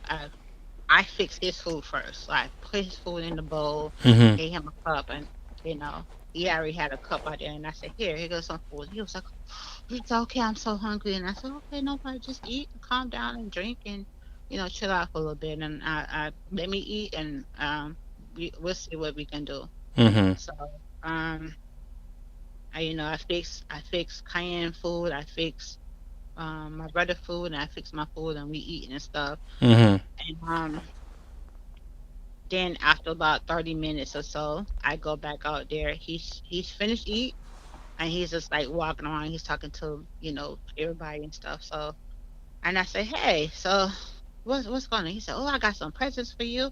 And I said, I see. What you got? Let me see. So I'm like trying to, you know, because I know he's like in his mind, he's a teenager now. So like I'm trying to be more, you know, Mhm. uh, talking to him like nice and calm. And I said, what you got? What you got? Let me see. He said, see, I got you a bag. And I said, oh, I said, thank you. What else? So he said, I got you some flowers. And then I got you this. And I said, oh, I said, okay, of course. So I said, well, I said, Francis, you don't want to go in circles of care to get some help? You don't, what you want to do? Like, you want to go get some help? You don't want to go check in? You can take a shower, probably get some rest. It seems like you're tired. He said, yeah, yeah. Take me over there. I said, okay, let's gather the stuff. And I said, okay, I'm gonna put this stuff inside. Is that Mhm. okay? He said, yeah. Yes, okay, I'm gonna put this inside and you can just transfer whatever you want out of that bag into this bag. So I said, you want your other bag? So I went into his bag because remind you, his mom and his sister was supposed to come pick up this stuff, his rest of his stuff, and they never came. So I went into his bag. I got his some underwears and some t-shirts, some undershirts, and some socks. And Mhm. I gave him like two shirts. I didn't want to overwhelm him with stuff because I don't want him to think that he's gonna, be away for that long. So I just gave him enough for a week. Mm. Put it in the bag. I helped him pack his bag, and I gave him some wipes, and I said, just in case you have to, wipe up or anything like that. But I said, just take you to Circus Care and see what they can do for you. And in the midst, like, me and your sister will work together to get you into a facility fast. So how that sound? He was like, yeah, yeah, okay, let's go. So they got in the car. Now I'm praying. So I told my brother, I said, if I'm not back if you don't hear from me in 15 minutes, call the police. So he was like, what's the tag number? I said, look downstairs. We can see the tag right there. You can just look downstairs. I don't know my tag number by heart. Wish I should. I know my driver license by heart, but I don't know my tag number. No, okay. Well. But you were And terrified of your life. yeah, so I basically got in the car and I'm just praying. I'm like, please don't let nothing happen. So I take him, riskily take him, and I take him to Circus Care. And I got out the car to have my keys and my phone with me in my pocket because he like to grab my keys. And I walked him to the door and I rang the bell. You got to ring the bell. The lady came out and said, hey, he's manic and he wants, he having a manic episode and he wants to be admitted into the facility. And she was like, okay. And she was like, what's going on? He was like, well, I don't have nowhere to sleep and I'm homeless. She was like, well, unfortunately, this is not a homeless shelter. Mhm. um you have to be willing to want to get help. And he was like, no, I don't have nowhere to sleep. I want to get help. I just want to get out of the street. And she's like, unfortunately, I can't take you like this.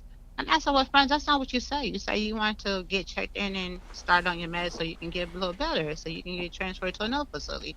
Isn't that what you said? And he was like, yeah, but I don't want to go. I said, well, listen, I'm not doing this with you. This is not what I'm doing with you. So I don't know what you're gonna do. You can't come back to my apartment. Where you gonna be? You just gonna be on the street? Oh, take me up to the arcade. And I said, so you gonna? I said, but the arcade closed soon. So where you gonna go after that? I'm just gonna hang out. I said, okay. So you go. I take him to the up there by the little gas station, and he's just like conversating. I said, listen, I don't have time for this. Where you want to go? So okay, take me to the laundromat. I'm gonna sleep in the laundromat. So God took him to Publix because he said his mom sent him some money. So I'm on the phone with his mom, and she said I didn't send him no money. And he's like cussing her out. Where's my money at? Give me my money. That's how he's talking to his mom. He's like being very disrespectful. And I was like, hung up. And I was like, listen, why are you talking to your mom like that? What you doing? I said, listen, no, we're not doing this. I said, behave. If you're not gonna behave, I'm just gonna drop you up and leave. So he's like, all right, just chill. Like, okay, take me over here to a laundromat. I'm just gonna sleep in the laundromat tonight. I say, seriously? This is what we doing? You gonna be on the street. I say, you know you can't come back to my apartment. They trespass you from over there. You get sent over to somebody gonna call the police and you going back to jail. Like you don't have any points left. What part are you not saying? You cannot get in trouble anymore. You cannot afford to get in trouble anymore. So he got out the car and he went to the liquor store right next door to the laundromat right here in Melbourne, Mm-hmm. right to the high school, and he asked them to call the ambulance.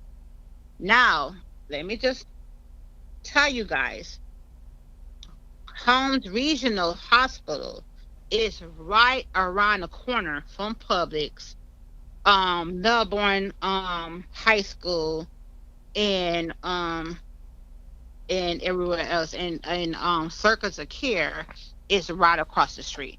So if he wanted to go in the hospital, all I had to do is drop him to the ER. So he had the fire rescue people come just Mm-hmm. to tell him, or saying what's going on with you. And I said, I don't know. I didn't even know he was calling the ambulance. I don't know. So they was like, well, we waiting for the ambulance to come, but if you want to, you can just drop him around the corner. And I was like, oh God, here we go. So in the midst of me drop him around the corner, embarrassingly, this man pulls out his penis and start telling me all kinds of nasty stuff he want me to do to him. Really? Yes. So I'm like, listen. So I so say, listen. so You when he pulled out his piece, what did he do? Like besides telling you, did he He tried to grab my hand to have me stroke him.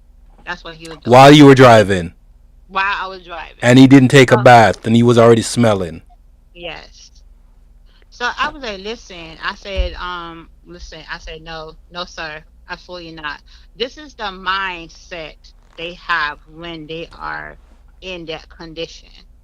A lot of stuff they doing is very embarrassing. A lot of stuff is degrading. They talk to you in a such way. Anybody who know anything, they work in any type of behavior, health. They work in the hospital. They work in the jail, the prison. You guys know what these people are saying or do. It's a mental condition. This is not how he act when he's normal. This not. He would never disrespect me like that. I'm letting him very clear. He have never disrespected me in that way when he's in his normal mind set. Okay? So this is the manic is talking to his mind. This is the unbalance of him. This is not normal. This is not his normal behavior at all. But when he's manic, it becomes a norm for him. So as again, the hospital is just around the corner. So immediately I say, listen, behave yourself. I pull up and I go inside. Of course, I turn my car off. I turn my keys, my phone, and I just go inside. I say, hey, we need some help. Need guy, broken leg here. We need some help. And it was like, oh, we don't have them. I said, well, yeah, you got people standing around like, hello, security, come get this guy out my car now. So they come, they ring him in, put him on. He's like at this point he's taking all my change out my car and he put it in his bag. He done put my son little Mattercraft wallet and put it somewhere where I couldn't find it. And I'm like, okay, you doing too much now. Get out my car. I'm like, you ridiculous.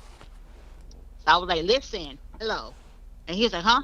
And I say, listen, hello. I'm talking to him like a kid now. I say, when you finish here, you go across the street to this place here. Go across to Circus of K. You check yourself in, sir, and you get the help that you need. You cannot come back to my apartment, and I'm not picking you up. So now I go back home. I'm like, okay, I'm exhausted. I'm tired. I'm getting ready for my bed. I got to put Cayenne to sleep and everything.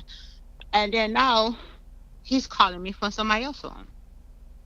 He's texting me from somebody's phone. He's like WhatsApping me from somebody's phone. So some dumbhead in the hospital done gave this man his phone, and he's doing all this disrespectful. The messages coming in. to 2 o'clock in the morning. He's messaging me. I'm already asleep. 4:30, he knocks on my door. Hmm. Knock on my window, knock on the door, and I'm like, I go to the door and I say, listen, it's too early in the morning for this. I say, you need to go. You have been trespassed. You cannot come back here. So, to make a long story short, I'm leaving that morning, like 7 something in the morning, to take Cayenne to his doctor's appointment in Orlando. So his Cayenne appointment's at 8:45. I'm leaving here like about 7:20 to get to his appointment on time because of traffic and everything. I never made it. I never was able to take Cayenne. Um, he start cussing. He start carrying on. He's going down the stairs and he's talking to Cayenne like nice and normally Mm-hmm. calm. And I'm trying to get ahead of him, but he's taking his time going down the stairs because he has this boot on. Mm-hmm. So as soon as he was able, I kind of ran myself around him and kind of like opened the door. Cayenne's like walking behind him. He's walking in front of Cayenne. So Cayenne comes around him and try to get anything. He pushes Cayenne out the way, like took his hand and like kind of moved Cayenne out the way and jumped in the front seat. And I was like, what?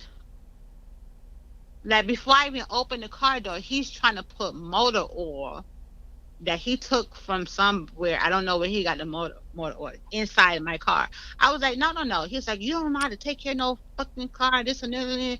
And I was like, listen, it doesn't need oil. I'm good. I'm fine. And then Cayenne tried to get in the front seat. He kind of pushed Cayenne out the way for him to get in the front seat. And then I'm like, listen, he was like, I need to go to circle. I said, listen, you just came from over there. I'm not going that way. I have to go. I said, get out of my car. And he was like, well, you need to run me my fucking money. And I was like, immediately, I told Cayenne to get out. I got out and I left his ass right there in the car. And I started to walk away and I'm getting on my phone to call the police. And then he like turned around. He saw me calling the police and now he started going ballistic. Oh, you trying to call the fucking police? Huh? You trying to do this? And he was just going on and going on.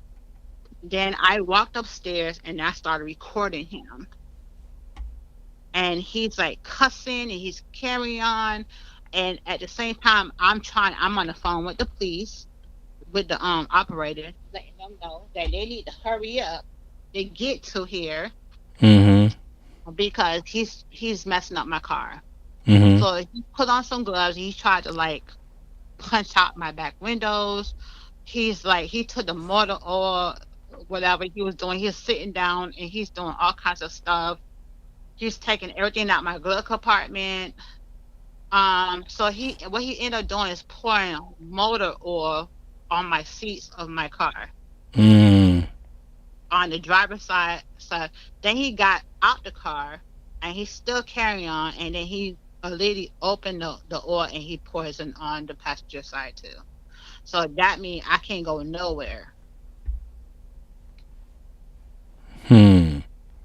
And then he heard me on the phone talking to the police and stuff. So now I'm giving them the description of him and stuff. And they finally picked him up, like I guess like down the street somewhere. And he gave them a totally different name and told them that he's my son's father and his last name is Bailey. And I was like, nope, nope. So basically, I had to press charges against him. He's been trespassed. Now he's been charged with 4 felonies and 4 misdemeanors. Um, so trespassing, stalking, stalking against a minor, child abuse against a minor, um, uh, stealing, um, resisting officer without violence, all kinds of stuff he's been charged with. So 4 felonies, and 4 misdemeanors. So now he's not only he was booked and charged, he had his first appearance, but now he's also in a mental facility here locally in Melbourne. Wow. You have been dealing with it. I've been dealing with it silently, and the only person who, like I said, the only person who basically know anything that I was dealing with um is one of my closest friends. Like I constantly was talking to her about, everything that was going on. I feel ashamed. I was so hard on you. I didn't know this was going on. I know. And that's why when you was like, "Oh, you gonna let him back in," and just like that, and I was like, "No, I'm not." And I know that was kind of hard to believe at first because I have It was let him three back times in. before. Yeah, I let him back in, before. But Mm-hmm. so child, when I said that I was so relieved when he left, it was like a celebration. It felt like I finally had that lifted, Mm-hmm. and I continued to pray. Um, certain things was happening still, like, with my job and workers' comp and stuff. But I just felt like I say, finally, I have some type of peace. And I was immediately back into my creative mode. I started, doing stuff that I wanted to do. I was able to, and I felt that trap that I felt like I was trapped in this relationship, that I Mm-hmm. was finally free from jail. Like I was in a relationship jail. Now I'm finally free from it. And and the thing is like I'm not completely free because I have to free my heart, you know. Mm-hmm. Mm-hmm. I have to free my heart. I have to move on from the the sense of loving him still. And don't get it twisted, my heart, you just don't stop loving somebody after 7 years. You know what I'm saying? Yeah, yeah, yeah. That's true. It That's it's a true. healing process. That's So true. why I'm healing from all this, I have learned to start trusting myself. I have learned to that I would have to proceed back into counseling. Mm-hmm. I'm gonna start doubting myself, and then I have to give myself time to heal and Mm-hmm. not like jump back into a relationship and stuff. Because trust me, I get advice all the time, so shy. Mm-hmm. I'm not an ugly chick. I'm a very attractive woman, but I get men who wants to get with me for all the wrong reasons. Um, um, People who I know from my past who, um, like I want to get back with or engage with them, but it's Mm-hmm. not the right time or it's not the right place for me to do that. Mm-hmm. Um, so I have to take this time to kind of Heal. learn how to cope with him being gone forever, and that the relationship is completely over. Mm-hmm. I do wish him the best. I really do. I don't want to see him in jail. I really don't. I don't feel like I feel like he needs to get help. He Mm-hmm. needs, and I feel like the system need to forcefully force him to do it Mm-hmm. because he don't. Usually, what happen is that if he gets out of jail, he will come back. Yes. This Yes. time, he would do some harm unto me or Mm-hmm. my kid. Um, Again, I Mm-hmm. think he would eventually commit suicide. Mm-hmm. I I feel like, and I'm not speaking that into existence. I just feel that in my heart. That's something he would do. Mm-hmm. Um, but the people who love him the most, the people who care for the most, are the ones who get the shit in the end of the stick. Mm-hmm. You know. And I always told him, I said, you're not in this by yourself. You have a village. Why not use that village for your resources to get help? Mm-hmm. And it is when and people when you're not proactive in your mental health and you're not proactive in your health, Mm-hmm. consequences. That's something you it's like you're suffering from within. All right, let's jump. I do want you to talk about that phone situation. I know it was around right around that same period, and I want you to talk about the type of behavior that people should look out for, that may happen, and it's not necessarily a person that's you know what kleptomania is. No, I don't. Kleptomania is when a person have this propensity to take something that they know they're not supposed to take, but they can't help themselves. It's kind of like you ever have a pen and it's your favorite pen, and you somebody say, "Hey, can I use your pen?" And yeah, you may use my pen, and you say, "But give the pen back." And then they use the pen, and then when they finish using the pen, they distract you, and they put the pen in your pocket and leave with the pen. And then when you call them and say, "Hey, did you take my pen?" They say no, but they knew that they took the pen. So it's a behavior. It's a disorder that makes people take stuff that they know they're not supposed to take. It's different from being just a thief. It's a psychological thing that they can't. I I want to say that like I said, when they're manic, Mm-hmm. it's I'm talking about his condition alone. When people in his condition, Mm-hmm. um, and you have to understand the steps it takes there. When they are completely in that manic episode, and it's Mm-hmm. not bipolar, it's the other part of it too, that psychoactive part. You know, when they in that, they are not in touch with reality. All It's right. like a video game in their head. He described it, had majority of the things that he does not remember. Mm. Uh. He doesn't he do, they are not in touch reality. So if you approach them, Mm-hmm. if you put something down and he feels like that's something that he can make money off because now he's in survival mode and Mm-hmm. you it's on the street, he's gonna take that.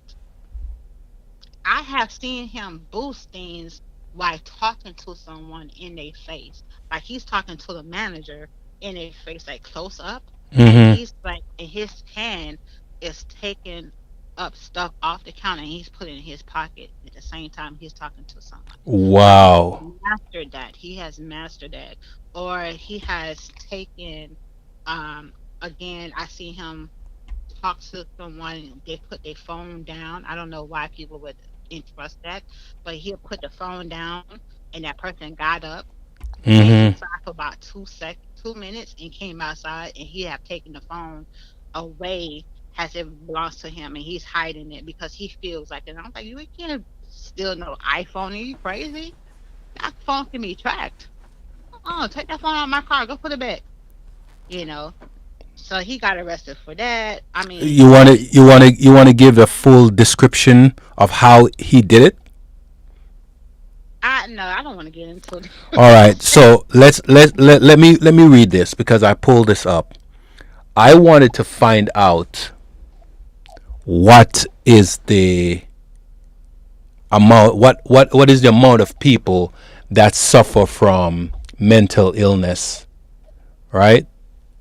Give me a second here. More than 1 billion people worldwide. Yes, more than one. Let me read it. More than 1 billion people worldwide are living with a mental health disorder, and nearly 1 in 4 adults in the United States experiences a diagnosable mental illness in a given year. Statistics vary depending on the source, but they consistently show that mental health conditions are widespread across all populations and countries. Global impact. So, the global impact, more than 1 billion people globally have a mental health disorder. 1 in 7 people worldwide were living with a mental disorder in 2021, with anxiety and depression being the most common. Some studies suggest that up to 50% of the population may develop at least one mental health disorder by the age of 75. United States statistic. Adults in 2024, 23.4% of US adults, that's 61.5 million people, experienced mental illness, and 5.6%, that's 14.6 million people, experienced serious mental illness.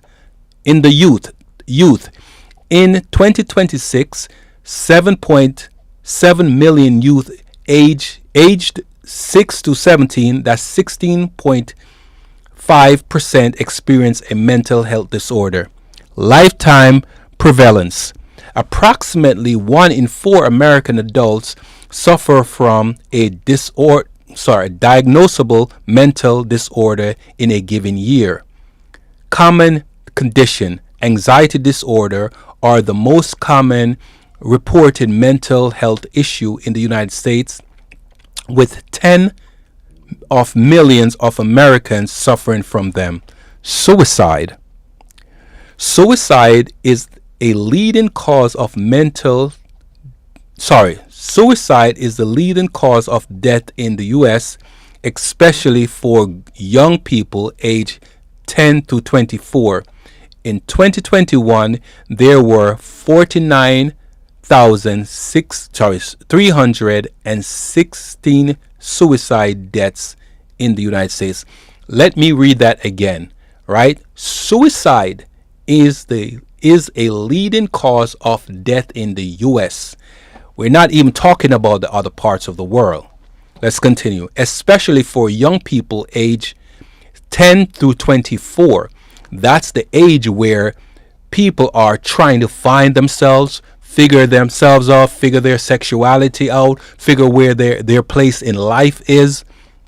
Those are the formidable years, and people are always on the precipice of, should I off myself or should I get help? And oftentimes they are they don't get help, especially in certain communities, like in the quote unquote black community. They don't get help. Or male, we think that we are told that we're supposed to be masculine and we're not supposed to cry, we're not supposed to have emotions, and we are the one that tends to offer ourselves.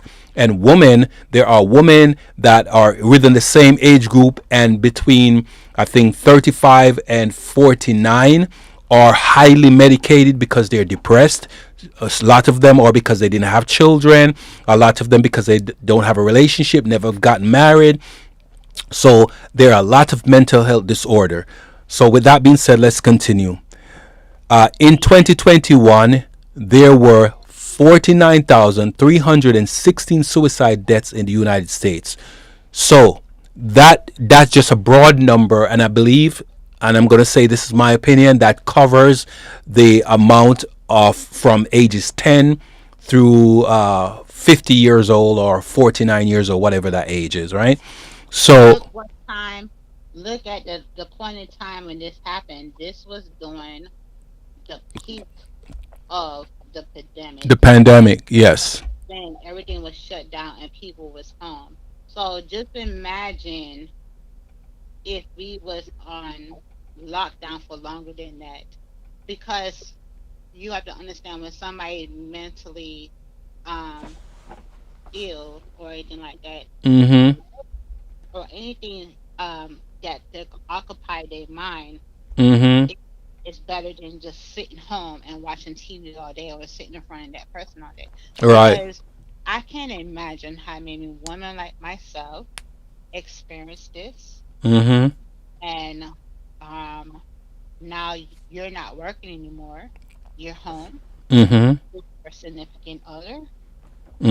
and you guys are staring at each other, and everything that's happening in front of you, that person becomes irritated by.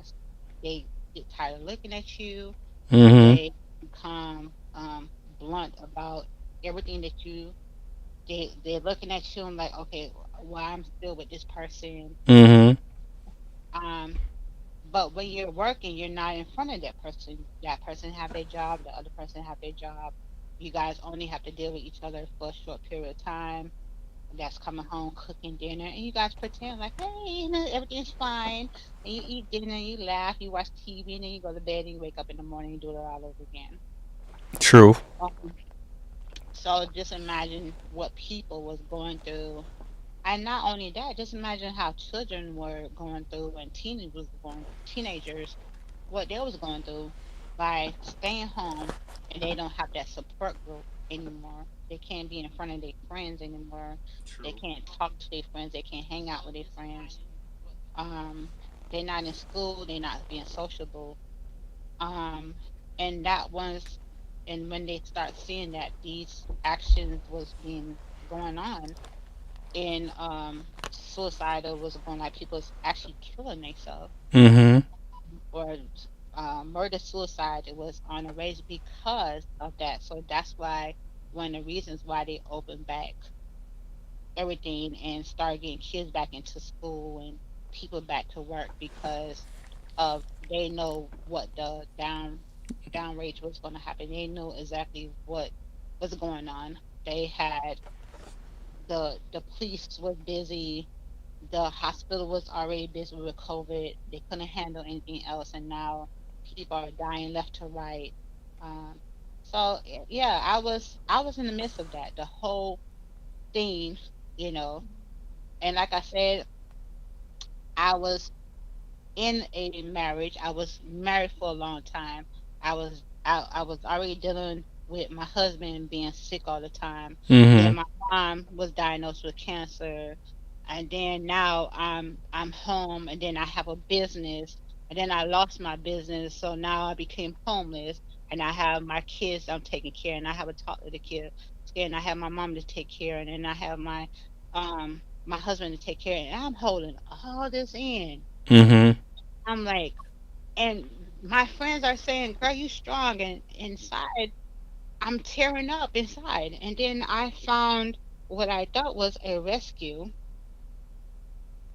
And let me tell you guys this: you cannot fix anybody who don't want to be fixed. You cannot force somebody to get help if they don't want to get help. You cannot do it. It's impossible. And I say this because, again, Keep talking. I'm gonna take a quick whiz. Okay. yeah, I say this because I feel that we get mixed up with thinking that we can fix a person. You know, we can stop and has spoke to his mom who enabled him, and I spoke to his sister who made constant excuses for him. And I always used to tell him, I said, your behavior is unacceptable. Your actions is unacceptable, and if you do not take responsibility for your actions and your behavior, then you're gonna always repeat the cycle. And as I'm telling him this is the same thing that kind of manifested itself and started happening again because he failed to take his medication when he had all the opportunity to get he had medication. Now this is someone who has insurance. Audience, I'm telling you, he had good insurance. He had Medicare. He's on disability, so he didn't have to pay for anything. He had Medicaid and Medicare, so he had all opportunity. He was offered for them to come to my apartment and make sure that he gets an injection once a month to help him, you know, with his mental illness. he was offered to go into a program where they can um kind of teach him life skills and coping skills so he can, be coherent in society. He failed to do that. The only thing that he was doing is making sure that he was going to his probation, which I was very proud of him that he completed that and he was going to his check-ins on time and stuff like that. That's the only thing he was doing for himself. Everything else he ignored. Um, I no longer felt like I was in a relationship. I felt like I was a caretaker. And then when I did approach his sister about that, she was like, "Well, how can you be a caretaker when he's doing this and doing that and doing that?" Again, making excuses for him. And again, I started holding everything in. Um, I did not want to talk about it anymore. I did not care. Um, I was working from home on Fridays and um doing my remote work from home, and I was going to counseling at the same time, and I was thought something was wrong with me. And I started questioning everything that I did. I was having anxiety attacks. I was basically driving. I would be in the truck making my deliveries to these locations, dropping off the supplies to these locations for these employees, and I was having breakdowns, crying, and having tantrums, or just felt like I wanted to drive the truck or drive the van or whatever I was driving into a pole and end everything because that's how much pain I was in. And I didn't feel secure talking to none of my siblings because they gave up. They did not care. They was like, get that nigga out your shit. I didn't feel secure talking to my friend anymore. So anytime I called her, I was like, "Hey, what's up, girl? What's going on?" You know, I pretty much went to work and I will work. And everything that my boss would do would just irritate me and everything. And even when he called me, he'd be like, "Hey, where you at?" And I was like, "Oh, I'm in Titusville, or I'm in Cape Canaveral." I talked to him during the daytime to kind of keep my mind occupied too. And on sometimes I would come home for lunch, eat a quick sandwich. He would make sure I had that sandwich and that food ready. So when I walked through that door, I could eat lunch and then leave again to go finish my route. Yeah, that was my everyday thing. And in the midst of every Friday, I was sitting in front of a counselor, talking to the counselor about him, trying to figure out what the hell was wrong with me, why I was still in this relationship with him, why he sits in the waiting room waiting for me to get counseling when he was the one who needed to be in front of the counselor talking, getting help.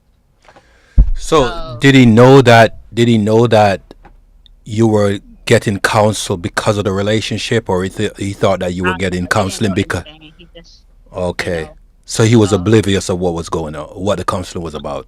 he- yeah. So basically, I ended up getting um diagnosed with adjust disorder with depressed What mode, kind of disorder? adjustment disorder Mm-hmm. with depressed mode. So basically, it's just like some points of I cry a lot. I have thoughts of just like I don't feel like being here anymore, or just those was my thoughts and stuff. So when I said I had to fast for those 3 days, that fasting was just not for me getting him out of my place. That fasting was for me to kind of heal myself. That fasting was talking to God. That fasting was trying to get God to like kind of heal my body from that depressed mode that I was feeling. Um, and I thought my only way out was just basically was just to end myself when all I had to do was just tell him to leave. And I know by just telling him to leave, he was not going to leave. Let me read this about adjustment disorder. And you said there were two symptoms that you were suffering from. Adjustment disorder with depressed mode. Okay. Let me see if it has any Let me see if I can pull up that one and add that and see if what it would give to me. Yep, that's everything right there.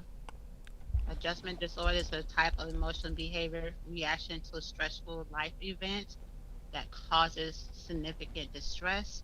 Okay, hold on. So let me look at this one and see if it's the same. This is adjustment disorder with depressed mode.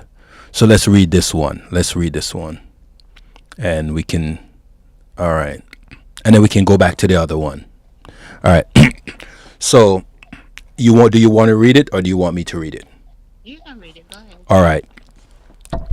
Adjustment disorder with depressed mode is a mental health condition triggered by a significant stressor, causing symptoms like sadness, hopelessness, crying, and difficulty concentrating, and can also include physical complaints or social withdrawals. It's a short term condition, and symptoms typically starts within 3 months of the stressor and should resolve within 6 months of the stressor ending.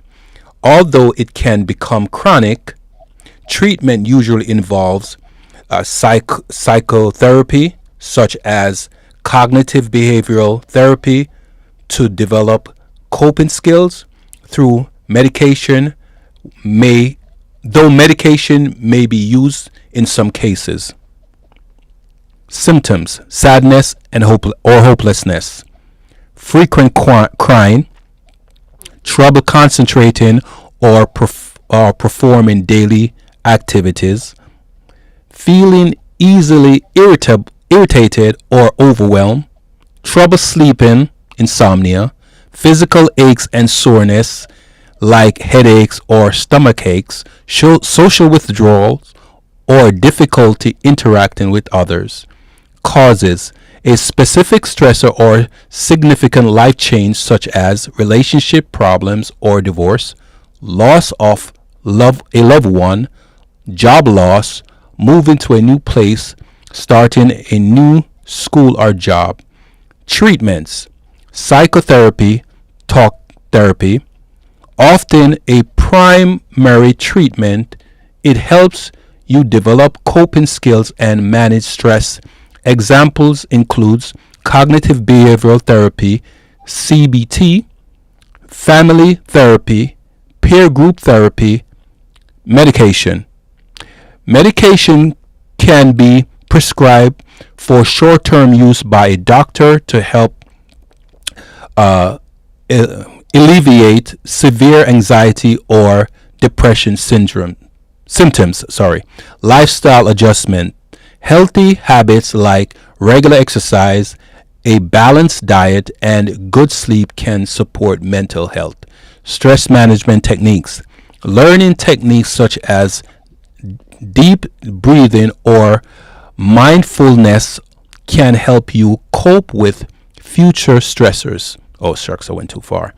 Important consideration: duration. Symptoms typically resolve within 6 months after the stressor ends, but it can become chronic, mean long term, like it's hard to get rid of. Not saying that it won't get rid of, but it can become chronic, meaning longer than 6 months. Progression: if if left untreated, it can worsen or develop into other conditions like major depression. And I've seen that. Diagnosis: a proper diagnosis from a medical health professional is important to ensure you get the right treatment plan. Okay. Wow. I can tell you this from personally having conversations with you. Everything that is said here, everything in the symptoms that is said here, I have heard you talked about them. Everything here. You still troubling with insomnia? Oh yeah, yeah, definitely.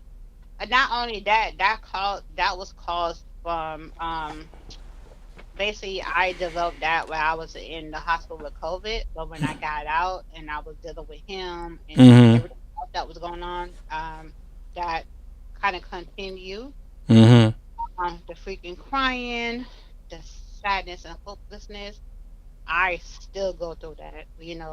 The trouble concentrating and performing daily activities. Mhm. Um, my boss, Mhm. who I don't get along with, Mhm. she basically, she calls, she, it's like I couldn't. They have an open, well, they try to have an open door policy, but I can't even, you just don't know how difficult it is to tell people that, you're going through this and you're going through that. So, of course, certain things I couldn't do at work. Mhm. Um, um, Changing the appetite. I would be in traffic so shy with him in the car, and I'm having anxiety attack, and he knows, like, he's like, "Are you okay?" And I'm like, "No, I'm having an attack." And I'm breathing through it, like, I'm like, I'm doing breathing exercise, like, okay, and I'm Mm. having that racing heartbeat, and Yeah. I feel like I'm having a heart attack or a thing, but no, it's like it's a part of the anxiety. Yeah, Um, I remember you called me many times and like, so shy, are you busy? Are you available? I'm like, what's going on? I'm having an anxiety attack. I am having an anxiety attack. And I remember one time you told me like, I just feel like just driving the car into the wall. I like, why would she say that? And you'd be like, I call you back. I call you back. And I like, yeah, oh man, I didn't know. I did not know I this. I had a friend that I kind of made friends with this girl here, and she basically we was hanging out, we was going out a lot and stuff, like she would invite me out and stuff like that. And I basically stopped going out when he got out that jail that last time. I basically just stopped going out. I didn't go nowhere. I didn't go nowhere because I didn't want him to follow me anywhere. I was like, I'm staying home. She didn't understood. She thought I was basically just like, oh, your man is back, so now you don't want to hang out. And it was hard for me to tell her, like, it's not that. I try to explain to her, but it's like, when people don't know what you're going through, they kind of assume the worst shit. Yeah. you know so, and then I guess she was going through her little financial problems and her problems too, stuff. So she was like, well, at least you have a man helping you. And I was like, I kind of screenshot that and I sent it to my other friend. And I was like, why would she say that to me? Like, and even when I called you, you was like, Shay, why you let him back in? And I was like, well, financially, it's like, and this and that. And you was like, really? Because of that? And I didn't know how to explain the reason, because, like, I didn't want that that that I didn't want to, people to say, well, I told you not to do this. And even my own brothers thought I let him back in, and I was like, well, shit, like, you guys ain't giving me no money, y'all not helping me, so what I supposed to do, you know? Like, I'm barely making money from my job now. I'm working a job with no benefits, and what if I get sick or something like happens? And as soon as I felt like I started my business, and I'm trying to make money, and every event that I went to was a failure. I wasn't making no money, and that just pushed me into the more in depressed mode. And then I'm on my job, and me and her getting into like little arguments and stuff like that. And I was like, fuck it, I'm not working on Fridays no more. Just like take me off schedule. And then I deeply start going to my sessions. I started going like every week, for hours, talking to my therapist, and like trying to work through my problems and stuff like that. And that wasn't helping. And then I turned to weed, and that wasn't happening. And I just, like, it was like my life was just spiraling down, and I didn't have nowhere to go. Well, I can say this as a friend. I am happy that I'm there as a friend when you call, and which I am this way for a few people when they call.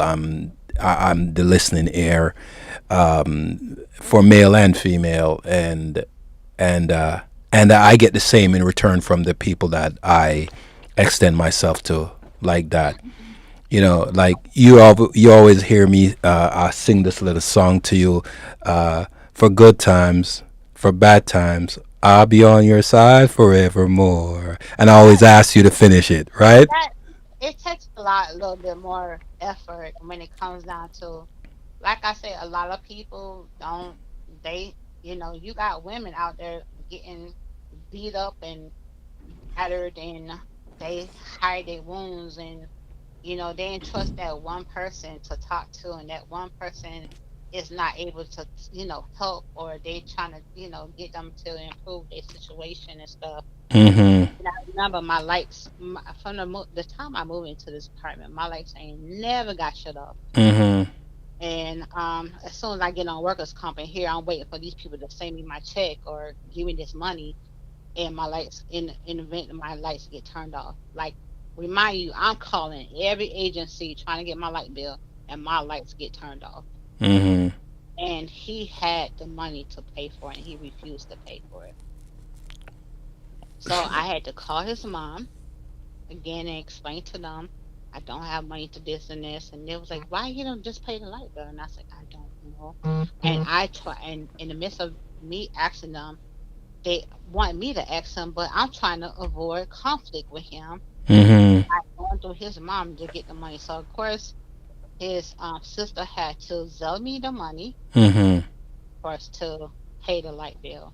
And Mm-hmm. I had to do all this by time Cayenne get out of school. Cause I didn't want Mm. him to come home and be like, well, we don't have no lights. Right, right. I understand. So I had called my friend, she didn't have it.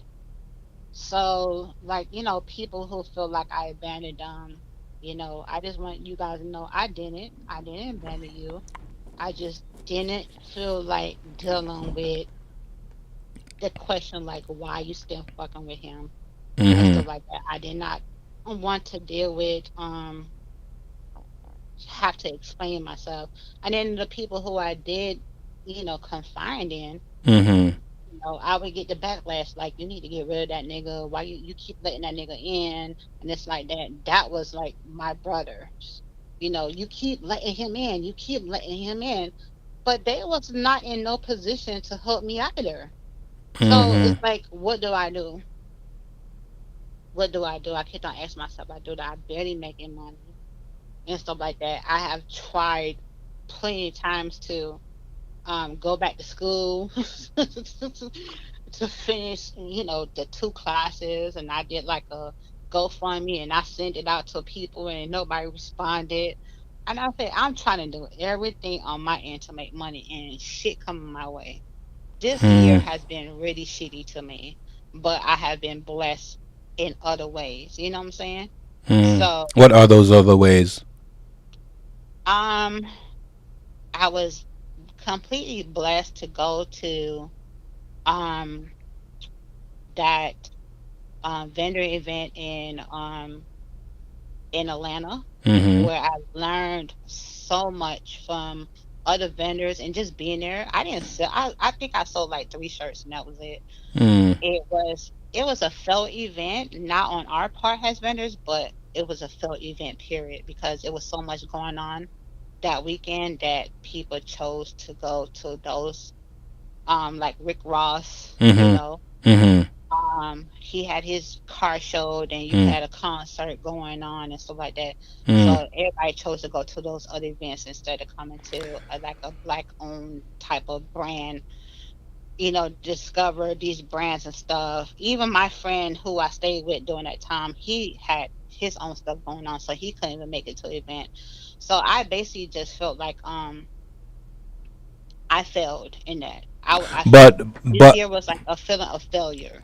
but even though the fact that you went to the event, you may look at it as a failure, but you could also look at it as it was progression, and it was also A learning as process. right, because you met people, it was some kind of camaraderie, so you met people and I you did. right, so you may look at it as a sometime in a failure there is a lesson, and It sometimes does. we look at things as a failure and we don't look at it for the lesson, and I'm guilty of that. I'm so guilty of that. I was like, man, I failed, but then when I reflect on the different components of that situation. There's four sides to every pie, and there's Mhm. three sides to a story: my side, your side, and the truth.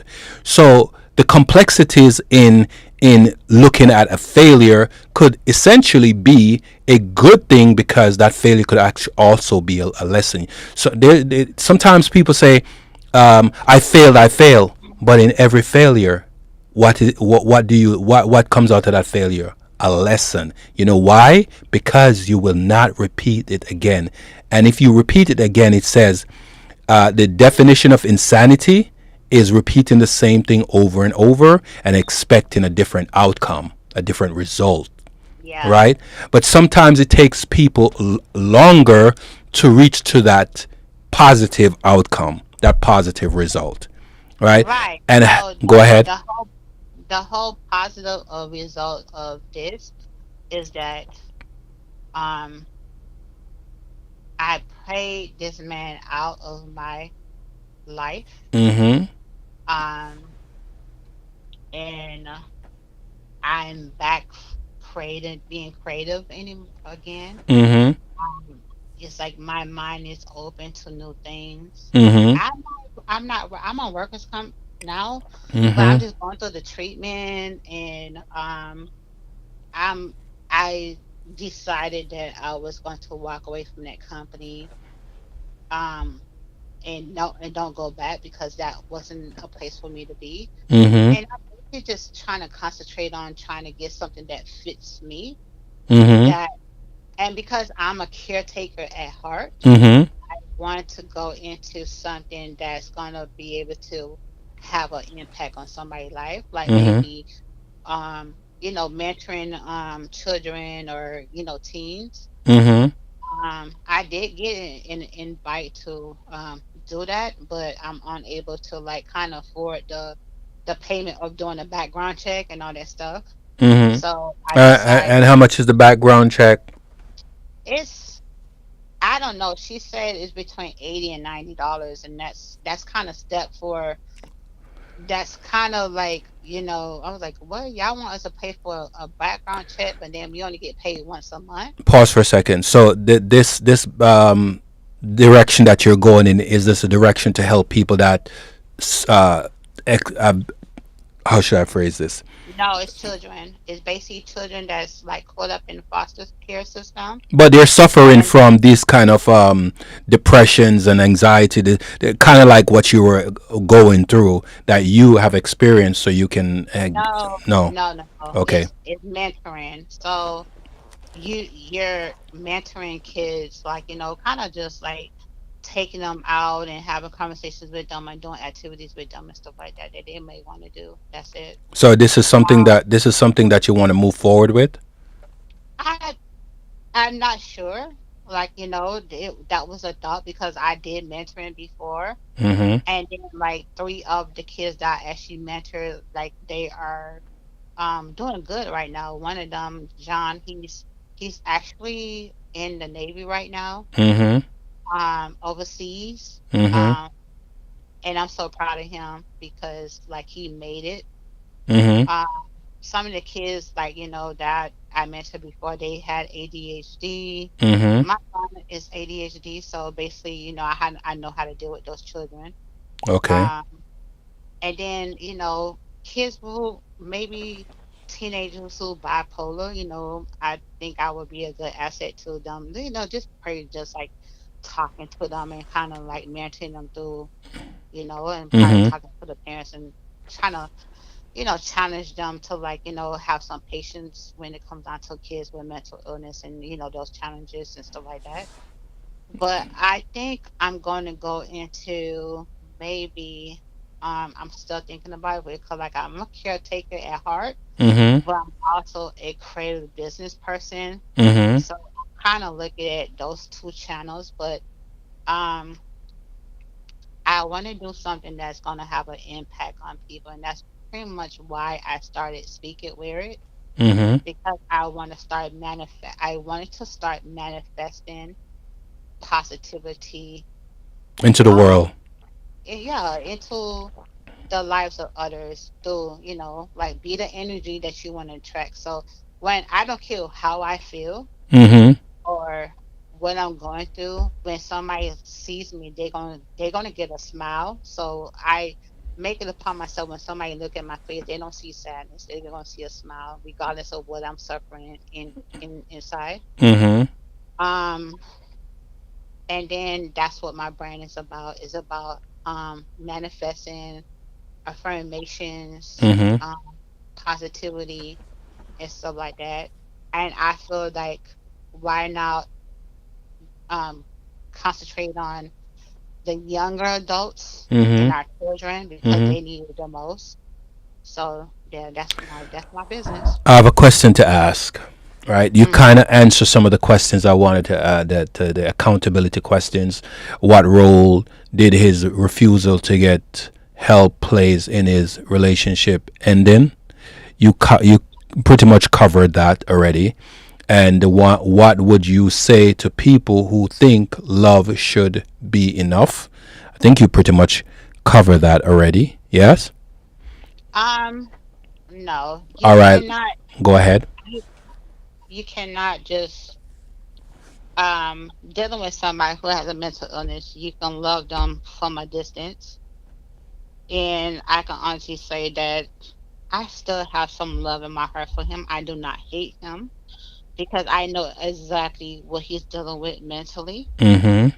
But I had to step away from this relationship because I feel like that's the only way it's going to force him to get the help that he needs. Mhm. He does not need to be in a relationship with anybody other than himself. Um, so that's the thing. And being that I'm the longest person he have ever been in a relationship with, Mhm.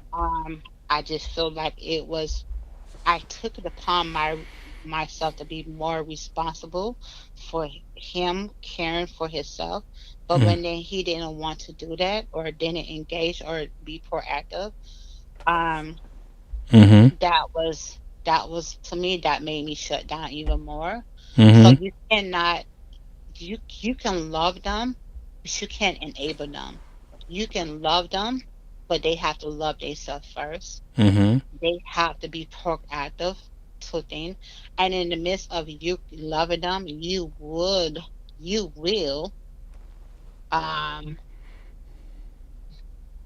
it is really easy for you to stop loving yourself and start caring for yourself and Mhm. start protecting yourself and start, so sometimes you have to step away from a relationship in order for that person to start being proactive when it comes down to their health. And I mean that with anybody. It can be your sibling, it can be anybody in your life. If they're not being proactive when it comes down to their own self, there's Mhm. nothing you can do. That person have to hit rock bottom for them to understand that their life belongs to them and them only. Mhm. You cannot force them to do better. They have to want to do better. Mhm. So that is my message for anybody who's dealing with somebody who has mental illness and they are refusing to help themselves. You have to like kind of step away and anything that happens after that.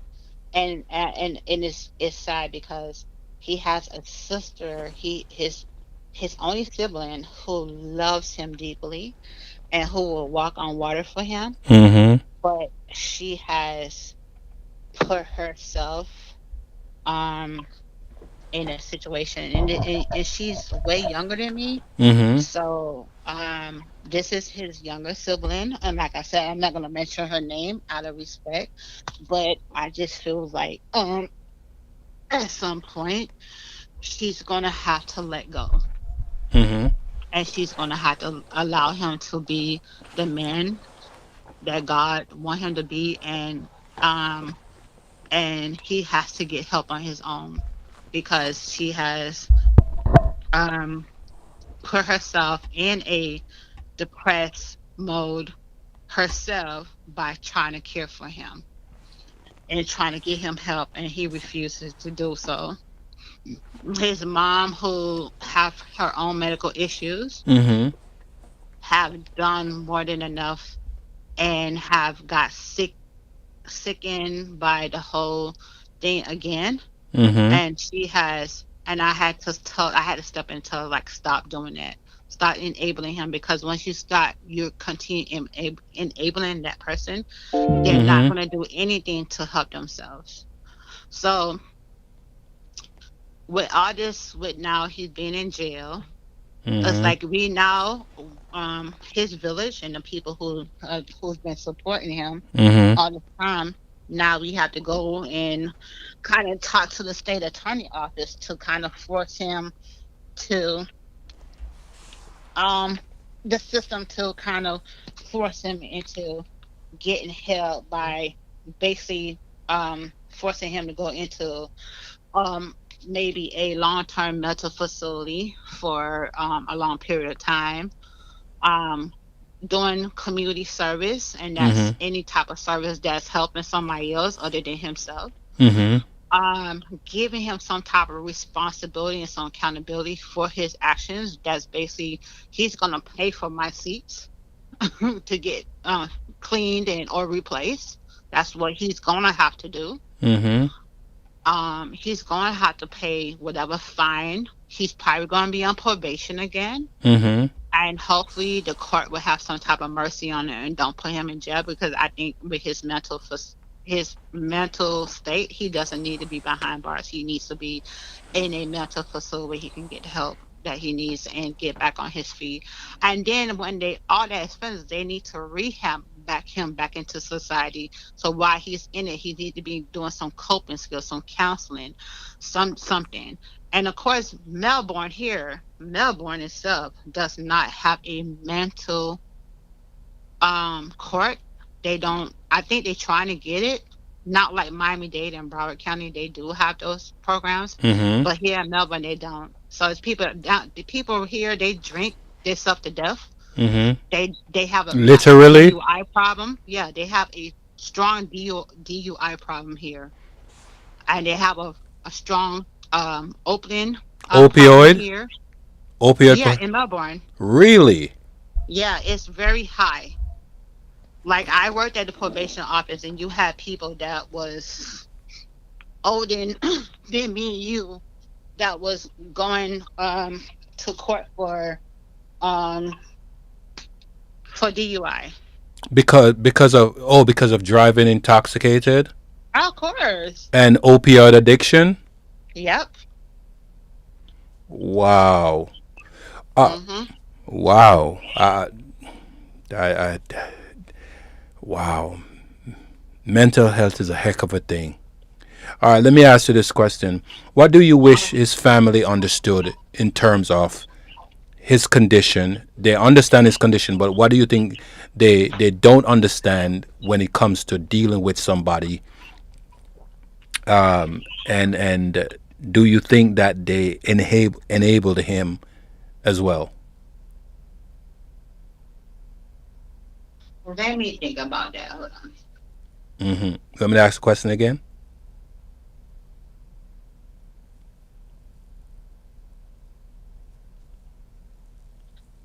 What? You want me to ask the question again? No, no, no. So his mom and his sister know exactly what he's going through because they've been going through it from the time he got diagnosed. This is not something that just came about. This is something he's been dealing Since he's been a from the child. time he got diagnosed in college. So he got diagnosed his senior year in college, Mm-hmm. and actually the last semester of college. And he still finished.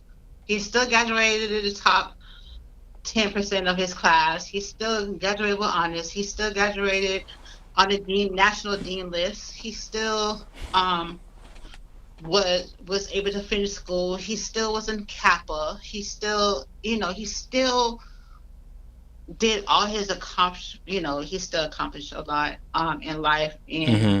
that's something that he always talk about a lot. And he throws that in my face, of course, because he know I don't have a degree in anything, Yeah, and he people, knows. Yeah. college people tend to do that to people that did not go to college. I hear echo. Is there echo coming from your end?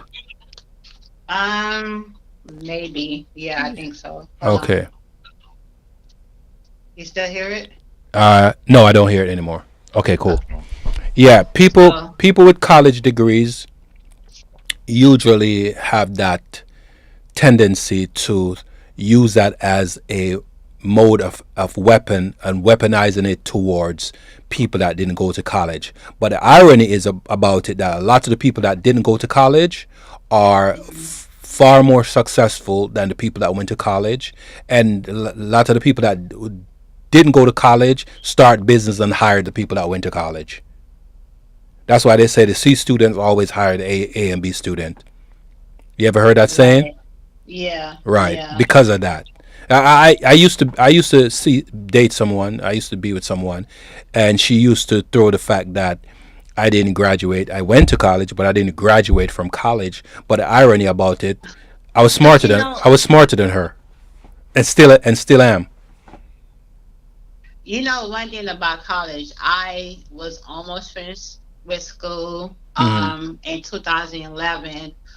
I had less than 6 credits left or something like that. Hmm. I was there, and the school basically robbed me, and it took them. And thank you for Biden. Thank you, Biden, wherever you at. Thank you, President Biden, who um, went after the Department of Education, and the school that ripped me off ended up had to not only pay off my student loans, um, but the company that was actually, I guess, managing the student loans ended up Hmm. had to pay off all. So every loan that I ever had Hmm. got paid off. Congratulations. So So, you're and student I debt would say free. that was about $105,000. So you're student debt free. I'm I owe the government $2,000, and that's it. um, for just going to Indian River College, and I'm 2 classes away from getting my associate's degree in business, Hmm. and I think I'm about 12 credits away from getting my bachelor's degree. So I'm almost there. And next semester, like spring semester, I will be attending Indian River. I will be taking my French 2 class and my business statistic class and get Hmm. that out of the way Hmm. so I can get my degree and walk that thing. So I'm almost there. But like I said, I had setbacks this year that kind of kept me from going. And then, like I said, I'm a workers comp, so anybody want to hire me, go ahead, because I have skills. All right, let's get back to the answering that question, Hmm. because you didn't answer the question. What? So I Go ahead. believe his mom and his sister Hmm. know exactly what he's been diagnosed with. They've been working with him and caring for him and enabling him from day one. Hmm. I believe they got to the point where they tired of doing those things. Hmm. But I know how his mom feel because I'm a mother myself, and his sister know how it feels to be a mother because she has her daughter, which is his niece. Hmm. um they have done overboard support for Hmm. him, and they will continue supporting him because that's his family, Hmm. and that's what family does. They support each other through thick and thin, no matter what. They know when he's wrong, and they don't make excuses for his wrongness. Hmm. But they pretty much was disappointed on this whole reaction, this last arrest, because they thought I gave the police too much information.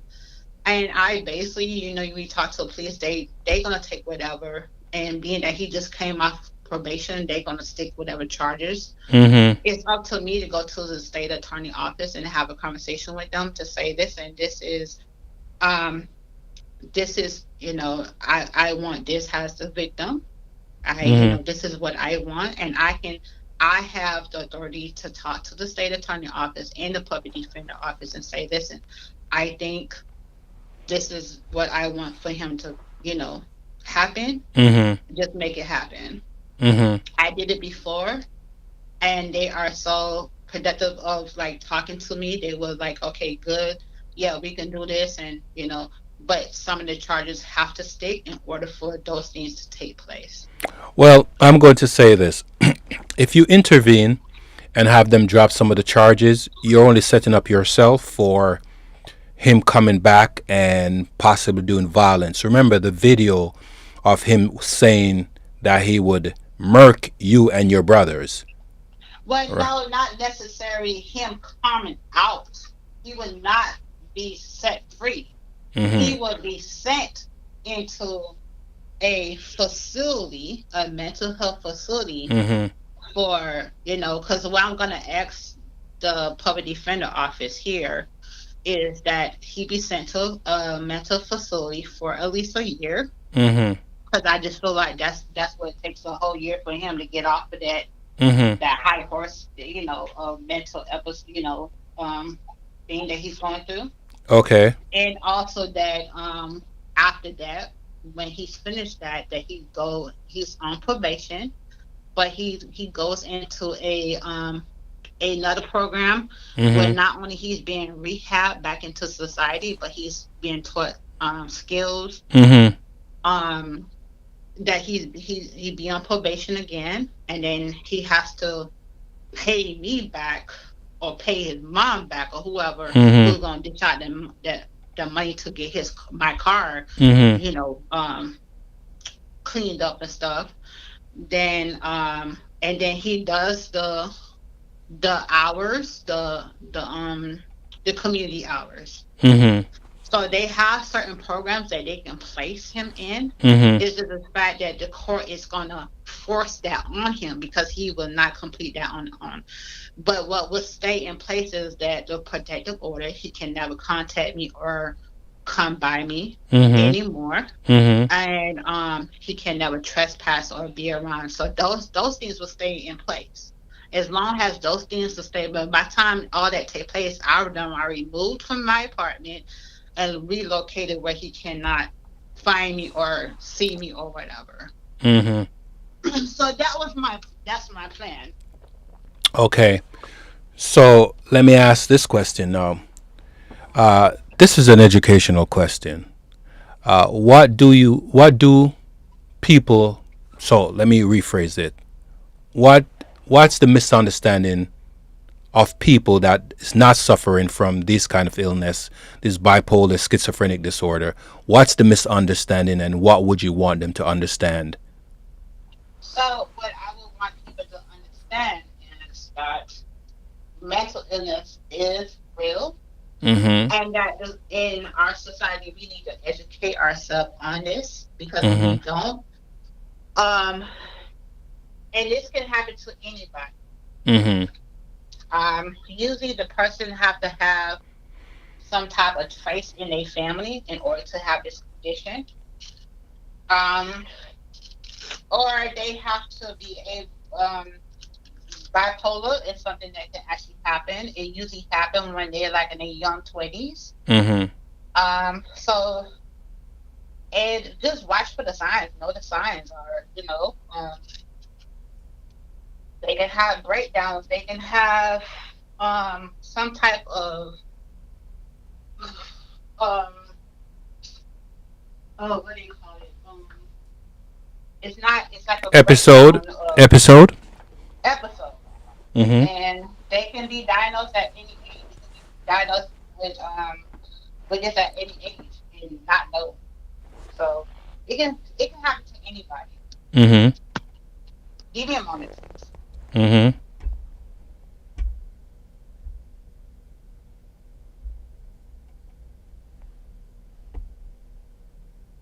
Yeah, so this can happen to anybody at any age. Mhm. It don't necessarily have to be um at in a young age. You can get diagnosed in your 30s or your Mhm. 40s, and it's all about like stress and trauma. So yeah. Okay. Um. So, do you think that you've gotten out all of what's been bottled up inside of you? Did you think that this was kind of anec- I wouldn't say so much anecdotal, but more so kind of cathartic, where you're able to just unload and release everything, like like a brain drain, where you got as much in one go, as opposed to chops up in pieces, where one day you'll speak about this and another day you'll speak about this and another day you. Oh my gosh, I was not prepared to stay on the phone for that long to talk to anybody about anything. But what I did learn is talking about your situation and kind of help um, bring some insight of of what I was going through. Because Mhm. like I said, people are very judgmental, um, and I'm not afraid to talk about the truth at any cost. So my truth is my truth, and at Mhm. some point, um, it have to be heard. You Mhm. hear people talk about whether they have money or not. You hear people talk about certain things on some periods of their life in Mhm. different segments, and they talk about it. They probably don't talk about it all at one time, but they do talk about it. And Mhm. has parents, especially Jamaican parents, they don't believe in none of that. They don't believe this medication. They don't believe in um counseling. If the pitney rude, you must beat the pitney. If the No child is picnic. rude, Don't you must no, no. beat the. I understand Child, that you are child. No elder. picnic. You Child, listen, but child. it's what Jamaicans say. Yeah, but it's a very race. Yeah, It's we a know that. We racist know that, epithet. Shy. But I'm talking. Mhm. So just excuse if you don't agree with certain things I say. Just excuse me. But Mhm. that most Jamaicans they don't believe in that stuff. True. Then they might say, "Oh, the child have obia and all that more. The child in bati Spain for him to rule him to otra ada." Mhm. And from Jamaican and Americans, listen, if your Mhm. child's rude and then they get their ass whooped, Mhm. you know, and if they don't, and you got parents who don't want to give their kids medication because they're hyper. Oh, he's just being hyper. No, your child go to school and they interrupt other kids from learning. Mhm. If they misbehaving in class, Mhm.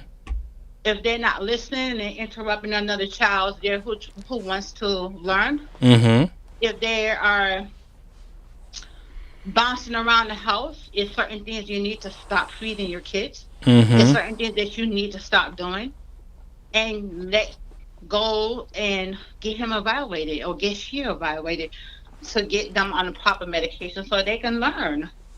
Do you And think? if you're not doing that as a parent, then you're failing your child. Do Amen. you think that? Do you think that when a child is evaluated, that they should be medicated, or do you think that proper diet and food could help resolve those? Both, both.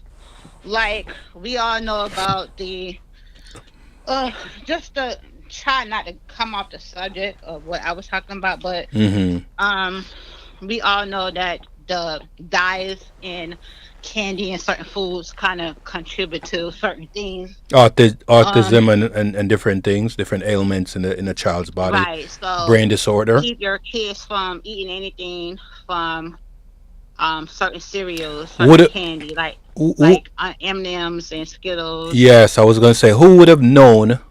Like, there's a saying, who would have thunk?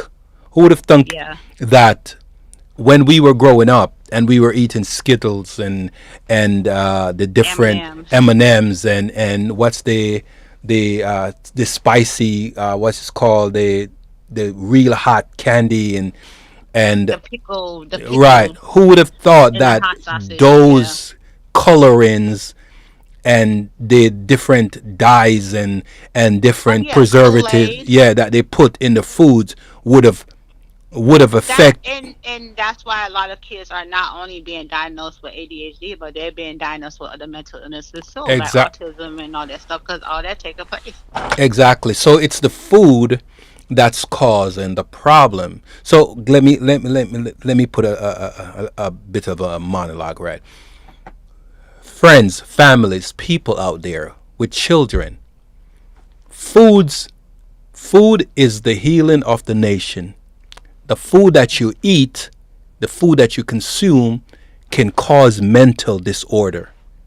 The dyes in the food, the preservatives in the food can cause body disorder, right? You see children that are in their teens, 14 years old, looking like they're 20 years old.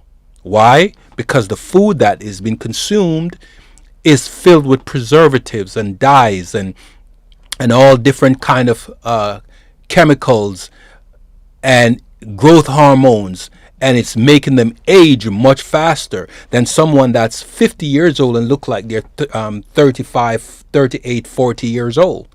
Someone that's 50 years old should be looking like they're 50 years old or maybe 45 or 40, but someone that's 18 shouldn't be looking like they are 29 or 35. And I've seen that, and a lot of us have seen that. The foods that we consume causes problem, right?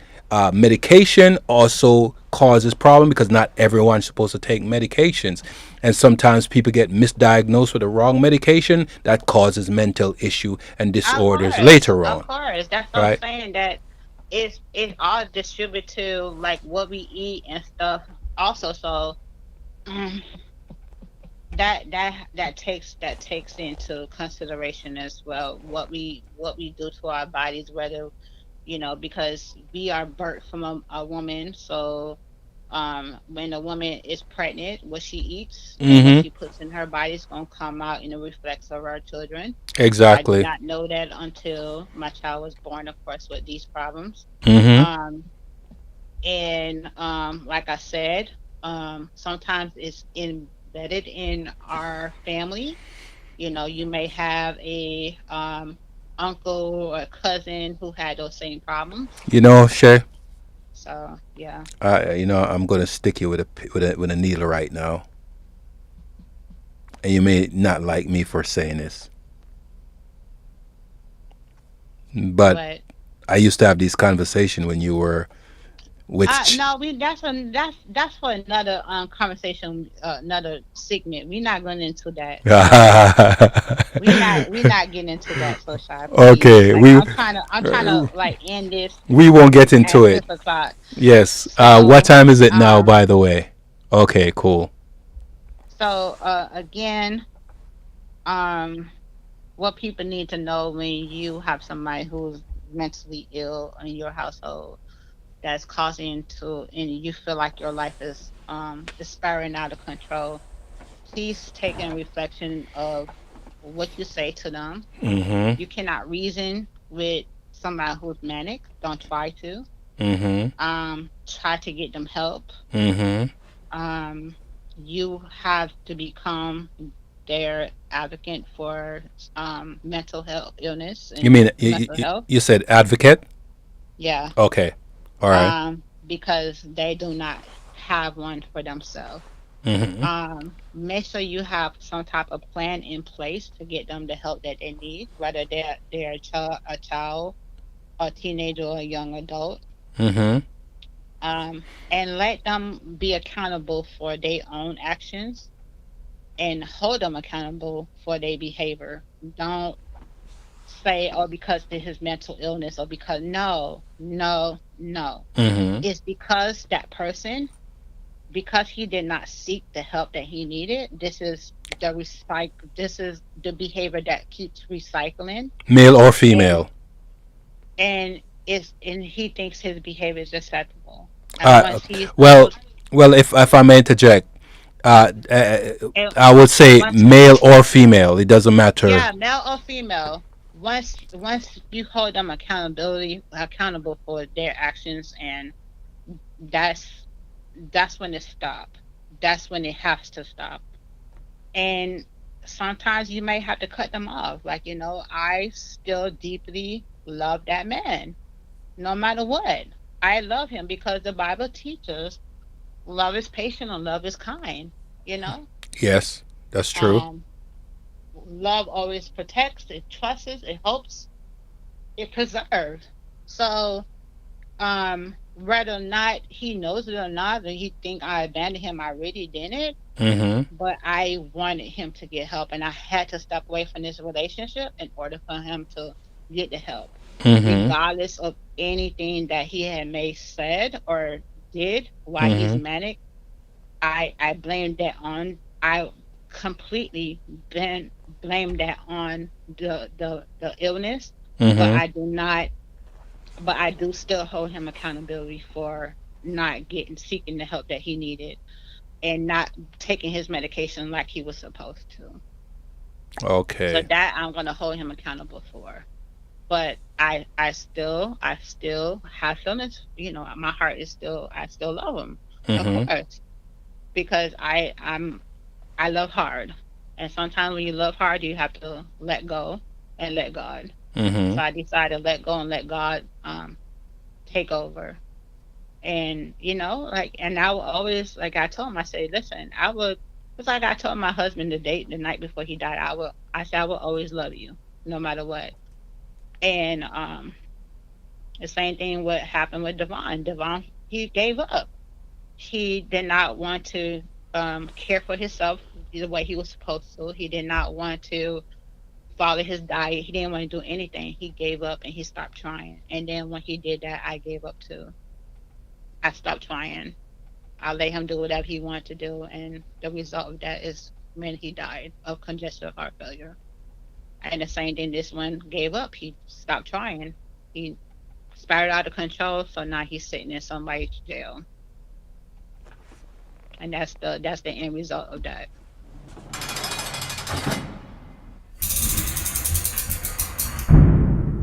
So, um, yeah. And as far as me, I'm gonna continue doing what I need to move on, and hopefully I can put all this behind me. And I'm gonna continue counseling. I'm gonna continue my business. I must continue manifesting and moving forward because I can't go backwards. I can only move forward and continue being that prayer warrior that that I have inside me, and keep praying to God, and that's it. That's good.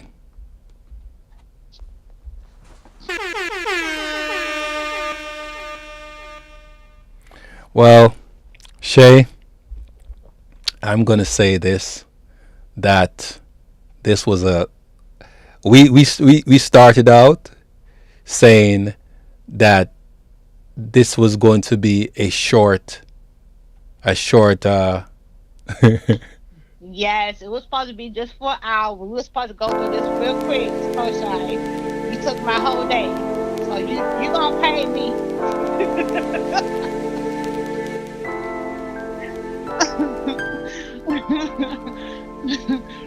I've been sitting in this bed all day talking to you. Just know. well, everyone, understand this, that the journey that we have in life varies. It fluctuates. It goes up, it goes down. We can't really determine how the wind blow. Sometimes it's cool, calm, and sometimes it's a calm before the storm.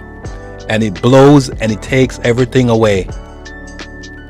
But it starts and refresh the new building, new process, and you put things back together. And this is how life is in many ways. Life is just like a storm, it's just like the wind. You can't really determine how it is. We can only live for the moment or plan ahead. But the plan sometimes that we have ahead may not be the outcome that we get. We can plan for the future, but the future have plans for us. And on that note, with that being said, one love and respect. Thank you for watching. And always remember, question everything, because if you don't, you may fall for anything. Think and say. Have a good day. See you on the next one.